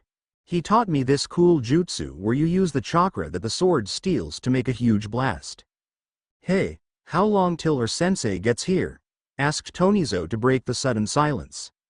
Naruto won't be here for a while if he is learning a new jutsu, said Sin. Right on cue, Naruto flew through the window on an ice dragon. He panted heavily, then ducked backwards and dodged a huge ice needle. Training ground 13, now, he disappeared, right before Kisame, Zabuza, Haku, Hana and Temari appeared in the window. Kisame turned to Micho with a toothy grin. Hey little shark, where did Naruto go? Hey Uncle Sharkbait. He told us to meet him at training ground 13 but you know Naruto. Why are you chasing him again? Well, Haku is made because he hanged into him as a cross-dresser. Zabuza woke up with his bed in the middle of the village in his Elmo pajamas, and the girls and I are made because he threw me into the OT springs when half the village Kunoichi were there. Oh, well, try the endless whirlpool, said Sin as he sheathed his oiled sheath. Alright, I'll see you at home son, said Zabuza before he jumped out the window with a spiral. The genin shrugged and went to the training ground. They found Naruto there waiting for them. Okay guys, this test is called the bell test. There are 2 bells. He pulled them out and hooked them to his belt. Whoever gets a bell is on my team, and whoever doesn't get sent back to the academy. Ready, set, begin. They took off, while Naruto pulled out a book called the Shoden Adventures, a book he bought back in Konoha written by his dad in the 3rd. Sin appeared and drew his sword, the seal lighting up and making a flaming mist on his sword. Dragon Fire Bullet Barrage. Bullets of fire slammed into Naruto, until he turned into smoke. The next thing he knew, a hand shot up and pulled him into the ground. Micho appeared and dug him out while Naruto disposed of 50 water clones. You two aren't that bad working together, but you won't get the bells with just the 2 of you. He kicked both into air and the hidden mist jutsu covered the air. 2 small swirling orbs of mist appeared. A dog bit into Naruto's arms and legs, holding him down. Tonizo rushed forward and took the bells with a grin, but I disappeared when the Naruto and the bells puffed into smoke. Naruto focused all his chakra and the mist turned into an orb of water around him. He did one-handed seals and lit up the water as it froze. Ice style. Eternal Dragon Jutsu. The water turned into a white dragon like the one he rode in on and curled itself around him. Try to get the bells now. Okay sensei, whatever you say, came the disembodied voice of Sin and Micho. They appeared and cut the dragon apart, but it put itself back together and knocked them away. The genin disappeared and met up. Guys, I figured out what we have to do, said Tonizo as she engaged her eyes. What do we have to do? Asked Micho with annoyance in his voice. Teamwork. That is the key. He is a Chunin and we are genin. That means we have about a 33.3 chance each. That means together we have a 99.9% chance to beat him together. Now here's the plan. Naruto listened in on their conversation with a smile on his face. Suddenly, a pillar of fire raced up the dragon's back and sent him into the air. Tonizo's leg swiped him and he jumped over it while reading the last page. He dodged the strikes Micho sent at him and finished the book. That was a great book. Now, let's get serious. He put the book in his kunai pouch and drew the huge zanbato from his back. He drew Clarent quickly and blocked both swords. The 2 genin pushed harder and gave Tonizo the time to grab the bells from Naruto. Okay. Did we pass? Yes, you all passed this test and are now Team 13. They all cheered and Naruto disappeared just in time to dodge a fang over fang. Hana and Temari ran after Naruto. Naruto, wait a minute, we have to tell you something important. Naruto stopped and turned around, waiting for them to continue. What do you need now? And don't hurt me, he said with his in front of his face. We have some good news. Temari is pregnant with your baby. Naruto cleaned his ear out and banged his head. I'm sorry, I thought you said Temari was pregnant. We did Naruto. We found out earlier today. Oh shit. We have to get food, clothes, diapers, a crib, and some toys. Naruto, calm down for a second. We have 9 months till then so don't worry about it. Naruto calmed down at Temari's words as Hana came back over from the genin. She threw Naruto a scroll. This is an S-class mission for you and Gaara. That kid Sai is helping Root, which you destroyed. The pink-haired An is a medic ninja in training, so the Uchiha if left with no team. You are going to do missions with him for a while. No fucking way.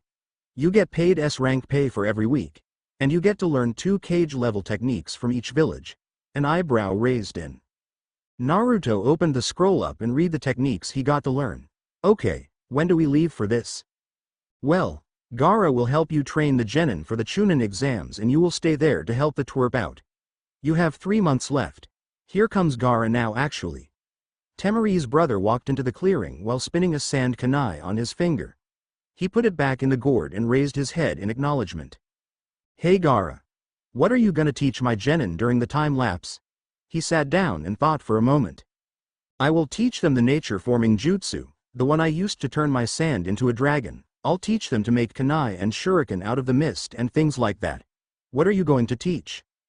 I'll teach them weapon training, water jutsu, and if they show progress, maybe the Rasengan if they can handle it. Micho began to jump up and down. Tonizo did a bunch of different dance moves, and Sin did the moonwalk. Gaara and Naruto sweat dropped and snuck away before they could see them. This mission begins when we are in Konoha? Yeah, I think so. They walked along the road. Gaara went to the mansion and Naruto went to get some missions.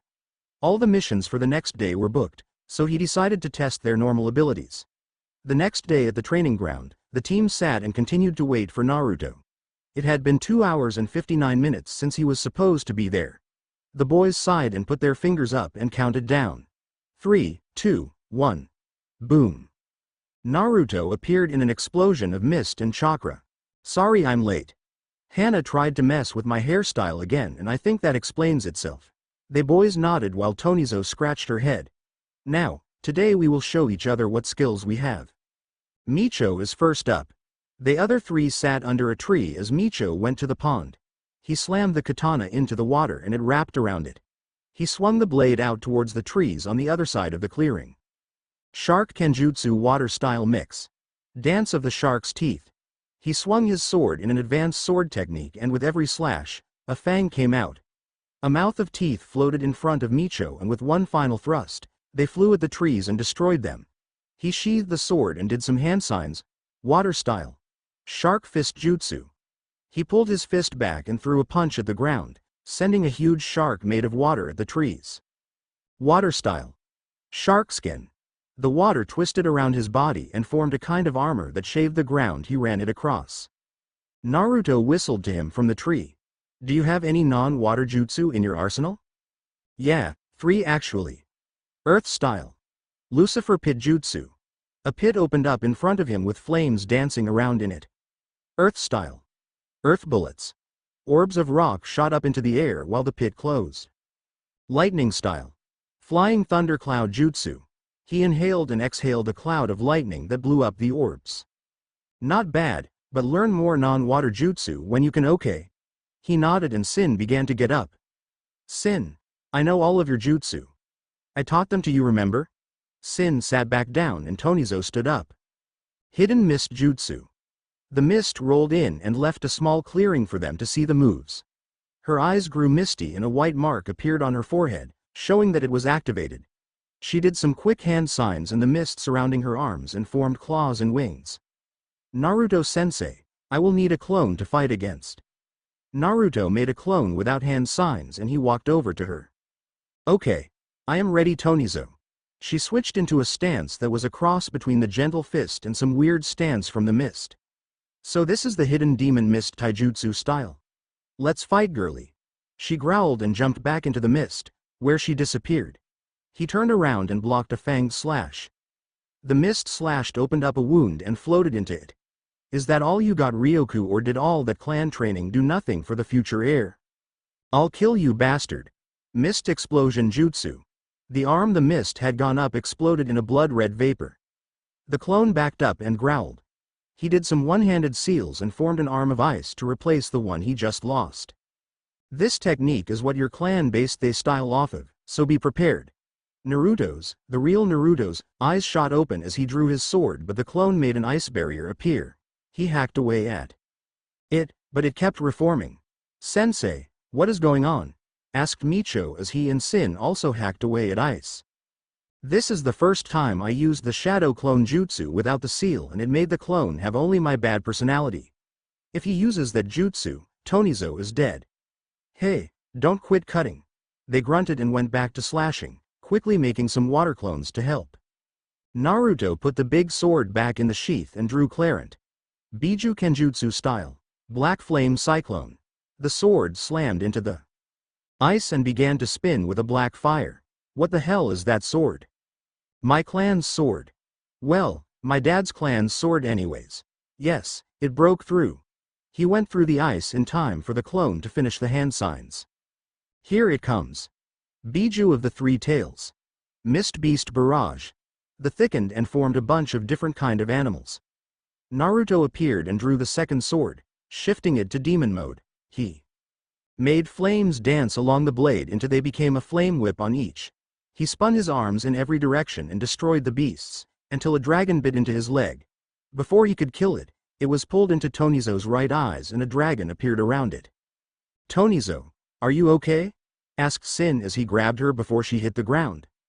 Is that you, Sin-kun? She blushed and slapped her hand over her mouth. Micho and Naruto were on the ground rolling in laughter and Sin was blushing his head off. He pulled Tonizo up and they walked to different sides of the clearing. Ah, did the love birds have a little problem? Asked Micho while Naruto made kissy faces in the background. Sensei, my dad taught me a new technique, and you better get ready to feel pain. Yelled Sin with shadows obscuring his eyes from view. Bird, tiger, ram, horse, monkey, dragon, ice style, ice. Dragon blast jutsu. He inhaled a bunch of water and exhaled, making the water freeze and form into a small winged beast. Aw shit. Micho. Get down. Both hit the ground as the small reptile made a huge spike come out of the tree it hit. Nice call, Sensei. Hey Sensei, look at the time. We have to go to the place and be at the thing before that person comes and does that thing with the whatchamacallit. Oh yeah, you're right, Micho. See ya, lover boy. They took off and arrived at the Mizukage fountains, with a call echoing through the village. Naruto, Mochi, you two are dead meat. Did you hear something, my youthful pupil? Asked Guy as Lee did some training. No, not a thing, Guy Sensei. Hey Kisame, could you pass me that wire? Asked Kakashi as he set the kunai and shuriken up in the trap. Heads up, Kakashi. He caught it and used the strand to tie 3 katana up, along with one more wire to drop a bucket of water on him.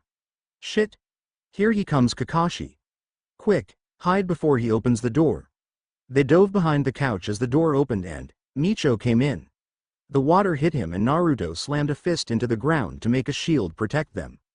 Naruto, I told you not to use your Kekai Genkai ability because of the side effect, lectured Kisame to the weakened blonde boy. What side effect is that? Asked Kakashi, actually closing his book in interest. Well, the weapon mold is the most powerful bloodline trait, but it comes at a price. It drains the power from the cells in you muscles, and once those are gone, they attack the heart, lungs, kidneys, throat, and liver. That is why I am always working out in my spare time after I use the ability. I see now. So that is why when you fought the snake that sword took so much strength from your body and you were working out for like 3 weeks straight. Kakashi added while pulling his newest issue of Icha Icha Paradise from his pouch. Naruto crawled over to the couch and lay down, slipping into a deep, deep sleep. Kakashi, why do you insist on reading that smut? Asked Haku. Kakashi sighed and put a leaf in the page he was on, then turned it to the front. I read this book at first because it was dedicated to my father, but I started to like it after the first novel. Does that answer your question, Icy? He went back to reading. Haku shrugged and went to get a mission. One day later, Naruto woke up and stretched out his muscles. He found a note from Haku telling him to meet him at the gate in 5 minutes, so he headed there. As soon as he arrived, he slapped his head in frustration.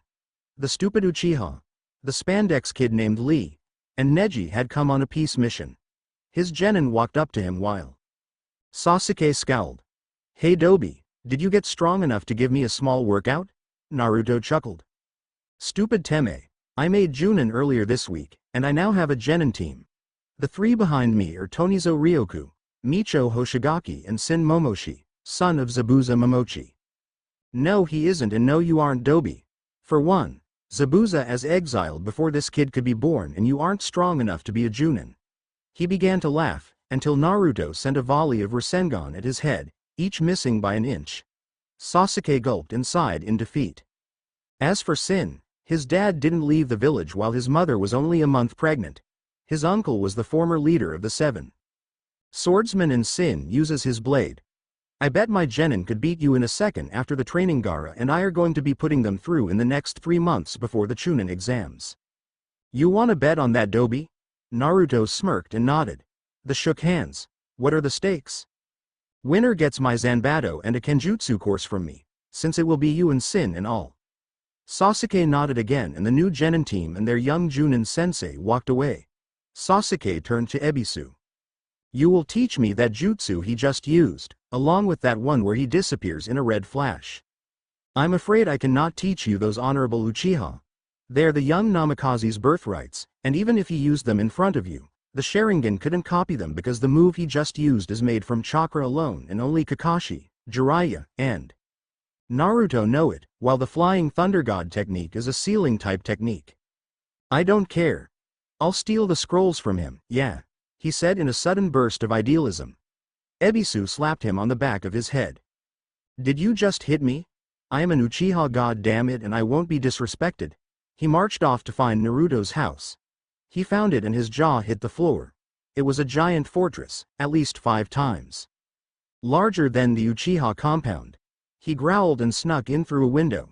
He went up to the top room and found a giant library of jutsu. We went to the hug scroll in the center of the room. No, stop before it shocks you, a voice yelled out, but it was too late. Sasuke touched the scroll and a huge surge of electricity flowed through his body and knocked him out. Naruto came out with a sigh and heaved the idiot onto his shoulder. Naruto, what happened to him? Asked Temari when he came down. Teme here wanted to take a look at all my jutsu. I tried to warn him but no, he just doesn't want to listen. If I wasn't getting S-rank pay for that mission I would kill him now. He threw Sasuke out of a window leading to a lake and had some clones lock all windows and doors. Lee and Neji walked along the lake to find a good to train when Sasuke suddenly floated over to them with lightning bouncing off of him every now and again. They pulled him out and made sure he was okay, then threw him back into the lake with a huge splash.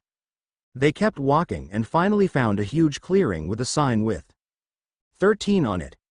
Neji activated his Byukugan and made a clone while Lee added more weights. Are you ready, my youthful teammate? I am Lee. And now we begin. They rushed forward, but 2 boys swiped their legs out from under them and sat on top without moving an inch. Leaf Ninja, this is our training ground, and you will not be training here unless you wish to be sent back to Konoha by the flat of our blades, said a boy with dark blue hair and black pant with no shirt and a blade with a red handle and a scale pattern on it. Should we cut off their fingers first, blind the one with the dojutsu, or wait till sensei gets here? Asked one in a cloak the same color as the other boy's hair and blue skin. He had a katana wrapped in red bandages with a silver skull on the end. A girl with short brown hair, a tight black tank top, and gray pants came out of the woods. Sin, Micho, just throw them out of the training grounds so we can get back to work, she said while making claws made of the mist floating over the lake destroy the Neji clones. Her eyes changed into mist-colored orbs with dragons going in different directions. I could always use the Ryu Misty Sight on you again if you don't. Neji, what just happened? Asked Lee when they suddenly found themselves hitting the ground. I think they threw us, but I can't be sure. I kinda blinked before it happened, he said as he hopped up. That dojutsu sure was. Interesting thought. I think that girl had the Misty Sight, the Kirigakure version of the Byukugan and Sharingan put together.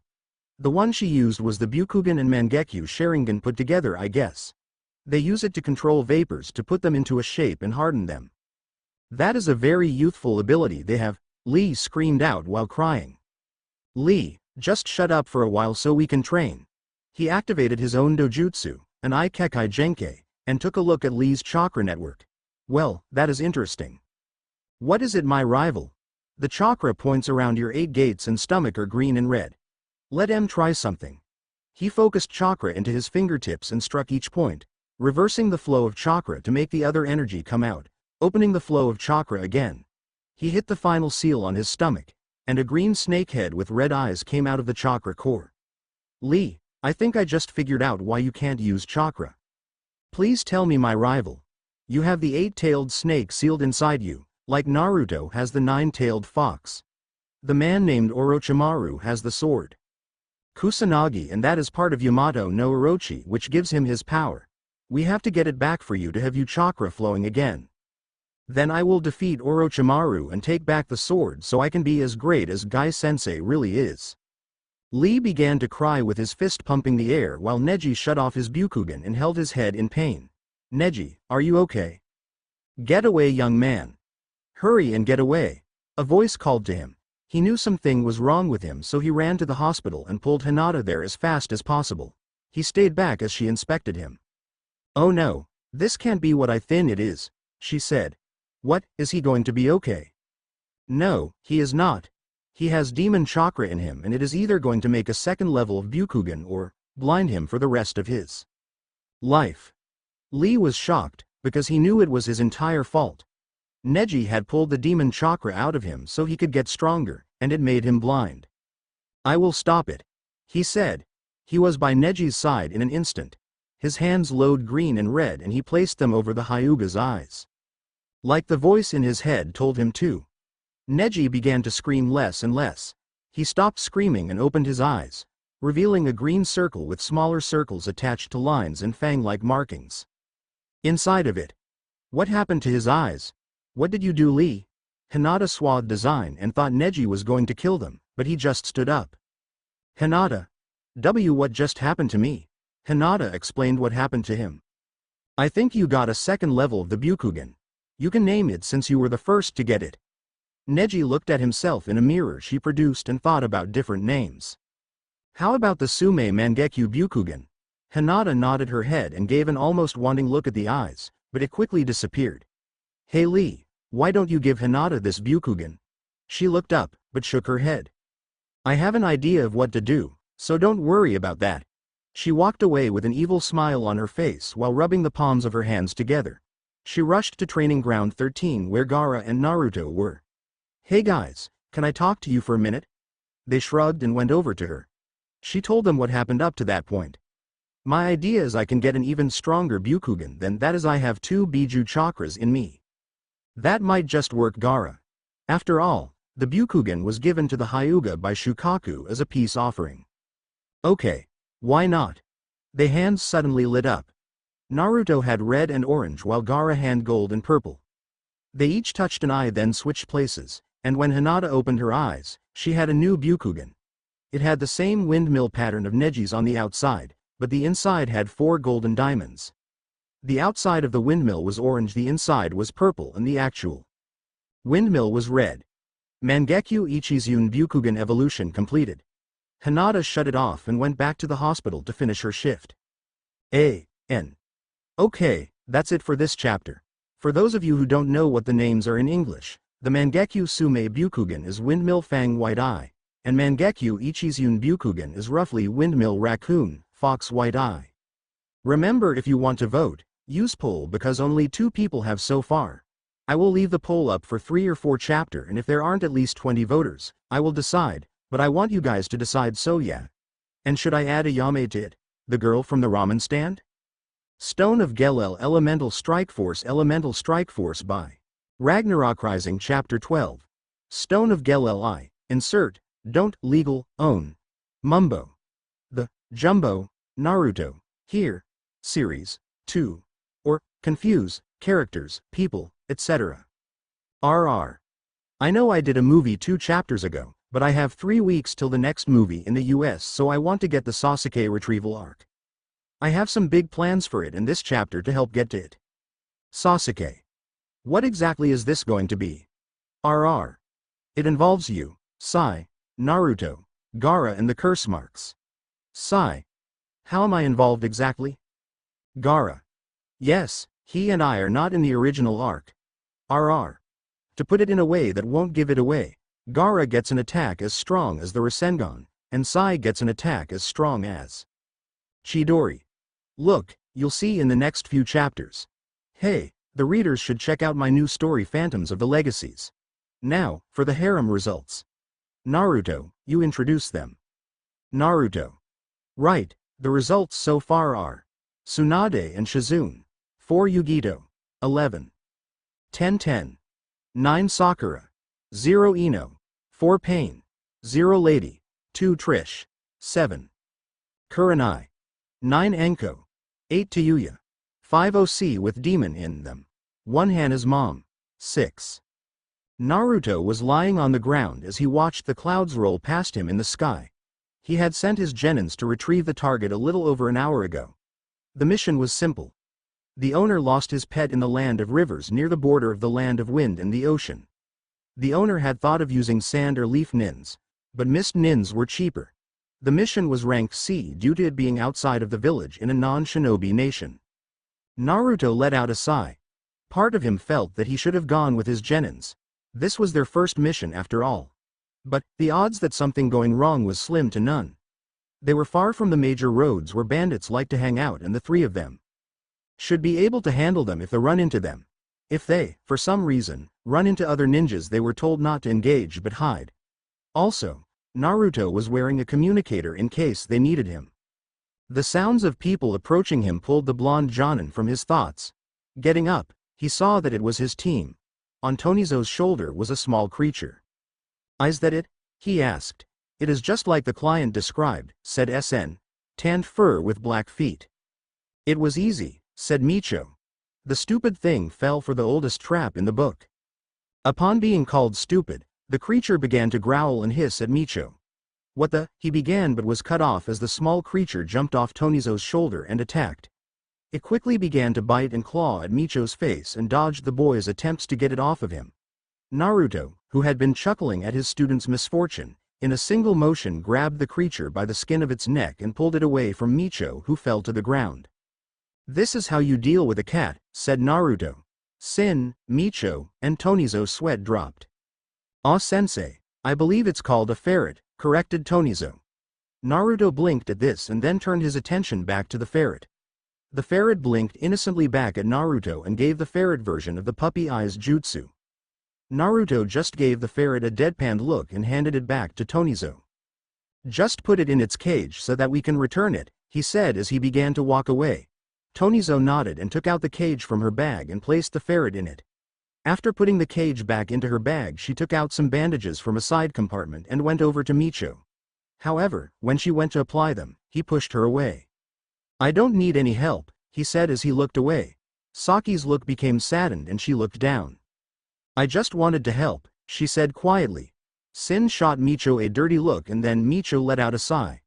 Before he could say anything, however, Naruto called out to his team. "Let's get moving, people," he yelled. "The sooner we get this mission done the better." Tonizo silently got up and walked over to her sensei. Sin shot Micho another dirty look for making his new girlfriend upset and followed her. Soon Micho was all alone. "What I do?" he asked to no one. 3 hours before. Important part. Sasuke sat back and relaxed. His new teammate Sai had just gotten back from a mission and they were talking about what kind of jutsu they wanted to make. A bolt of pain shot from the crevice of their necks. Flashback: it was the second round of the Chunin exam and Sasuke was stalking a grass ninja group. Sai and he went over to them and attacked. The males turned into huge snakes and Sai dashed in and put a paralysis seal on them. The girl laughed. "So I finally meet Sasuke and Sai of Team 7. The honor is all mine." Sasuke growled. "You can't defeat me." She laughed and Sasuke used a fireball jutsu to send her back. Sai sent an ink tiger at her and Sasuke used phoenix flower jutsu to beat her. She turned into mud as the attacks made contact. She popped out of the tree and kicked both back. Sasuke rushed forward and began a huge combo of kicks and punches that she dodged and blocked. Sai stabbed her with an ink sword and she jumped away.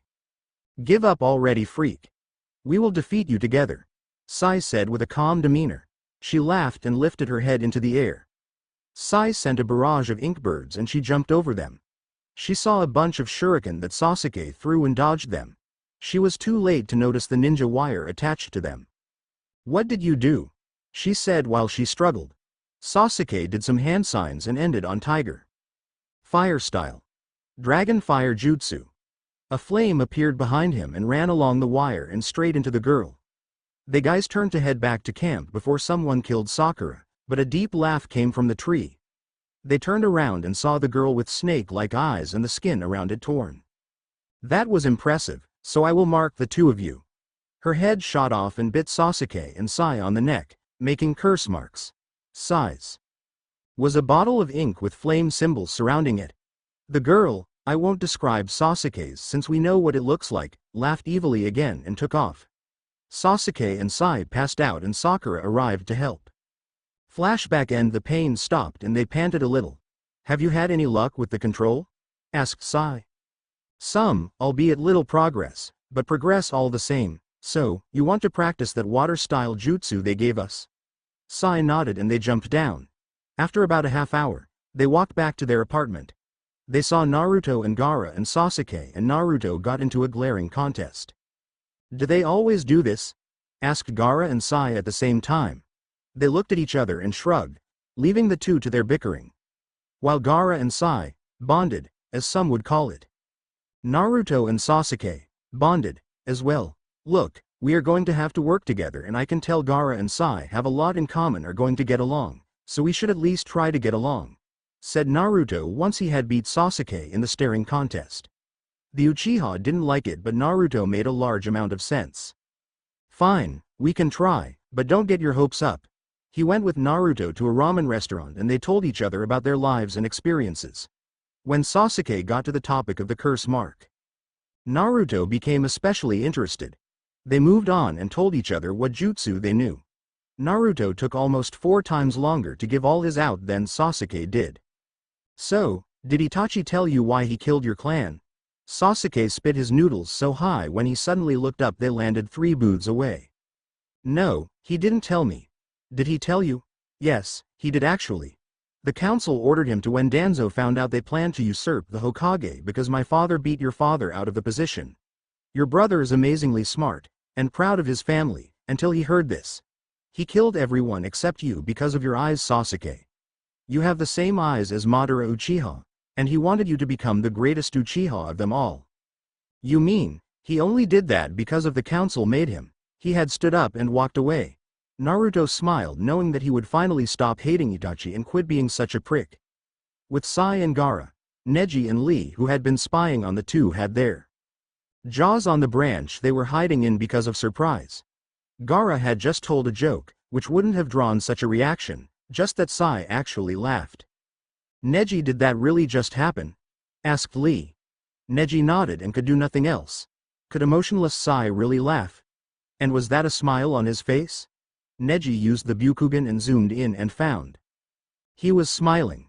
Neji and Lee shook their heads and ran away as sand shot at them. They got away, Gaara, said Sai as they resumed their emotionless faces. So about that technique you were telling me about. Right, well, I wanted an attack that could somewhat rival the Rasengan in power. I was thinking of using rock and wind to make a dragon from a fist of sand. You want an assassination technique to rival the Chidori? What do you have so far? I was thinking of using my ink to create an orb of black chakra and use my affinity of lightning to burn a hole through my opponent and flood their body with poison from the ink, giving them a quick death. I would like to make it explode or something. I'll think on it. Give me ideas because I can't really think. I got something goof for Gaara but I need Sai. Now, shall we go get some lunch? Sure, I could use something in my stomach. You in the mood for sushi? He nodded. Haku and Kisame were sitting under a tree and watching their genin train together. Haku was mad because he unfortunately had Ryaga's son. Kisame got lucky. His genin were the heir to a clan that turned parts of the bodies into weapons, Sake, the female heir to the only insect clan of the village that used mostly dragonflies and beetles, Shinobu, and an ice style using clan member who had a grudge against his older sister because she took his heir title from him, Mega. Haku had Ryogo, the wielder of Thunderfang, his father's first weapons. Kishoi was the younger sister of Kisame but she was a human since she wasn't injected with shark DNA in the womb, and of course, Ryujin, who was a water-style affinity master. His clan was trained from age 8 to control that ability and was considered the Uchiha of the Mist Village. Okay, quit for the day. Ryogo, you stay for that lesson. Kisame and the other genin left and Haku drew his weapons, Ice Fang, as he had renamed it. You are really going to teach me some of the techniques my father used? Yes, that is true. First is the lightning orb, or in your case thunder orb, since your affinity to electricity is incredibly strong for some reason. Now, focus your chakra into an orb and focus on a thunderbolt in the center. Wait, turn towards a tree. He did as he was told while holding the swords in front of him and a huge orb of crackling energy cut through it. I did it, sensei. I really did it. Haku smiled and patted him on the shoulder. He fell over as soon as Haku touched him. He sighed and carried him home. He waved to Gaara and Sai and dropped him off. Then he went to the mansion. He found everyone sitting in the living room. Is something wrong, guys? Yes, Naruto and his genin team are going on a suicide mission against a wielder of the Stone of Galel, said Zabuza as he sat next to his son that he had been forced to leave behind when he left the village. Haku remembered reading about this stone and ran to his room. He came back with his full battle gear scroll and his poison katana. I am going to Sanagakure with Gaara, Kankuro, Temari, Sasuke, and Sai. We need to get there quickly. Back with our hero, Naruto was leading his genins to the town where they were to drop off the ferret.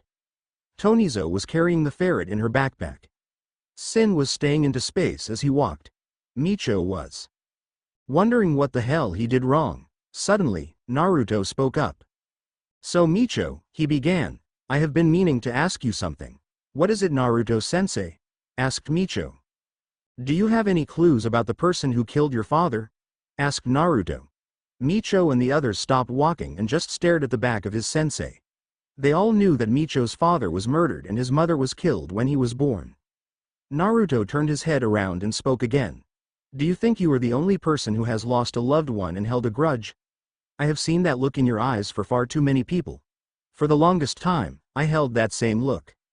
Are you trying to say do as I say not as I do? Growled Micho. Naruto now stopped walking. I don't believe in that hypocrisy, he said. It's your life, do what you want with it. Just don't ignore the people around you or betray those you call comrade. That isn't the path to strength. With that, Naruto began to walk again. Hurry up, you three. I want to get this mission done before nightfall. The three genins quickly gathered their thoughts and followed him. A couple of minutes later they were walking over a bridge. This was when Micho decided to answer. Only one, sensei, he said quietly. The man who killed my father took his heart out while it was still beating. That is all I know. I see, replied Naruto as they got off the bridge. Suddenly, he stopped and looked over to the horizon. In the distance, there were large black pillars of smoke. Naruto got a really bad feeling about them since they were coming from the direction that they were supposed to be going to. He then turned to his students. You three stay here. I'll be back in a moment. Before the genins could say anything, Naruto had vanished from sight. How the hell does he move that fast with that big-ass sword on his back? Asked Micho to no one in particular. Naruto jumped from tree to tree until he reached his destination and his fears were confirmed. The smoke had indeed come from the village, or what was left of it. Homes were destroyed and several of them were on fire. Naruto began to make some quick observations. This is too organized to have been done by bandits, and shinobi would never leave footprints for others to trace. So, who could have done? Naruto was then cut off as he heard Tonizo scream over the communicator. A few minutes ago, I can't believe we traveled all this way just to find someone's lost pet, whined Micho. What kind of C-ranked mission is this? The lowest, replied Sin. As Naruto-sensei explained earlier, D-ranked missions stay within the village where the odds of us getting hurt are almost non-existent and the mission are more like chores. A C-ranked mission involves leaving the village and the most danger we will face are low-level shinobi or bandits. Most likely the second of those choices. I know that, snapped Micho. But sensei could have taken us with him. I mean, we are here to learn how to be real shinobi. So, how are we supposed to learn when he leaves us out of important stuff? Well, he probably, began Tonizo but was cut off from continuing as Micho held up his hand to silence her. He was looking around with an intense look on his face. Soon, Sin was following his lead. We're being watched, said Micho. Tonizo put on the communicator in case we need sensei's help. Sweat fell off his cheek and he gritted his teeth. I don't think we can handle all of them. Tonizo nodded and quickly pulled out the device. As soon as she put the earpiece on and turned on the device, a large man in armor jumped out and caused the girl to scream. Tonizo, came Naruto's voice from the headpiece. Hang on, I'm coming back. Tonizo, meanwhile, was trying to think of what she should do next. But she was afraid. This was the real thing. This wasn't her sensei she was fighting, but an enemy that would not lose. A moment of sleep after killing her. As the enemy moved toward her, Tonizo did the only thing that her mind was telling her to do. Defend yourself. She raised her arms and braced herself for the blow. But Sin intercepted the enemy with a flying kick and knocked him out of the way. What's wrong with you? Shouted Sin. Then, several more soldiers jumped out of the woods and into the open. Shit! Explosive stab jutsu. When the sword finished charging, Sin drove it into the first enemy and then kicked him down. Mega was also dealing with the enemy. 3 of them surrounded him. 1 in front and the others at his side. They then charge at him all at once by jumping into the air with maces in hand. Sin blocked the mace with his sword, but a group jumped up and brought swords and axes down. Tonizo saw this and activated the Ryu Misty Sight. She threw a barrage of punches at them and dragons of mist rammed through the armor. I won't let you hurt him. A huge number of them jumped into the air and dove for her. She pushed Sin out of range and began to spin. A dragon roared through all of them and obliterated the metal. She dropped to the ground and Sin caught her. Naruto arrived and his jaw dropped. He saw the legendary lizards turning the armor into metal scraps. Sin, what just happened to her? He looked up, a tear in his eye and a smile on his face. She used the Ryu Misty Sight's special ability and killed them. Her heart just stopped for 3 minutes and started back up a few seconds ago. His tears came more freely now and Tonizo quickly woke up. She looked up at him and smiled. Sin, I hate to say this, but I think I've fallen for you. He smiled back. I've fallen for you to Tonizo. You should rest now Tonizo. He put her on his back. A huge amount of armored soldiers came out and surrounded them. A man with silver armor and a helmet came out then pulled a dagger out of his sheath. He pointed it at Naruto and following the unspoken command, they rushed Naruto. Skeletal spinner. He spun around and Grim Reapers came out and mulched the armors. What are you going to do with that butter knife, dude? He placed it in front of his chest and it grew wider by 2 dagger lengths. A green aura surrounded the blade and Naruto smirked. Okay, if that's the way you want to play. He summoned his skeletal cloak and drew the bone sword, a medium-sized broad sword. It had bone spikes running up the length.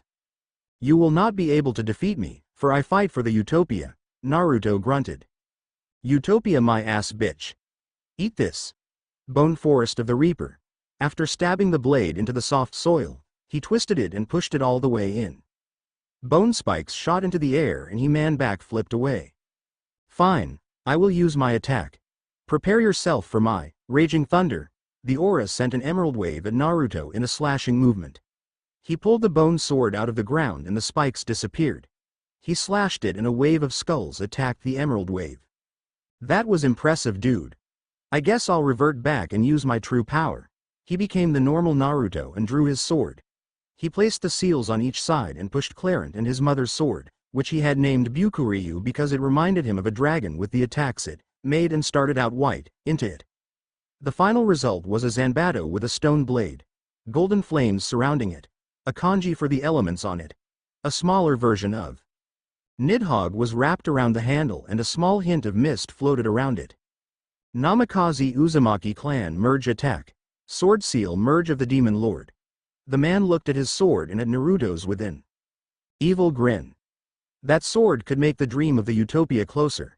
Give it to me now. Naruto laughed at the way he reminded him of Sasuke and threw the blade to him. He caught it, but the Nidhogg bit his hand and sent a poison through it. Good job Nidhogg, now return to me. The sword flew to his hand and the man drew his sword again. Strike him down, Emerald Dragon. A green dragon soared out and head in Naruto's direction.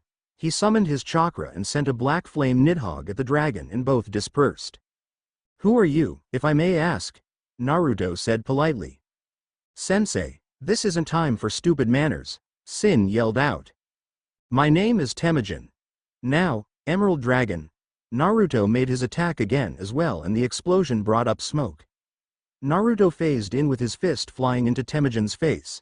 He was sent back over the edge, but he grabbed Naruto, who had sealed his weapon quickly and didn't expect it. "Sensei, now, grab on," shouted Micho. He did some hand seals quickly and shouted, "Water style. Water whip jutsu." The whip shot off and wrapped around his legs. Naruto grabbed and they began to pull, but a green energy cut the whip and Naruto continued to fall.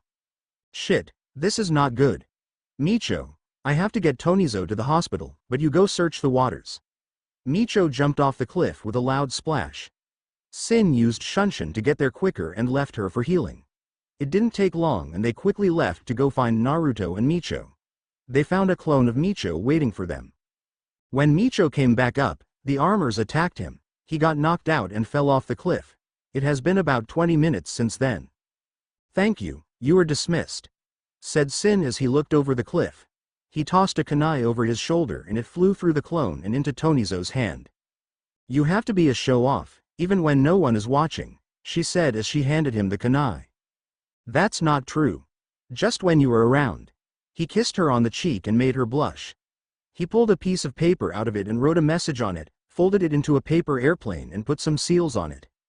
"Find Naruto and Micho, then return to us." He threw it and it floated into the air and down the cliff. It went up and down the river while they searched land. In a tent with a caravan, Naruto woke up and saw Micho next to him, as well as the guy's armor. He stole his dagger and put a fake one with a genjutsu on it in its place. "Now, where the hell am I exactly?" He turned to Micho. "Slap. Wake up sleeping ugly," he groaned. "You mean sleeping beauty," he said while rubbing his eyes and stretching. "Have you looked in a mirror lately?" Micho growled and looked around. "Where are we, Naruto-sensei? How the hell should I know fish breath?" "Don't call me that, sensei," he yelled, making Naruto laugh at him. "Okay, how about fish breath Jr.? Stone of Gel Part 2 Elemental Strike Force by Ragnarok Rising RR. Okay, I watched the movie on Saturday and I now know it was after the Sasuke Retrieval arc, but this story has a lot of AU in it. I have a huge surprise planned for about 7 chapters away. In 5 chapters, I will move on to a time skip with years instead of the usual stuff. I won't post the harem results this time, but next time I will try to get a hold of the results. Gaara. Hey, can we get on with the whole new chapter thing please? I want to kill someone. RR. I don't need my sister if you want to kill her. Gaara. Really, I'm okay with what I got. Hey, someone bring me something to kill. Stage assistant brings a squirrel out of the back room. Sand coffin. RR. Gaara, you can't kill a squirrel like that. Let me show you how to kill it. Squirrel cowers in fear as RR approaches him with a firecracker. Gaara. Hey, wait just 1 minute. RR. Too late. Fire in the hole.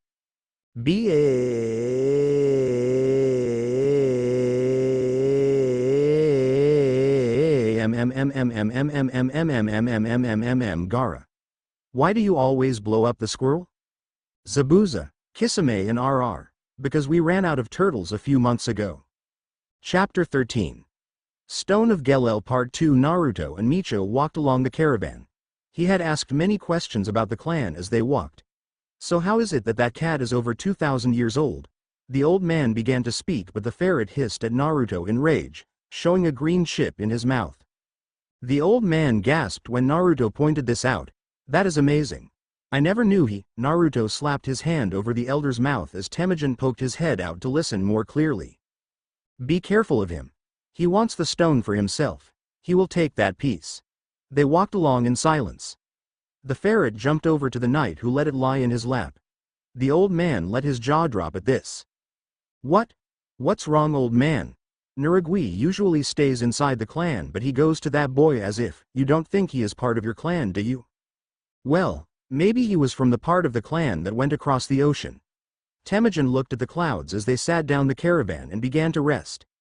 Micho flipped himself over the side of the wagon Temujin was in and began to eat his lunch. Excuse me, but how did you do those moves? He asked. You mean the jutsu? We use our chakra to make the jutsu work. Temujin stroked the ferret as he though about it. It's true. I can't sense any galel in him. Naruto came over to him and sat across from him while pulling out a kunai and cutting some bread to make a sandwich. We could use some people with powers like you guys. They looked at each other with weird faces. I don't know, I really don't think we should. Micho munched on a sandwich while Naruto trailed off.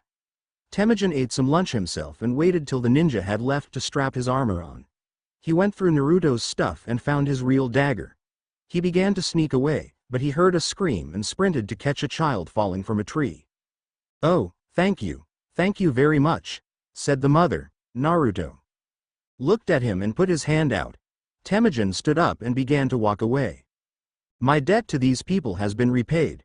I am leaving. He walked away and Nuragui jumped on his shoulder. Naruto, get Nuragui back, or I won't pay you. Hold it, old man.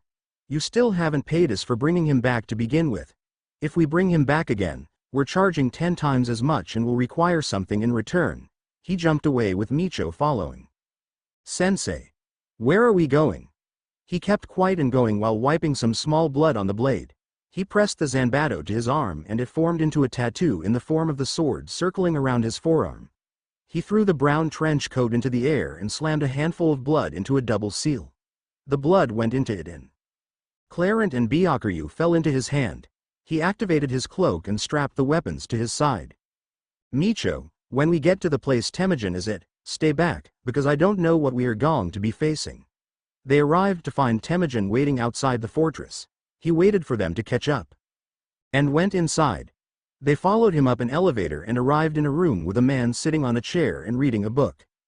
Ah, Temujin, is this the ones you told me you? He said, stepping down.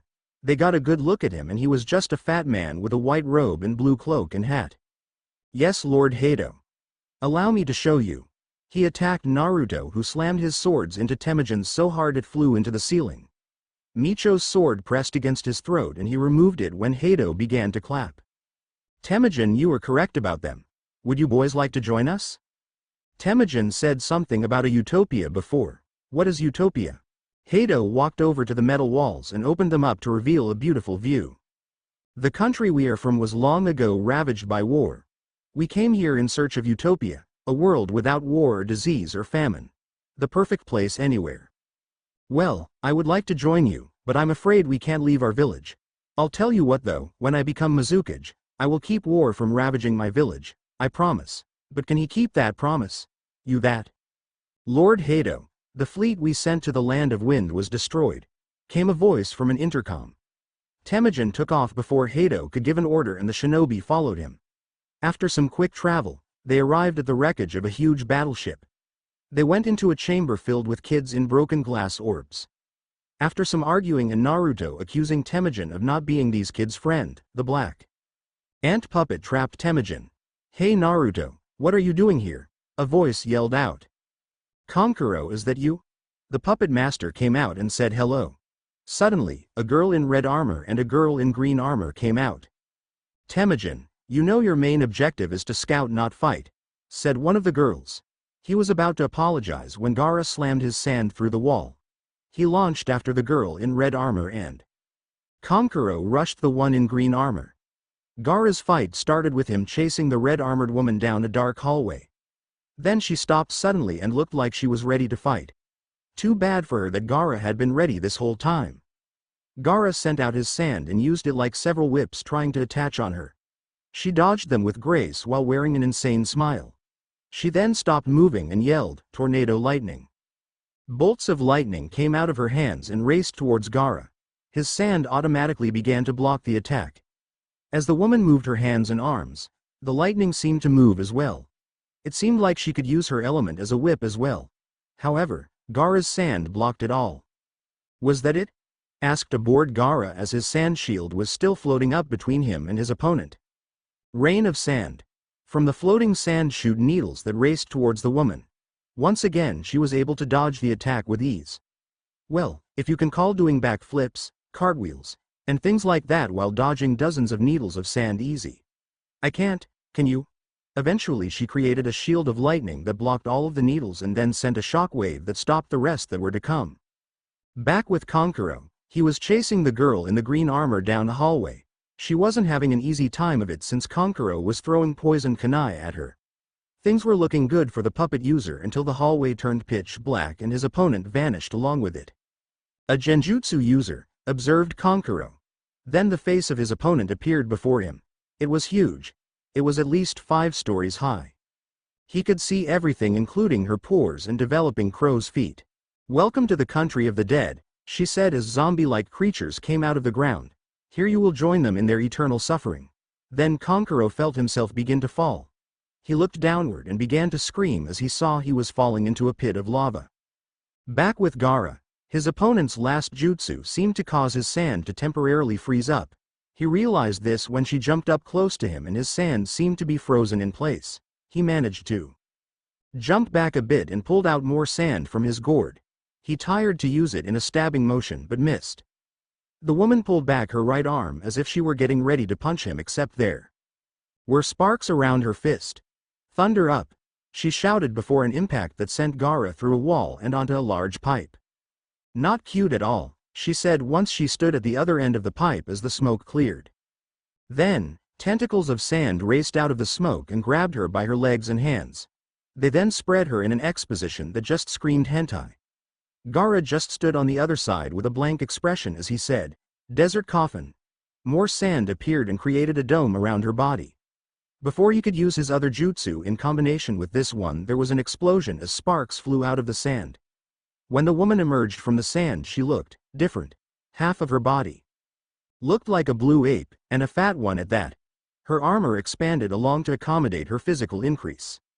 "I see," said an unimpressed Gaara. "You're a taijutsu user who transforms your body in order to increase your power." "Exactly," she said as he finished her transformation. She then ran towards Gaara with the grace and silence of a stampede of elephants. Gaara sent more sand at her, but a dome covered her body whenever it got too close. "Fool. That won't work against my plasma ball. Take this." She then punched the ground right in front of where Gaara was standing, causing him to fall down, and it was a long ways down. When Gaara landed on a steel crate that someone had left there, the ape woman landed on her feet on the floor, leaving a small indentation. Slowly she moved over to where the sand user lay and saw his face crack and then fell apart. It was a look an empty shell. "Is this your first time dealing with a shinobi?" asked Gaara, who was standing unharmed behind her. "You're still alive?" she said aloud. Gaara's only answer was flowing desert dragon. Sand flew in from the outside and filled the room.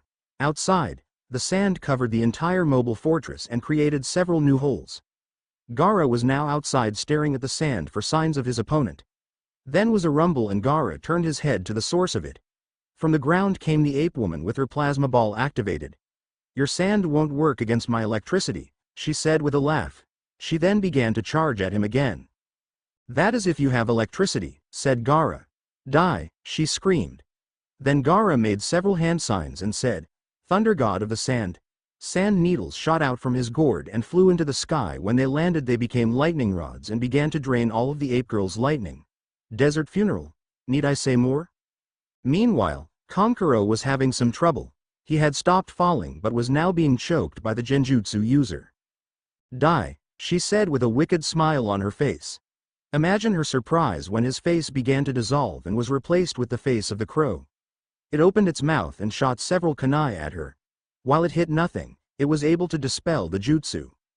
"I missed my chance," said Kankuro in his hiding place. He then sent his puppet after her with him fighting as well.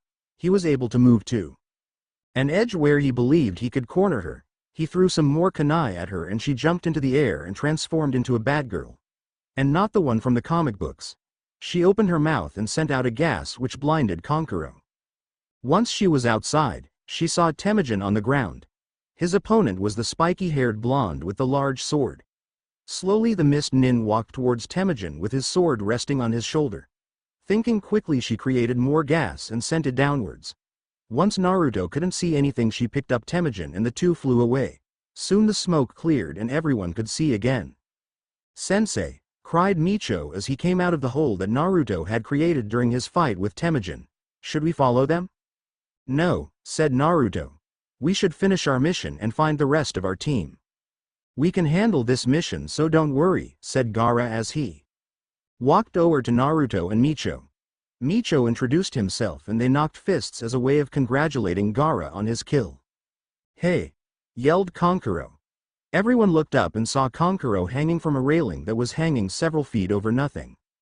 Apparently he had tried to go after the Batgirl and was now playing hangman. Can someone lend me a hand? Naruto said nothing as he threw the Kabikari Hucho at Kankuro. Hey! Wait a minute! Screamed the puppet user as the Zanbato swung towards him. It missed him but cut the railing itself, causing Kankuro to fall into the water. There you go, said Naruto as his sword flew back into his hand.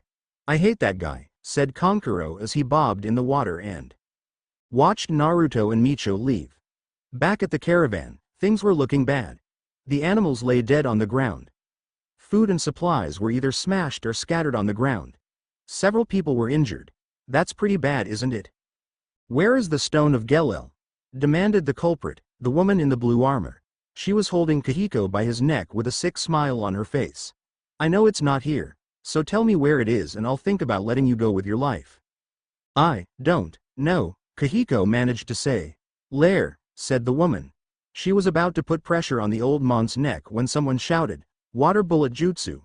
Before she could react, a blast of water hit her arm and in her surprise she let go of the old man. She quickly turned her head to see Tonizo and Sin. We have some question, said Sin as he began some hand signs. As he did this, the water on the woman's arm paralyzed them both. I bet you think you have me, she said. She then transformed into a werewolf and let out a howl. Sin had to cancel his jutsu to plug his ears. The wolf woman then leapt into the air and retreated. Damn, said Tonizo. They never covered werewolves in the academy. Sin said nothing as he walked over to Kahiko. I'm sure you know something about this stone of Galel, said Sin. Why do they want it so badly? The old man just turned his head away from Sin and said nothing. Very well then. I was just asking. Because we overheard them talking earlier. If you have nothing else to say, then we had better get back to searching for our missing comrades. With that, Sin turned and started to walk away. Wait, said Kahiko. Are you comrades of Micho and Naruto? Did someone call? Asked Naruto as he appeared in a whirlwind of leaves with Micho on his back. He then turned to his other two students. What took you two so long? It was late at night when Temujin arrived where the caravan once stood. Hato had ordered him to return because he believed that they knew something about the stone. At once, without saying a word, he began to look through the remains. Then, without warning, he felt something hit the back of his neck and then the world went back. Temujin woke up later in a cave. Inside were the people of the caravan and the mist nins. He tried to move and realized that he was all tied up. What happened? He asked. I did that, said Naruto. I used silent killing to sneak up on you and knock you out. Naruto, said Kahiko calmly, let me speak. He then turned to Temujin. Who would have thought that people like you would have information about the stone, said Temujin. Why are you looking for the stone after all this time? Asked Kahiko. Don't you know of the terrors? We need it to complete our goals, said Temujin. Then, a hologram appeared over Temujin's heart and displayed an oval-shaped green crystal. Just as I thought, said Kahiko. The Galel crystal. He then turned to the mist nins. Long ago when our country was destroyed, some of our ancestors crossed the ocean with the Book of Galel and the Galel crystal. This boy here did not come here but has instead returned. Only those in the main branch of our clan can control the Galel at its fullest power and bonded it to a human. So what is this Galel? Asked Naruto. No one knows what the stone is made from, said Kahiko. Long ago a vein of it was discovered by our ancestors. With it we were able to create a large empire. They were able to perfect medicine, create plants that they grew to maturity in one night, and created great research. But that was a long time ago, and with great powers come great disasters. People fought over the stone and it eventually led to wars. In a blink of the eye our empire was destroyed and our people left to wander the earth. After that, the stone was sealed away. But why didn't they destroy it? Asked Tonizo. Only those in the main branch can do that, said the old man. Sadly, we have lost all of the main branch members, so all the rest of us can do is guard its location. Temujin smiled. After hearing that story makes me want it ever more, he said. It is the perfect tool to achieve our goals. I will get that stone no matter what the cost. Idiot, said Micho. Didn't you hear a word that he said? Power is nothing more than power, said Temujin. The only difference is who commands the power. Only Hado-sama can wield power like that to create a utopia. That power goes beyond human understanding, said Kahiko. It must never be revived. I will find it, said Temujin as the broke free of the ropes. He then moved behind Kahiko and put his sword against the old man's throat. No one made a move. And you will tell me where to find it. I will not, answered Kahiko. If you kill me, the secret of its location dies with me. Then I have no choice, said Temujin. He then grabbed the old man and a child and ran out of the cave. Naruto and the others moved to the exit when a boulder was placed in front of it. Does he really think this can stop Shinobi? Asked Sin. He turned to Naruto after a quick slash of his sword destroyed the round barrier. How are we going to find him? He is most likely on his way to the location of the Stone of Galel and we don't know where it is. Why should we even bother? Said Micho. It's not part of our mission. True, said Naruto. However, he took our client and without him we don't get paid.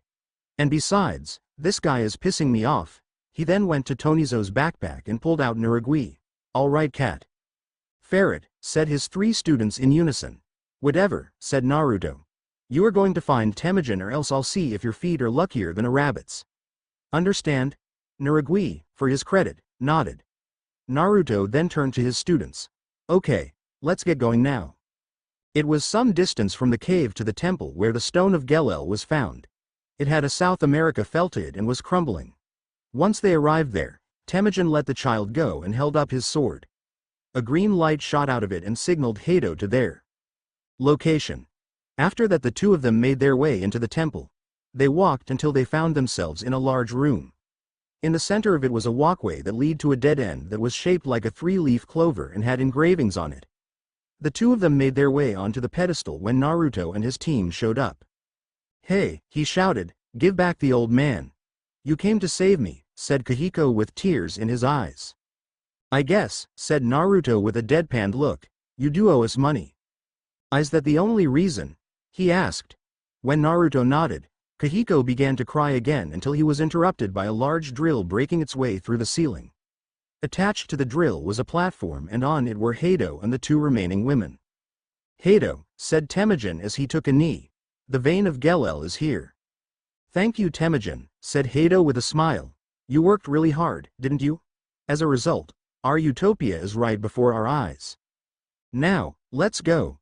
He began to walk back to the control of the giant drill when he became surrounded by dragonflies. Sorry, but we have some questions, said Micho. Naruto, is he a friend of yours? Asked Hado. Yes, he is, said Naruto. He is one of my comrades. Naruto then faced Micho. Micho, I think I have an idea on what's going on. He then looked at Hado again. Fat man there is claiming to create a utopia where there is no war and the weak have no wants. However, his actions speak differently.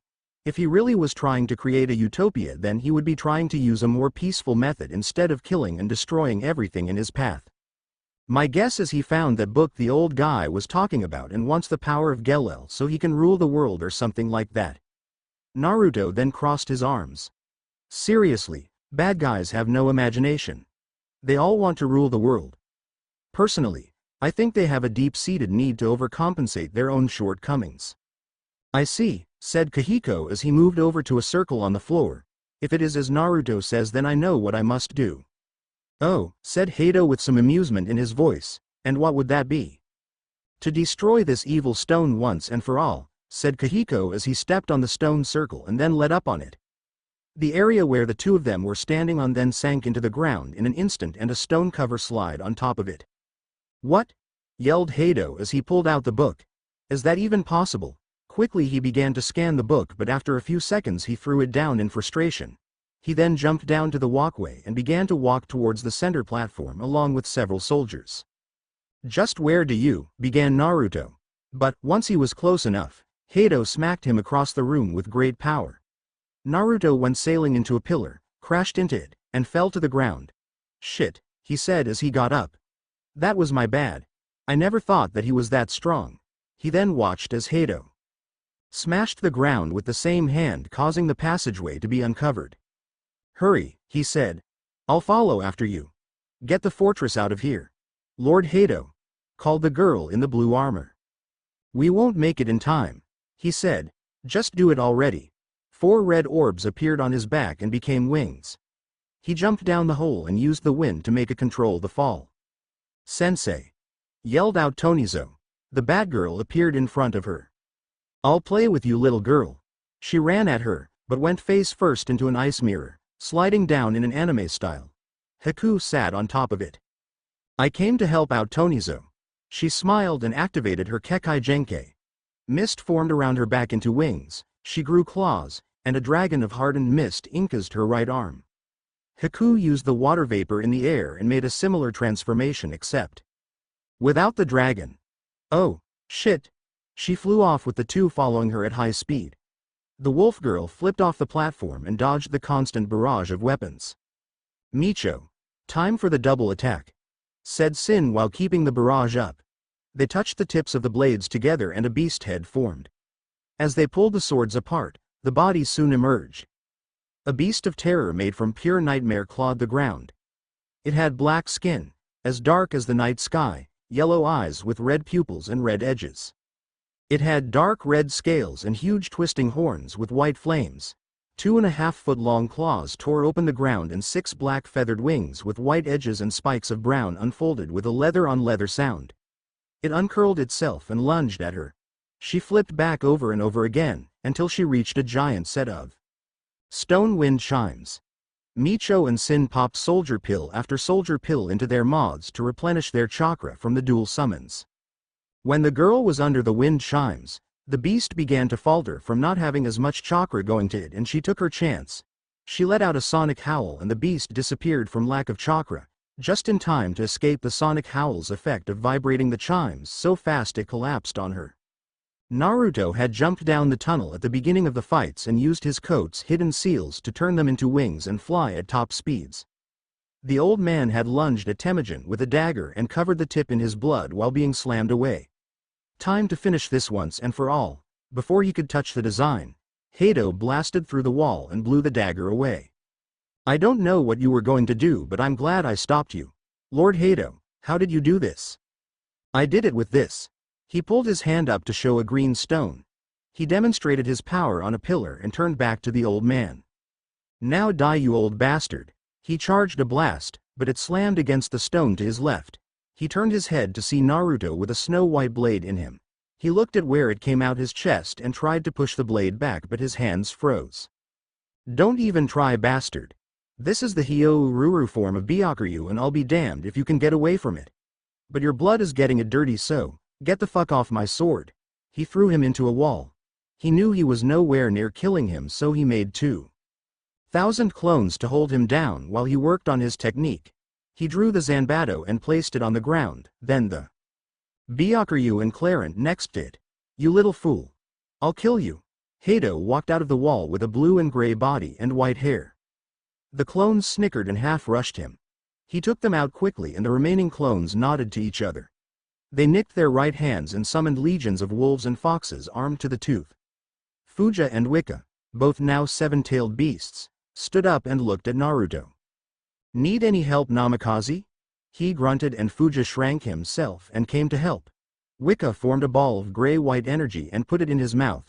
He shot the blast forward and Hado shot multiple blasts at the orb and sent it into the air to break the glass. "That's it, the vein of Galel." He let out an evil laugh as a massive amount of green energy flowed quickly into the stone. The 2 through 5-tailed wolves jumped back and formed balls of energy that they fed to Wicca. Fuja sent his tails out and dropped 4 orbs into his mouth. Fuja launched forward and shot the orb at Hado, who sent an even larger blast of energy at them. The summons disappeared except for Fuja. "Naruto, may I borrow some power, please?" Naruto touched his paw and focused red chakra into it and made another tail appeared. He fought tooth and nail with Hado until Naruto finished. He placed the swords on the thousands of seals on his cloak and placed the Kekai Genkai cloak on top of them. He let his chakra flow into them, then pulled the cloak and jacket off to reveal a new sword. It had a lion head on the bottom of the hilt, A wolf and fox head on the top and bottom of the left handle coming off the crossguard and a crocodile and shark head on the bottom and top of the right one. The handle was silver with a golden line curving around it. The blade was red and white and Naruto pulled the handle, separating it. The animals were on the red one and the crossguard was a 5-pointed star on the white one. Naruto, I didn't know you could summon those up, said Fuja in complete awe. Naruto smiled and dismissed the fox. Do you know what these weapons are, Hado? Butter knives compared to the power of Galel. He laughed at him and the weapons glowed an eerie light. These are known as Hirenmaru and Karenmaru, the ice ring and fire ring. Naruto brought the weapons above his head and slashed down. Hado jumped up high and dodged the dragon and fox that nearly hit him. Naruto rushed in and was slammed back by a high-powered blast, then landed next to Temujin. Temujin, if that book he was reading is what I think it was, he killed your family and massacred your village, yelled the old man after. Naruto stood up. Temujin made the connection and stood up with a growl. Temujin, I need your help. Focus the Galel stone's power into Hirenmaru and I will focus my ultimate power into Karenmaru. They ran at Hado at a steady pace and when Naruto reached Hado 4 rectangles of black material headed for him. He slammed the now green Hirenmaru into them and they shattered. Why won't you just die? He yelled as he spun at Naruto. He punched and Naruto sent his multicolored Karenmaru into the fist. And sent him back. Naruto jammed the green blade through Hado and beheaded him. Naruto panted and put the weapons back together and turned them into the 3 original ones. Temujin, get as much of the stone as you can and I will seal the rest into a scroll. Why are we doing this again, Naruto? Temujin, you are going to become the Jalelkage, leader of the village hidden in Galel. I'll leave behind some old friends to help recruit people and build the village, as well as begin a new way of training like that Raging Thunder and Emerald Dragon move. Well, what do I do after that? You form an alliance with Mist and I come and help train you. After 3 days of work, thousands of clones, 5,000 sealing scrolls, and a bunch of calls, the village hidden in Galel was up and working. After a few more weeks, they began their special training by sealing small stones in them. Naruto's clone smiled and disappeared, sending the info to the real Naruto in Mist. The village is established and the forms will be drawn up in 2 months. Now, why do you need me? He was in front of the council and Dante. Naruto, I have named you my heir to the Mizukage position. In 2 years, I will step down and you will take my place. When your genin reach Chunin I will teach you exclusively. He bowed to him and walked away from the room. He arrived home and everyone looked at him.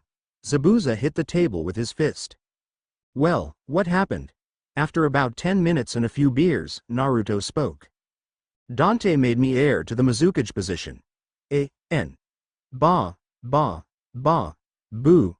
Okay, I'll bring in the Sasuke Retrieval arc next chapter and I just found out I might or might not see the next movie. My dad got nationwide sweet tickets for the Texas Motor Speedway NASCAR race. An incident happened at a different track and I might not get to go. New attacks and beginning the Retrieval Elemental Strike Force by Ragnarok Rising RR. I am pissed at NASCAR.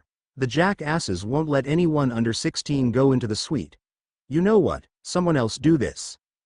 Naruto. Okay, I'll do it. If this chapter is released on Wednesday then the next will be released on Friday or Saturday, but if it is released on Friday, the next will be on Wednesday. RR. Okay, I stopped crying. Now, I will release both Sasuke Retrieval arc chapters soon and I will release the movie chapter soon if I can. I may wait to just buy it on DVD but I don't know. Plus, I am giving Naruto some cool shit in this chapter. Sasuke. Am I still going to be emo in these next few chapters? Sigh.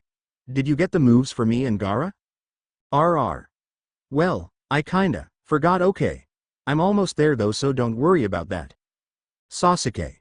That means you still haven't figured it out yet, right? RR. Oh look, the chapter's starting.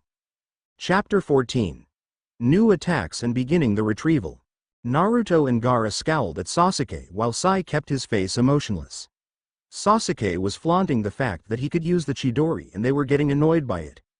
Uchiha, every one of us has a family technique that can beat the Chidori easily, so quit trying to rub it in our faces before I rub this across your face.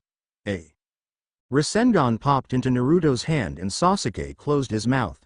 That thing is so weak compared to my Chidori. Naruto growled and focused wind and water chakra into the Rasengan, turning it into a spinning ice ball that spit out small spikes from time to time. Let's which is stronger. Sasuke charged up a Chidori and ran at Naruto. Before they hit, Kakashi appeared and threw both into a tree. Sasuke had his arm stuck halfway in the tree while Naruto had made a huge dent in the forest while leaving a trail of ice in his wake. Guys, don't use those attacks on each other unless in a spring match. Gaara, Sai, I heard you guys finished perfecting those new attacks. Let's see them, shall we? Gaara stood up and uncorked his gourd. Sand flowed out and turned his left arm into the Shukaku arm. He exhaled it and a wind bullet flew out of his mouth and attached itself to the front of the fist, then began to spin. I call it Fusengen Jutsu. Sai, you next please. He poured a bottle of ink out and then 2 more. He focused some chakra to it and it floated back up. Part of the ink turned into wings that attached to his back and the other into claws that attached to his hands. They rushed each other and as Sai got closer, then ink became huge electrified slashing black blurs. They blew each other back and said made his ink go back into the bottles. I call it Ink Beast Merge Jutsu.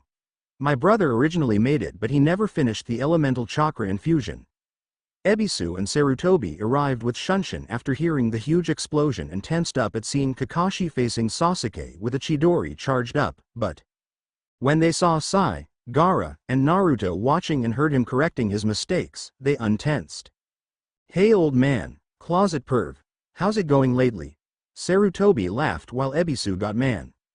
You ungrateful little demon brat. I should? He was sent flying across the village with Naruto pushing him with a Rasengan the entire time. He came back after making sure to say hello to Janji and came back to meet up with Gaara. Hey Sarutobi, where are the Chunin exams being held this year? The Chunin exams are held in the same place twice before they move on. Why do you want to know, Naruto? He got his answer. When Naruto's genin came over to him yelling sensei. This is why, old man. He said while sweeping his hand over the genin. Sarutobi looked between him and the genin while muttering random things. How can you have genin? You have to be a jonin for that. After the Land of Snow mission I was promoted. These genin are soon going to Chunin though. That reminds me. Dante is going to take me on a private training trip for 2.5 years while we leave Zabuza and Kisame in charge so I can be completely prepared for when he stepped down from the cage position.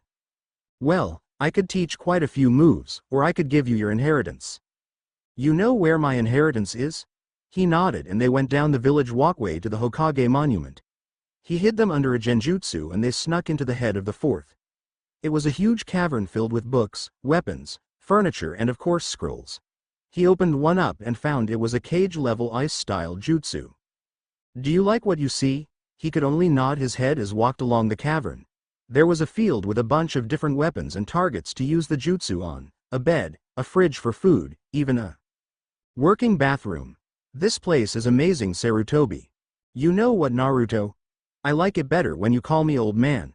They laughed and Naruto continued to walk along the walls until he found a bookshelf. He pulled a white scroll with yellow lining off the wall and opened it. This looks interesting. Fist of the Flying Thunder God Jutsu. By using this with the Rasengan, you can transport it anywhere there is a seal placed and cause a lot of damage. It is best used by placing multiple seals and having shadow clones make Rasengan as well and have each one attack a seal. He pocketed the scroll while moving. Hey Naruto, don't touch that one, he wasn't fast enough and Naruto opened a bright white scroll, causing an even brighter light to hit him in the eye. No, I wasn't fast enough. Naruto lay on the ground screaming as a layer of each chakra covered his eyes. After 20 minutes, much to the former third's surprise, they disappeared to reveal a white chakra covering the eyes. Then that moved away to show what was trapped inside. Do not quit reading no matter what until I say so or you will be disappointed. What the hell just happened? He grabbed a mirror and looked at his eyes. He dropped the mirror and turned to Sarutobi. He could see his chakra points, the chakra network, the organs, even blood flow. He looked down at the mirror and saw the 4 tomo in his blank eye socket and the veins on the side. He picked the scroll back up and read it. Dear wielder of these eyes, You wield the Bijugan or the demon eyes. This allows the user to see blood add chakra flow and stop them as well as organs. Enclosed is a list of skills and a taijutsu style for it. I tried to warn you, Naruto. You now hold the eyes that started the Byakugan. Toss me that scroll. Naruto didn't do as he was told but sat down to read. After a few minutes and a lot of screaming, he committed it to memory and threw it to the third. Now, I will have to burn this scroll and 8 trigrams. 512 palms. He hit Sarutobi over and over again and knocked him out. Sorry, old man, but this could be useful. But don't worry, I don't like to use bloodline limits because then I wouldn't be as strong as I could be. He pocketed a few more things and left the place. He put a blood seal on the side and dropped Sarutobi at his place. Okay. You can stop now if you want. So, did you have fun attacking our former leader? He sighed since he forgot the Hyuga lived next to the Sarutobi family and was going to have to fight Hiyashi and the other Hyuga about to attack him. Actually, I did have fun, Hiyashi. The man growled and lunged at him. Naruto sidestepped and Hiyashi turned. They all jumped at him but froze as the field of divination appeared below Naruto. What is going on? Managed Hiyashi. Naruto looked up and every one of them gasped at seeing the eyes. You Hyugas are such a foolish bunch of people, but I will end that here and now. Forbidden 8 trigrams. 3072 palms. They fell forward and he began to hit all of them. He walked away a few seconds later with 72 Hyuga branch members on the ground alive, 3 dead, and the Hyuga head hanging from his underwear on a flagpole. Hey Naruto, did you have fun knocking them down a few pegs? It was Gaara. Naruto had seen the third eye. Hell, he had accidentally destroyed it. Yeah, it was a lot of fun. I just wish I was allowed to attack Sasuke without it being considered an act of war. They laughed and Itachi appeared. Hey Spiky, raccoon face, what's up? They shrugged and walked around the village to the training ground. Hey Naruto, or would you like to be called Kyuubi? We are going to finish what we started 7 years ago. Naruto, Gaara and Itachi looked up to see all the villagers and half the shinobi population with Sasuke at the lead armed to the tooth. Before they could react, they had been overwhelmed and Naruto was strapped to a cross. Prepare to die, Dobi. Chidori. Sasuke slammed a Chidori in his chest, but it was nowhere near as strong as Sasuke's really was. Naruto let out a laugh. You fool, that is nothing near as powerful as Sasuke's really is. Plus you don't have the Sharingan activated. You are all stupid. Plus, in case you forgot, the Hokage is my uncle. Someone threw a pitchfork and it pierced his chest. That was a huge mistake. He began to shake against the cross as a huge amount of red chakra surrounded him. He sent a pillar of the chakra into the air and a huge dragon's head. Think Shenron from DBZ. Fell from the sky. It began to stretch out and soon it was halfway out. The Kyuubi has taken over, yelled Sasuke while changing back to Mizuki. Naruto let out an evil laugh that shook the walls of the buildings around them. You are all idiots. I mastered his power long ago. Hell, I have almost all of his chakra too. Now, die Mizuki. He pointed his finger at Mizuki and the dragon rushed him. He bit him in half and threw the body into the air, then ate the rest. The dragon shrank and dropped down next to Naruto where he wrapped around him in a protective style. Naruto, please stop before you kill everyone. It was Janji standing behind Naruto. Naruto let out an insane laugh and turned to his uncle.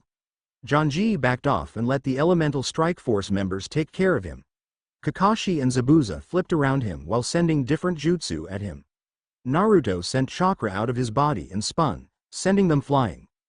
Gaara sent all his sand at Naruto and began to draw on Shukaku's power. Naruto, you cannot stop me. Naruto let out another laugh but Gaara threw 6 sets of weights into the air and made sand fly into the air. It collected around his fist into a Shukaku arm and he sent a huge wind bullet to the end of it. Naruto punched forward through the sand and was nailed in the chest. Gaara, was that really necessary to use? He shrugged and pulled the sand back into the gourd. Naruto dropped to the floor with steam rising off him and they took him to the hospital. You should learn some control, Gaara. That could have killed Naruto if you had mastered it. Kakashi, you forget he and I are both Jinchuriki and our demons heal any wounds we have. They exited the hospital and Gaara went to train with Sai. Naruto woke up a few minutes later, Tsunade and Shizune hovering over him with a green chakra casing their hands. "You gave us quite a scare, Naruto, with that dragon," said Tsunade as they pulled their hands back. He swung his legs over the side of the bed and hopped to the floor with a little groan of pain. He walked out of the room with a thank you and went to the hospital where Sasuke was after training with Itachi. Apparently, Sasuke had used Chidori on him, but Itachi had to use Tsukuyomi on him. "Don't you think that using such a deadly technique on him is dangerous?" he asked Itachi when he saw him. "He used a B-rank assassination jutsu on me, Naruto. Besides, he deserved it for turning into such a prick." Naruto laughed and they walked along the road. Sasuke was sitting under the tree thinking about what had happened in the forest with the encounter he and Naruto had. "I need more power if I want to defeat him and Itachi and restore my clan to full power like it used to be." He clutched the mark on his neck. "Even if it means going to Orochimaru. Don't you agree with me, Sai?" "Yeah, I guess I do. Thought you wanted to defeat your brother and Naruto. I wanted to kill the man who destroyed my life by taking my brother from me." They stood up and began to jump through the forest, where they met 4 of Orochimaru's minions. One was the spider dude. Then there was a girl who had a bunch of orbs embedded in her body, a man with a panther with him and another girl with a brown eye on her forehead. "Oh, so you two came to us? Well, that saves us some trouble," said the spider dude. "Lord Orochimaru has told us to inform you that in your arrival you two will be co-leaders of the group. Now, before that can happen we have to unlock your level 2 curse mark." He pulled out a bottle of pills and they each ate one. They sealed the 2 into coffins then took off. Janji sat at his desk with Elemental Strike Force, Neji, Kiba, Shikamaru and Choji. "Okay, you are hereby assigned to capture and return alive Sasuke and Sai. They are running away with the Sound 4, Orochimaru's top subordinates. We sent word to Gaara and his siblings, but they are still on their mission to Suna. They won't get back in time, so you will be sent out first." "Yes sir, Hokage sir." They all disappeared and began to run through the forest. Naruto took the lead as they sped up to top speeds. "Okay, I'm guessing we will have to split up so Choji and Kisame fight together. Neji, Kakashi, and Isaribi fight together. Shikamaru and Haku fight together, and by then we will reach Sai and Sasuke. If we encounter another person, we'll see what happens from there on." "Hey, who made you leader, Wicker Face?" said Neji. A low growl came from Naruto's mouth as he let a small red tint to cover his fingers. "Don't call me Wicker Face, and the reason I am in charge is because I am a Chunin and the heir to the Mizukage title, so don't mess with me or I'll scoop your eyes out with an ice cream scooper." Neji gulped and they reached a trap. After defusing it, Naruto summoned up some speed wolves to carry them. They caught up to the group fast, much to the shock of the Sound 4. "Choji, Kisame, get ready for a fight," he whispered to them. The girl with the third eye stepped forward. "I'll take care of them. You 3 go ahead." They quickly ran away and Choji and Kisame jumped off their wolves, making them dispel. The others began to go ahead, but the eyes sent a beam out and hit the ground and a claw of rock reared up to try and hit them. They jumped off the summons and let them disappear. "Guys, get rid of her now," yelled Naruto. Kisame drew his weapon and jumped at her, bringing the weapon down. She wasn't able to pull any rocks up, so she chakra enhanced the sword on her back and drew it. She swung it down, but Kisame sucked up the chakra and sent her flying. The others ran as fast as possible to catch up. With the Sound 4. "You bastards, I'll kill you both, then I'll take out Uzumaki." She jumped high into the air and flipped upside down, sending a beam out of her eye. A twisting cyclone ripped up and she landed in it. Eyes opened up on the palms of her hands and shot more beams out, expanding. She grabbed it and slammed it over them and sealed the top. "Choji, can you get us out of this?" asked Kisame after pulling out a chakra match, a piece of wood with a simple seal on it to keep the fire in place. "I think I can if I use this, but the side effect is gonna come back to bite me in the ass." He pulled out a glass container and popped a green pill in his mouth.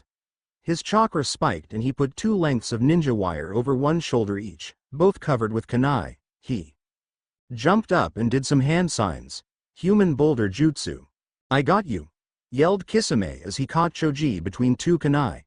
He threw him at the wall with all his strength and he began to bounce around like a pinball. He broke through one of the walls and bounced away, and Kisame let his jaw drop a little when it began to heal. My brother Jirobo was at a disadvantage when you fought him in the Chunin exams this year, but he didn't unlock his Kekai Genkai like I did.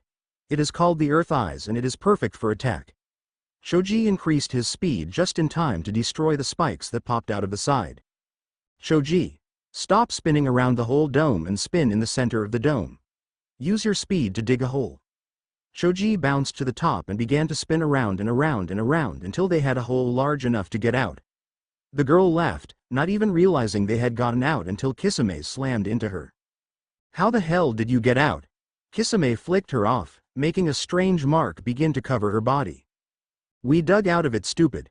Kisame, be careful with that mark. It is the same kind of mark Sai and Sasuke have. Kisame nodded and began to do hand signs. He exhaled and sent a huge shark of water at her. Water style. Shark skin spear barrage. He sent water into the ground and hug spear versions of Samahata sprouted and began to attack her. She dodged the attacks and sent a shock wave out to slam them into the trees, knocking Kisame out. Shoji jumped away and popped the yellow pill into his mouth. Partial expansion jutsu. His arms grew huge and he began to pound her. He jumped high into the air and used chakra to jump off the top of the tallest tree. Full body expansion jutsu. He grew to the size of the Hokage monument and slammed on top of her. I told her I would beat her. He felt a strange sensation around his stomach and suddenly, a huge red, muscular body with eyes growing along their body lifted him up and threw him. Now you have no chance of defeating me. He began to have hundreds of bruises appear along his body. She lifted his body up and focused her power to the eye in her free hand and the eye on her head. She sent huge bullets of chakra that burned him and began to make him bleed over his body. Shark missile jutsu.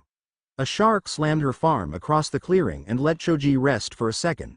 Kisame began to thrust and slash at her while sucking up her chakra. Shoji jumped up and flipped upside down. Partial expansion jutsu. Legs. His leg grew huge and the kunai he wrapped around it tightened. He slammed it into her and went back to normal. He punched her around and around until she caught his fist and threw him away. Damn, I hoped I wouldn't have to use this. He put the last pill in his mouth and his body changed form, the chakra spike.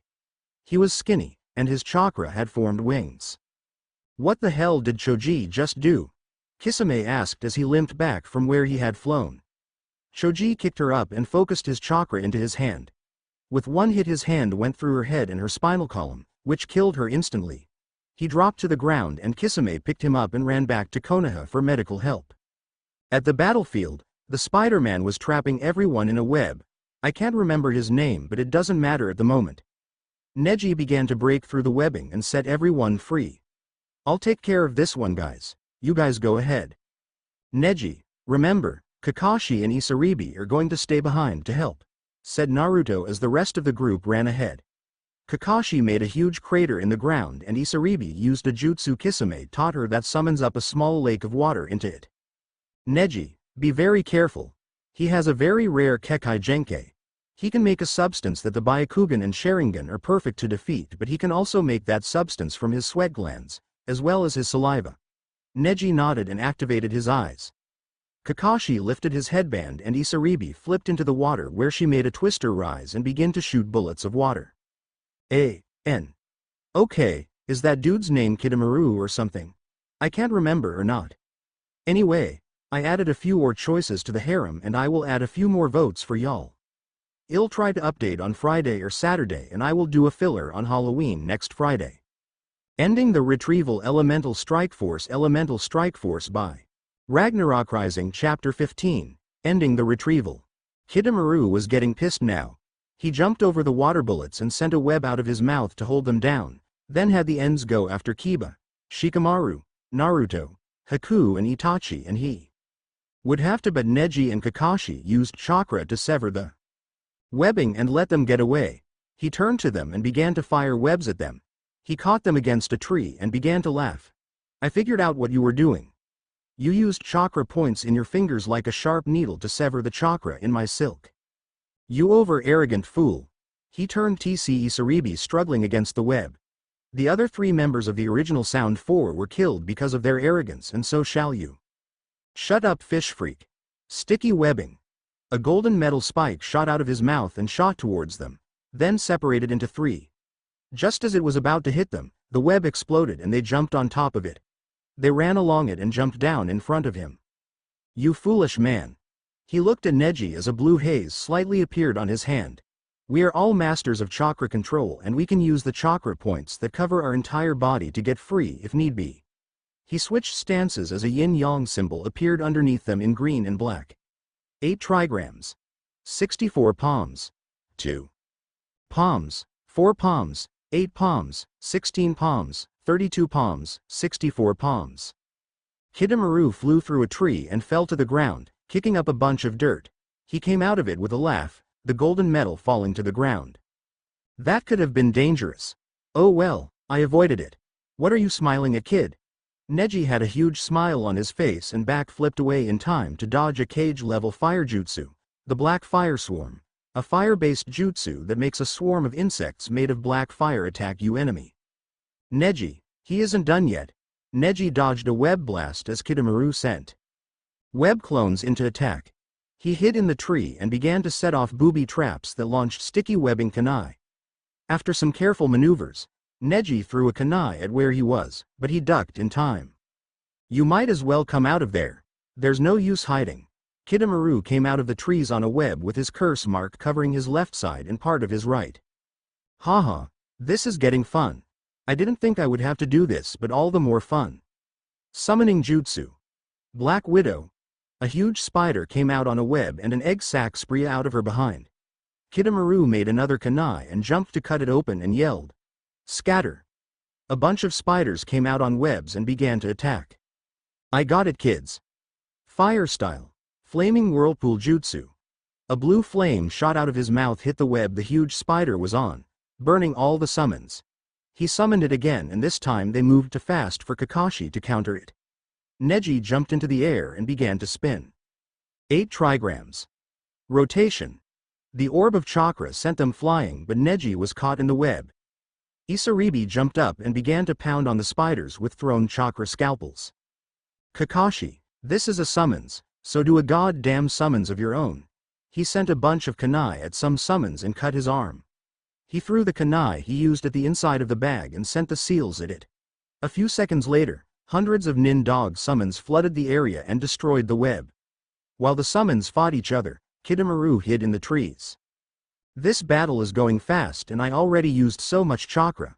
I guess I have to go stage 2. His skin suddenly went red and he shot webs out to hold him as he summoned a bow of his sticky webbing. He planted it in the tree and attached 3 arrows to it. He shot them off.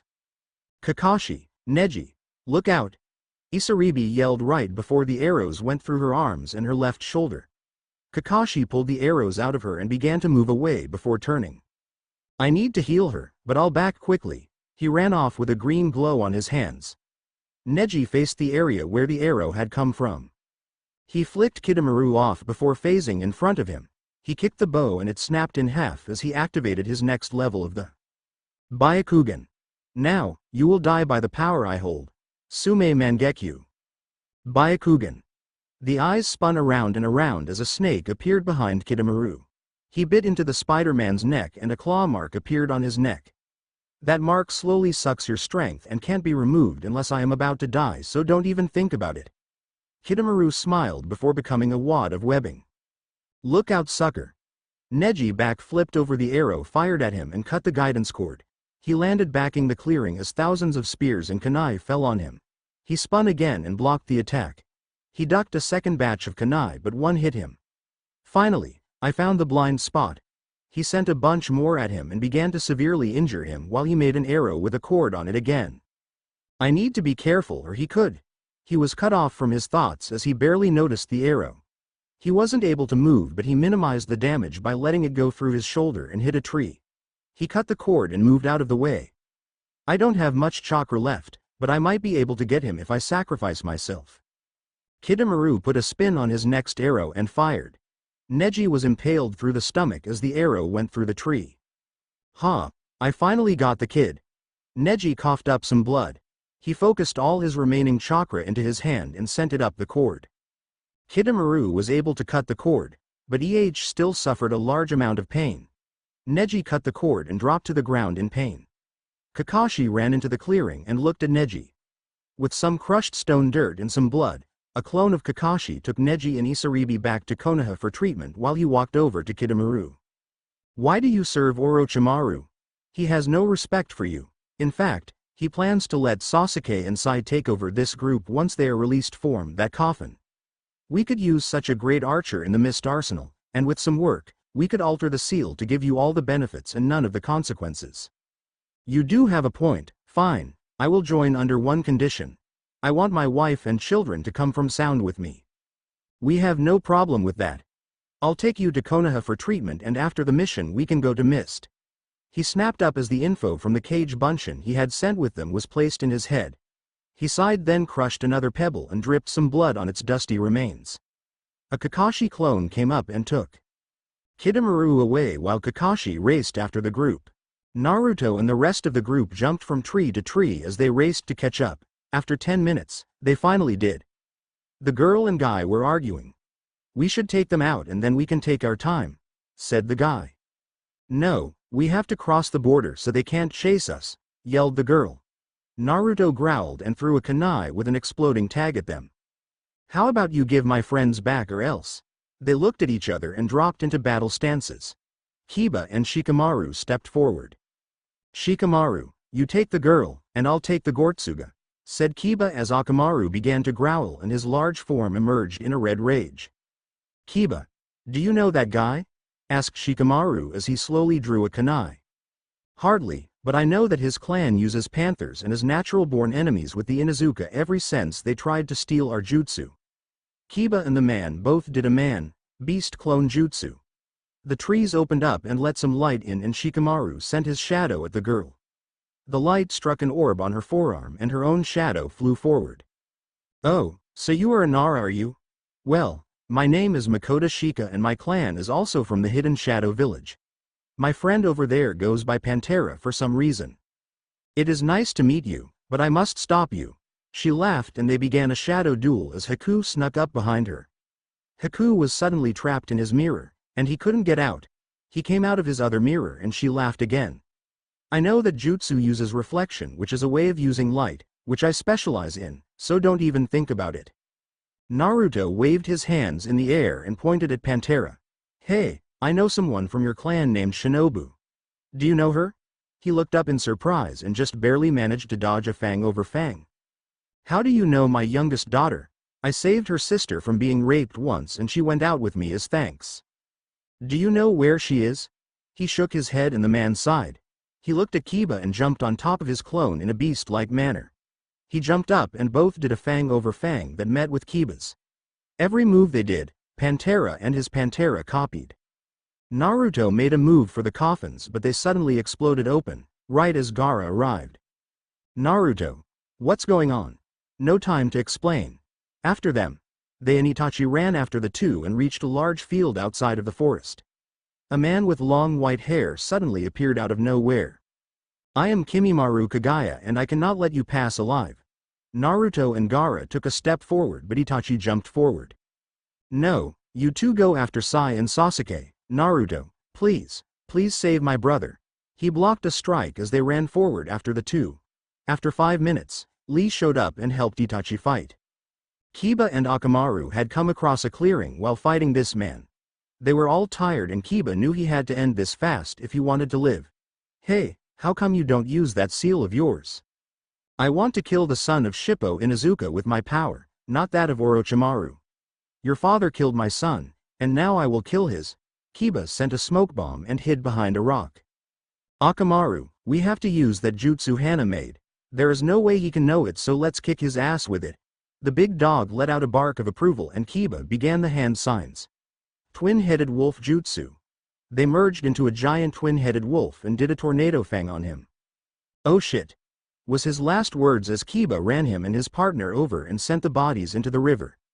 Kiba lay against a rock as he heard the man's real last words echo through the clearing over and over again. I'm sorry why Shinobu you. Shikamaru and Haku were having trouble. They had been fighting for at least an hour and still no progress. That was until a huge gust swept through the trees and a girl with a giant fan came out of the branches. Shikamaru sighed in relief. Haku sent a double wave of Arctic wind at the girl and gave him enough time to grab her with Shadow Strangle Jutsu. You put up a good fight, but you have to die now. She laughed and the orbs grew brighter. Shikamaru was blinded as she activated her curse seal. The orbs all went into her back and made one huge one. She had red skin like the others and 3 horns sprouted from her head. Light Devil Flash. The orb on her back flashed and a man with a pitchfork jumped at them. Temari wiped some blood on her fan and swung it at her, making a weasel with a giant scythe run through the forest and chop down hundreds of trees. Shikamaru was amazed that Makoto survived such an attack. He ran over to check on her, and as soon as he touched her, the orb disappeared and took the seal with it. She's not breathing, he yelled out. He gave her CPR and checked her heart rate. After a few minutes, she woke up in the middle of a kiss and pulled Shikamaru's head down to keep him there. Hey! Yelled out Haku as they looked up. You guys think you cold keep your clothes on till we get back to the village? Shikamaru noticed his shirt was off and her shirt was halfway there and he helped her up. He put the shirt back down and he put his on, then they collapsed. Lee and Kimimaru fight as Itachi pulled thousands of bones from his flesh. He pulled the last one out and dashed in, punching the Kagaya across the face. He captured him in Tsukuyomi and began to torture him. He let his body drop to the ground and they began to run towards Naruto and Gaara's direction, but a bunch of bone bullets made them stop and turn around. He still has some fight in him, I see. I will not let you interfere with Lord Orochimaru getting the next vessel.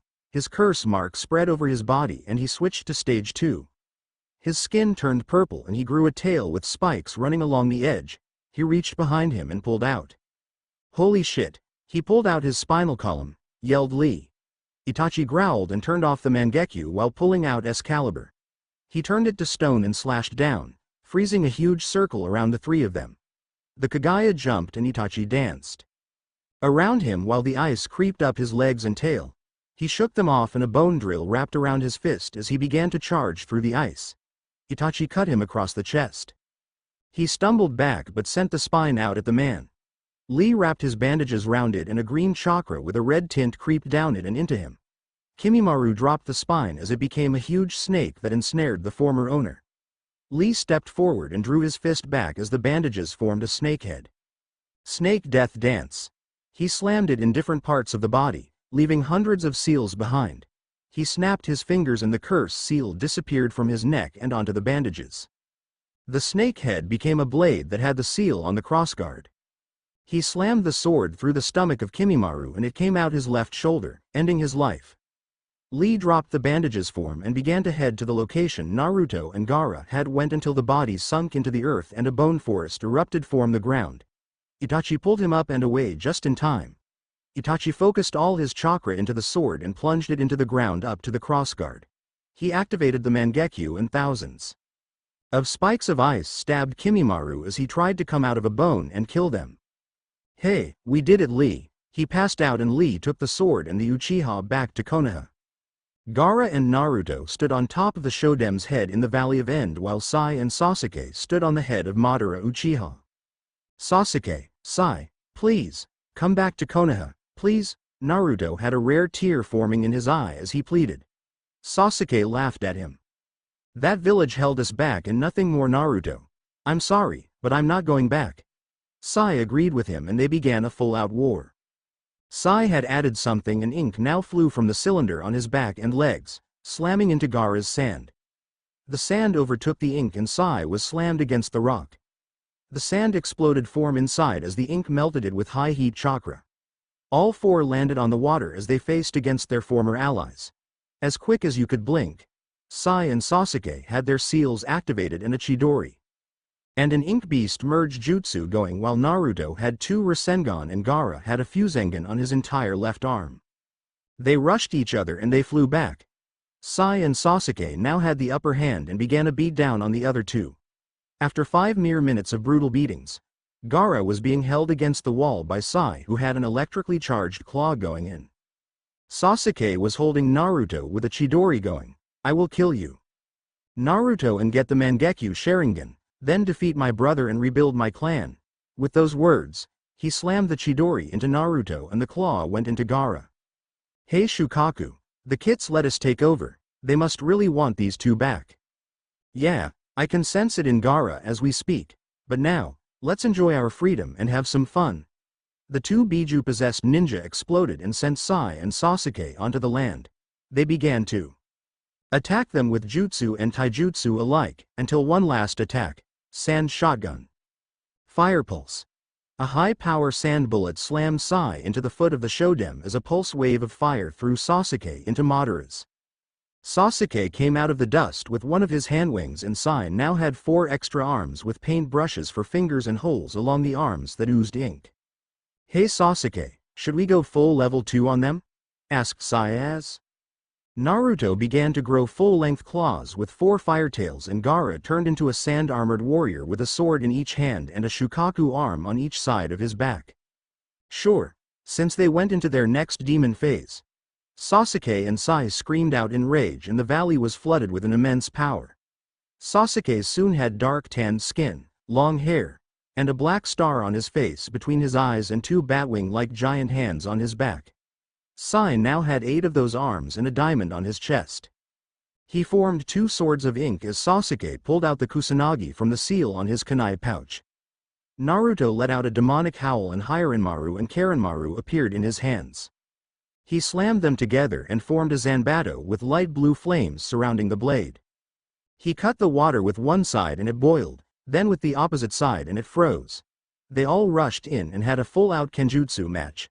Ice, fire, sand, wind and ink flew across the valley as Kakashi, Lee and Team 13 appeared at the edge. They all met in the center of the lake and their swords flew out of the valley. Gaara's returned and so did Naruto's and Sai's, but the kusanagi was floating in front of Lee, who grabbed it and absorbed it. They all faced each other on opposite banks and charged their ultimate attacks. Naruto formed a Rasengan with enough power to make a whirlpool when it got a few inches from the water. Sasuke made a Chidori that sent out a lightning bolt with enough power to obliterate part of the rock behind the waterfall. Gaara had his sand hands together to form a giant orb that shrank and he grabbed onto while wrapping it in sand that turned to glass as soon as it entered and Sai now had the paws of a tiger, wolf, fox, lion, panther, leopard and dragon and the talons of a phoenix, hawk, and eagle. They all rushed each other as they called out their techniques. A black orb formed around Naruto and Sasuke and they had a small battle. Sasuke threw a punch that Naruto ducked and Naruto swiped at Sasuke, who was able to dodge but his headband was slashed. Gaara and Sai were in a brown and gold dome where ink and glass flew around as Gaara punched Sai, who took the blow on his forehead protector, making a line on it as well. They flew in opposite directions and hit the wall. Sasuke climbed out of the wall and headed towards Naruto to finish the job but Sin appeared in front of him. Move kid, this doesn't concern you. You're trying to kill my sensei so yes it does. He did some hand signs and punched down, making a wave hit Sasuke. He rushed in and began to attack him with incredible strength. Sasuke flew at him and kicked him, but he met the flat of the blade Sin carried. Sin sheathed the weapon and put his hand out. Sensei taught him how to add my element to his best jutsu, and now I will save him with that. He made a Rasengan that spread down his arm and he flooded it with fire chakra. With one punch, Sasuke flew across the ground and out of the valley. Sin followed him and punched him into the ground, burning him to such a degree that the second-level skin was burned away to reveal his original. He was suddenly unable to move as Kabuto appeared. That was impressive, but I had to sever your chakra network and temporarily disable the tendons in your legs. Now, he said as Sai appeared on his other shoulder. I must be off to meet Lord Orochimaru. He disappeared and Sin got the feeling in his legs back. It didn't last long as he was suddenly waking up in a hospital bed with the arm he had used the jutsu on covered in bandages. Naruto was in the bed next to his, watching TV. Oh, you woke up. After the burns on your arms, we thought we might have to cut it off, which is why that technique is now forbidden. But sensei, I had to do it or Sasuke would have killed you.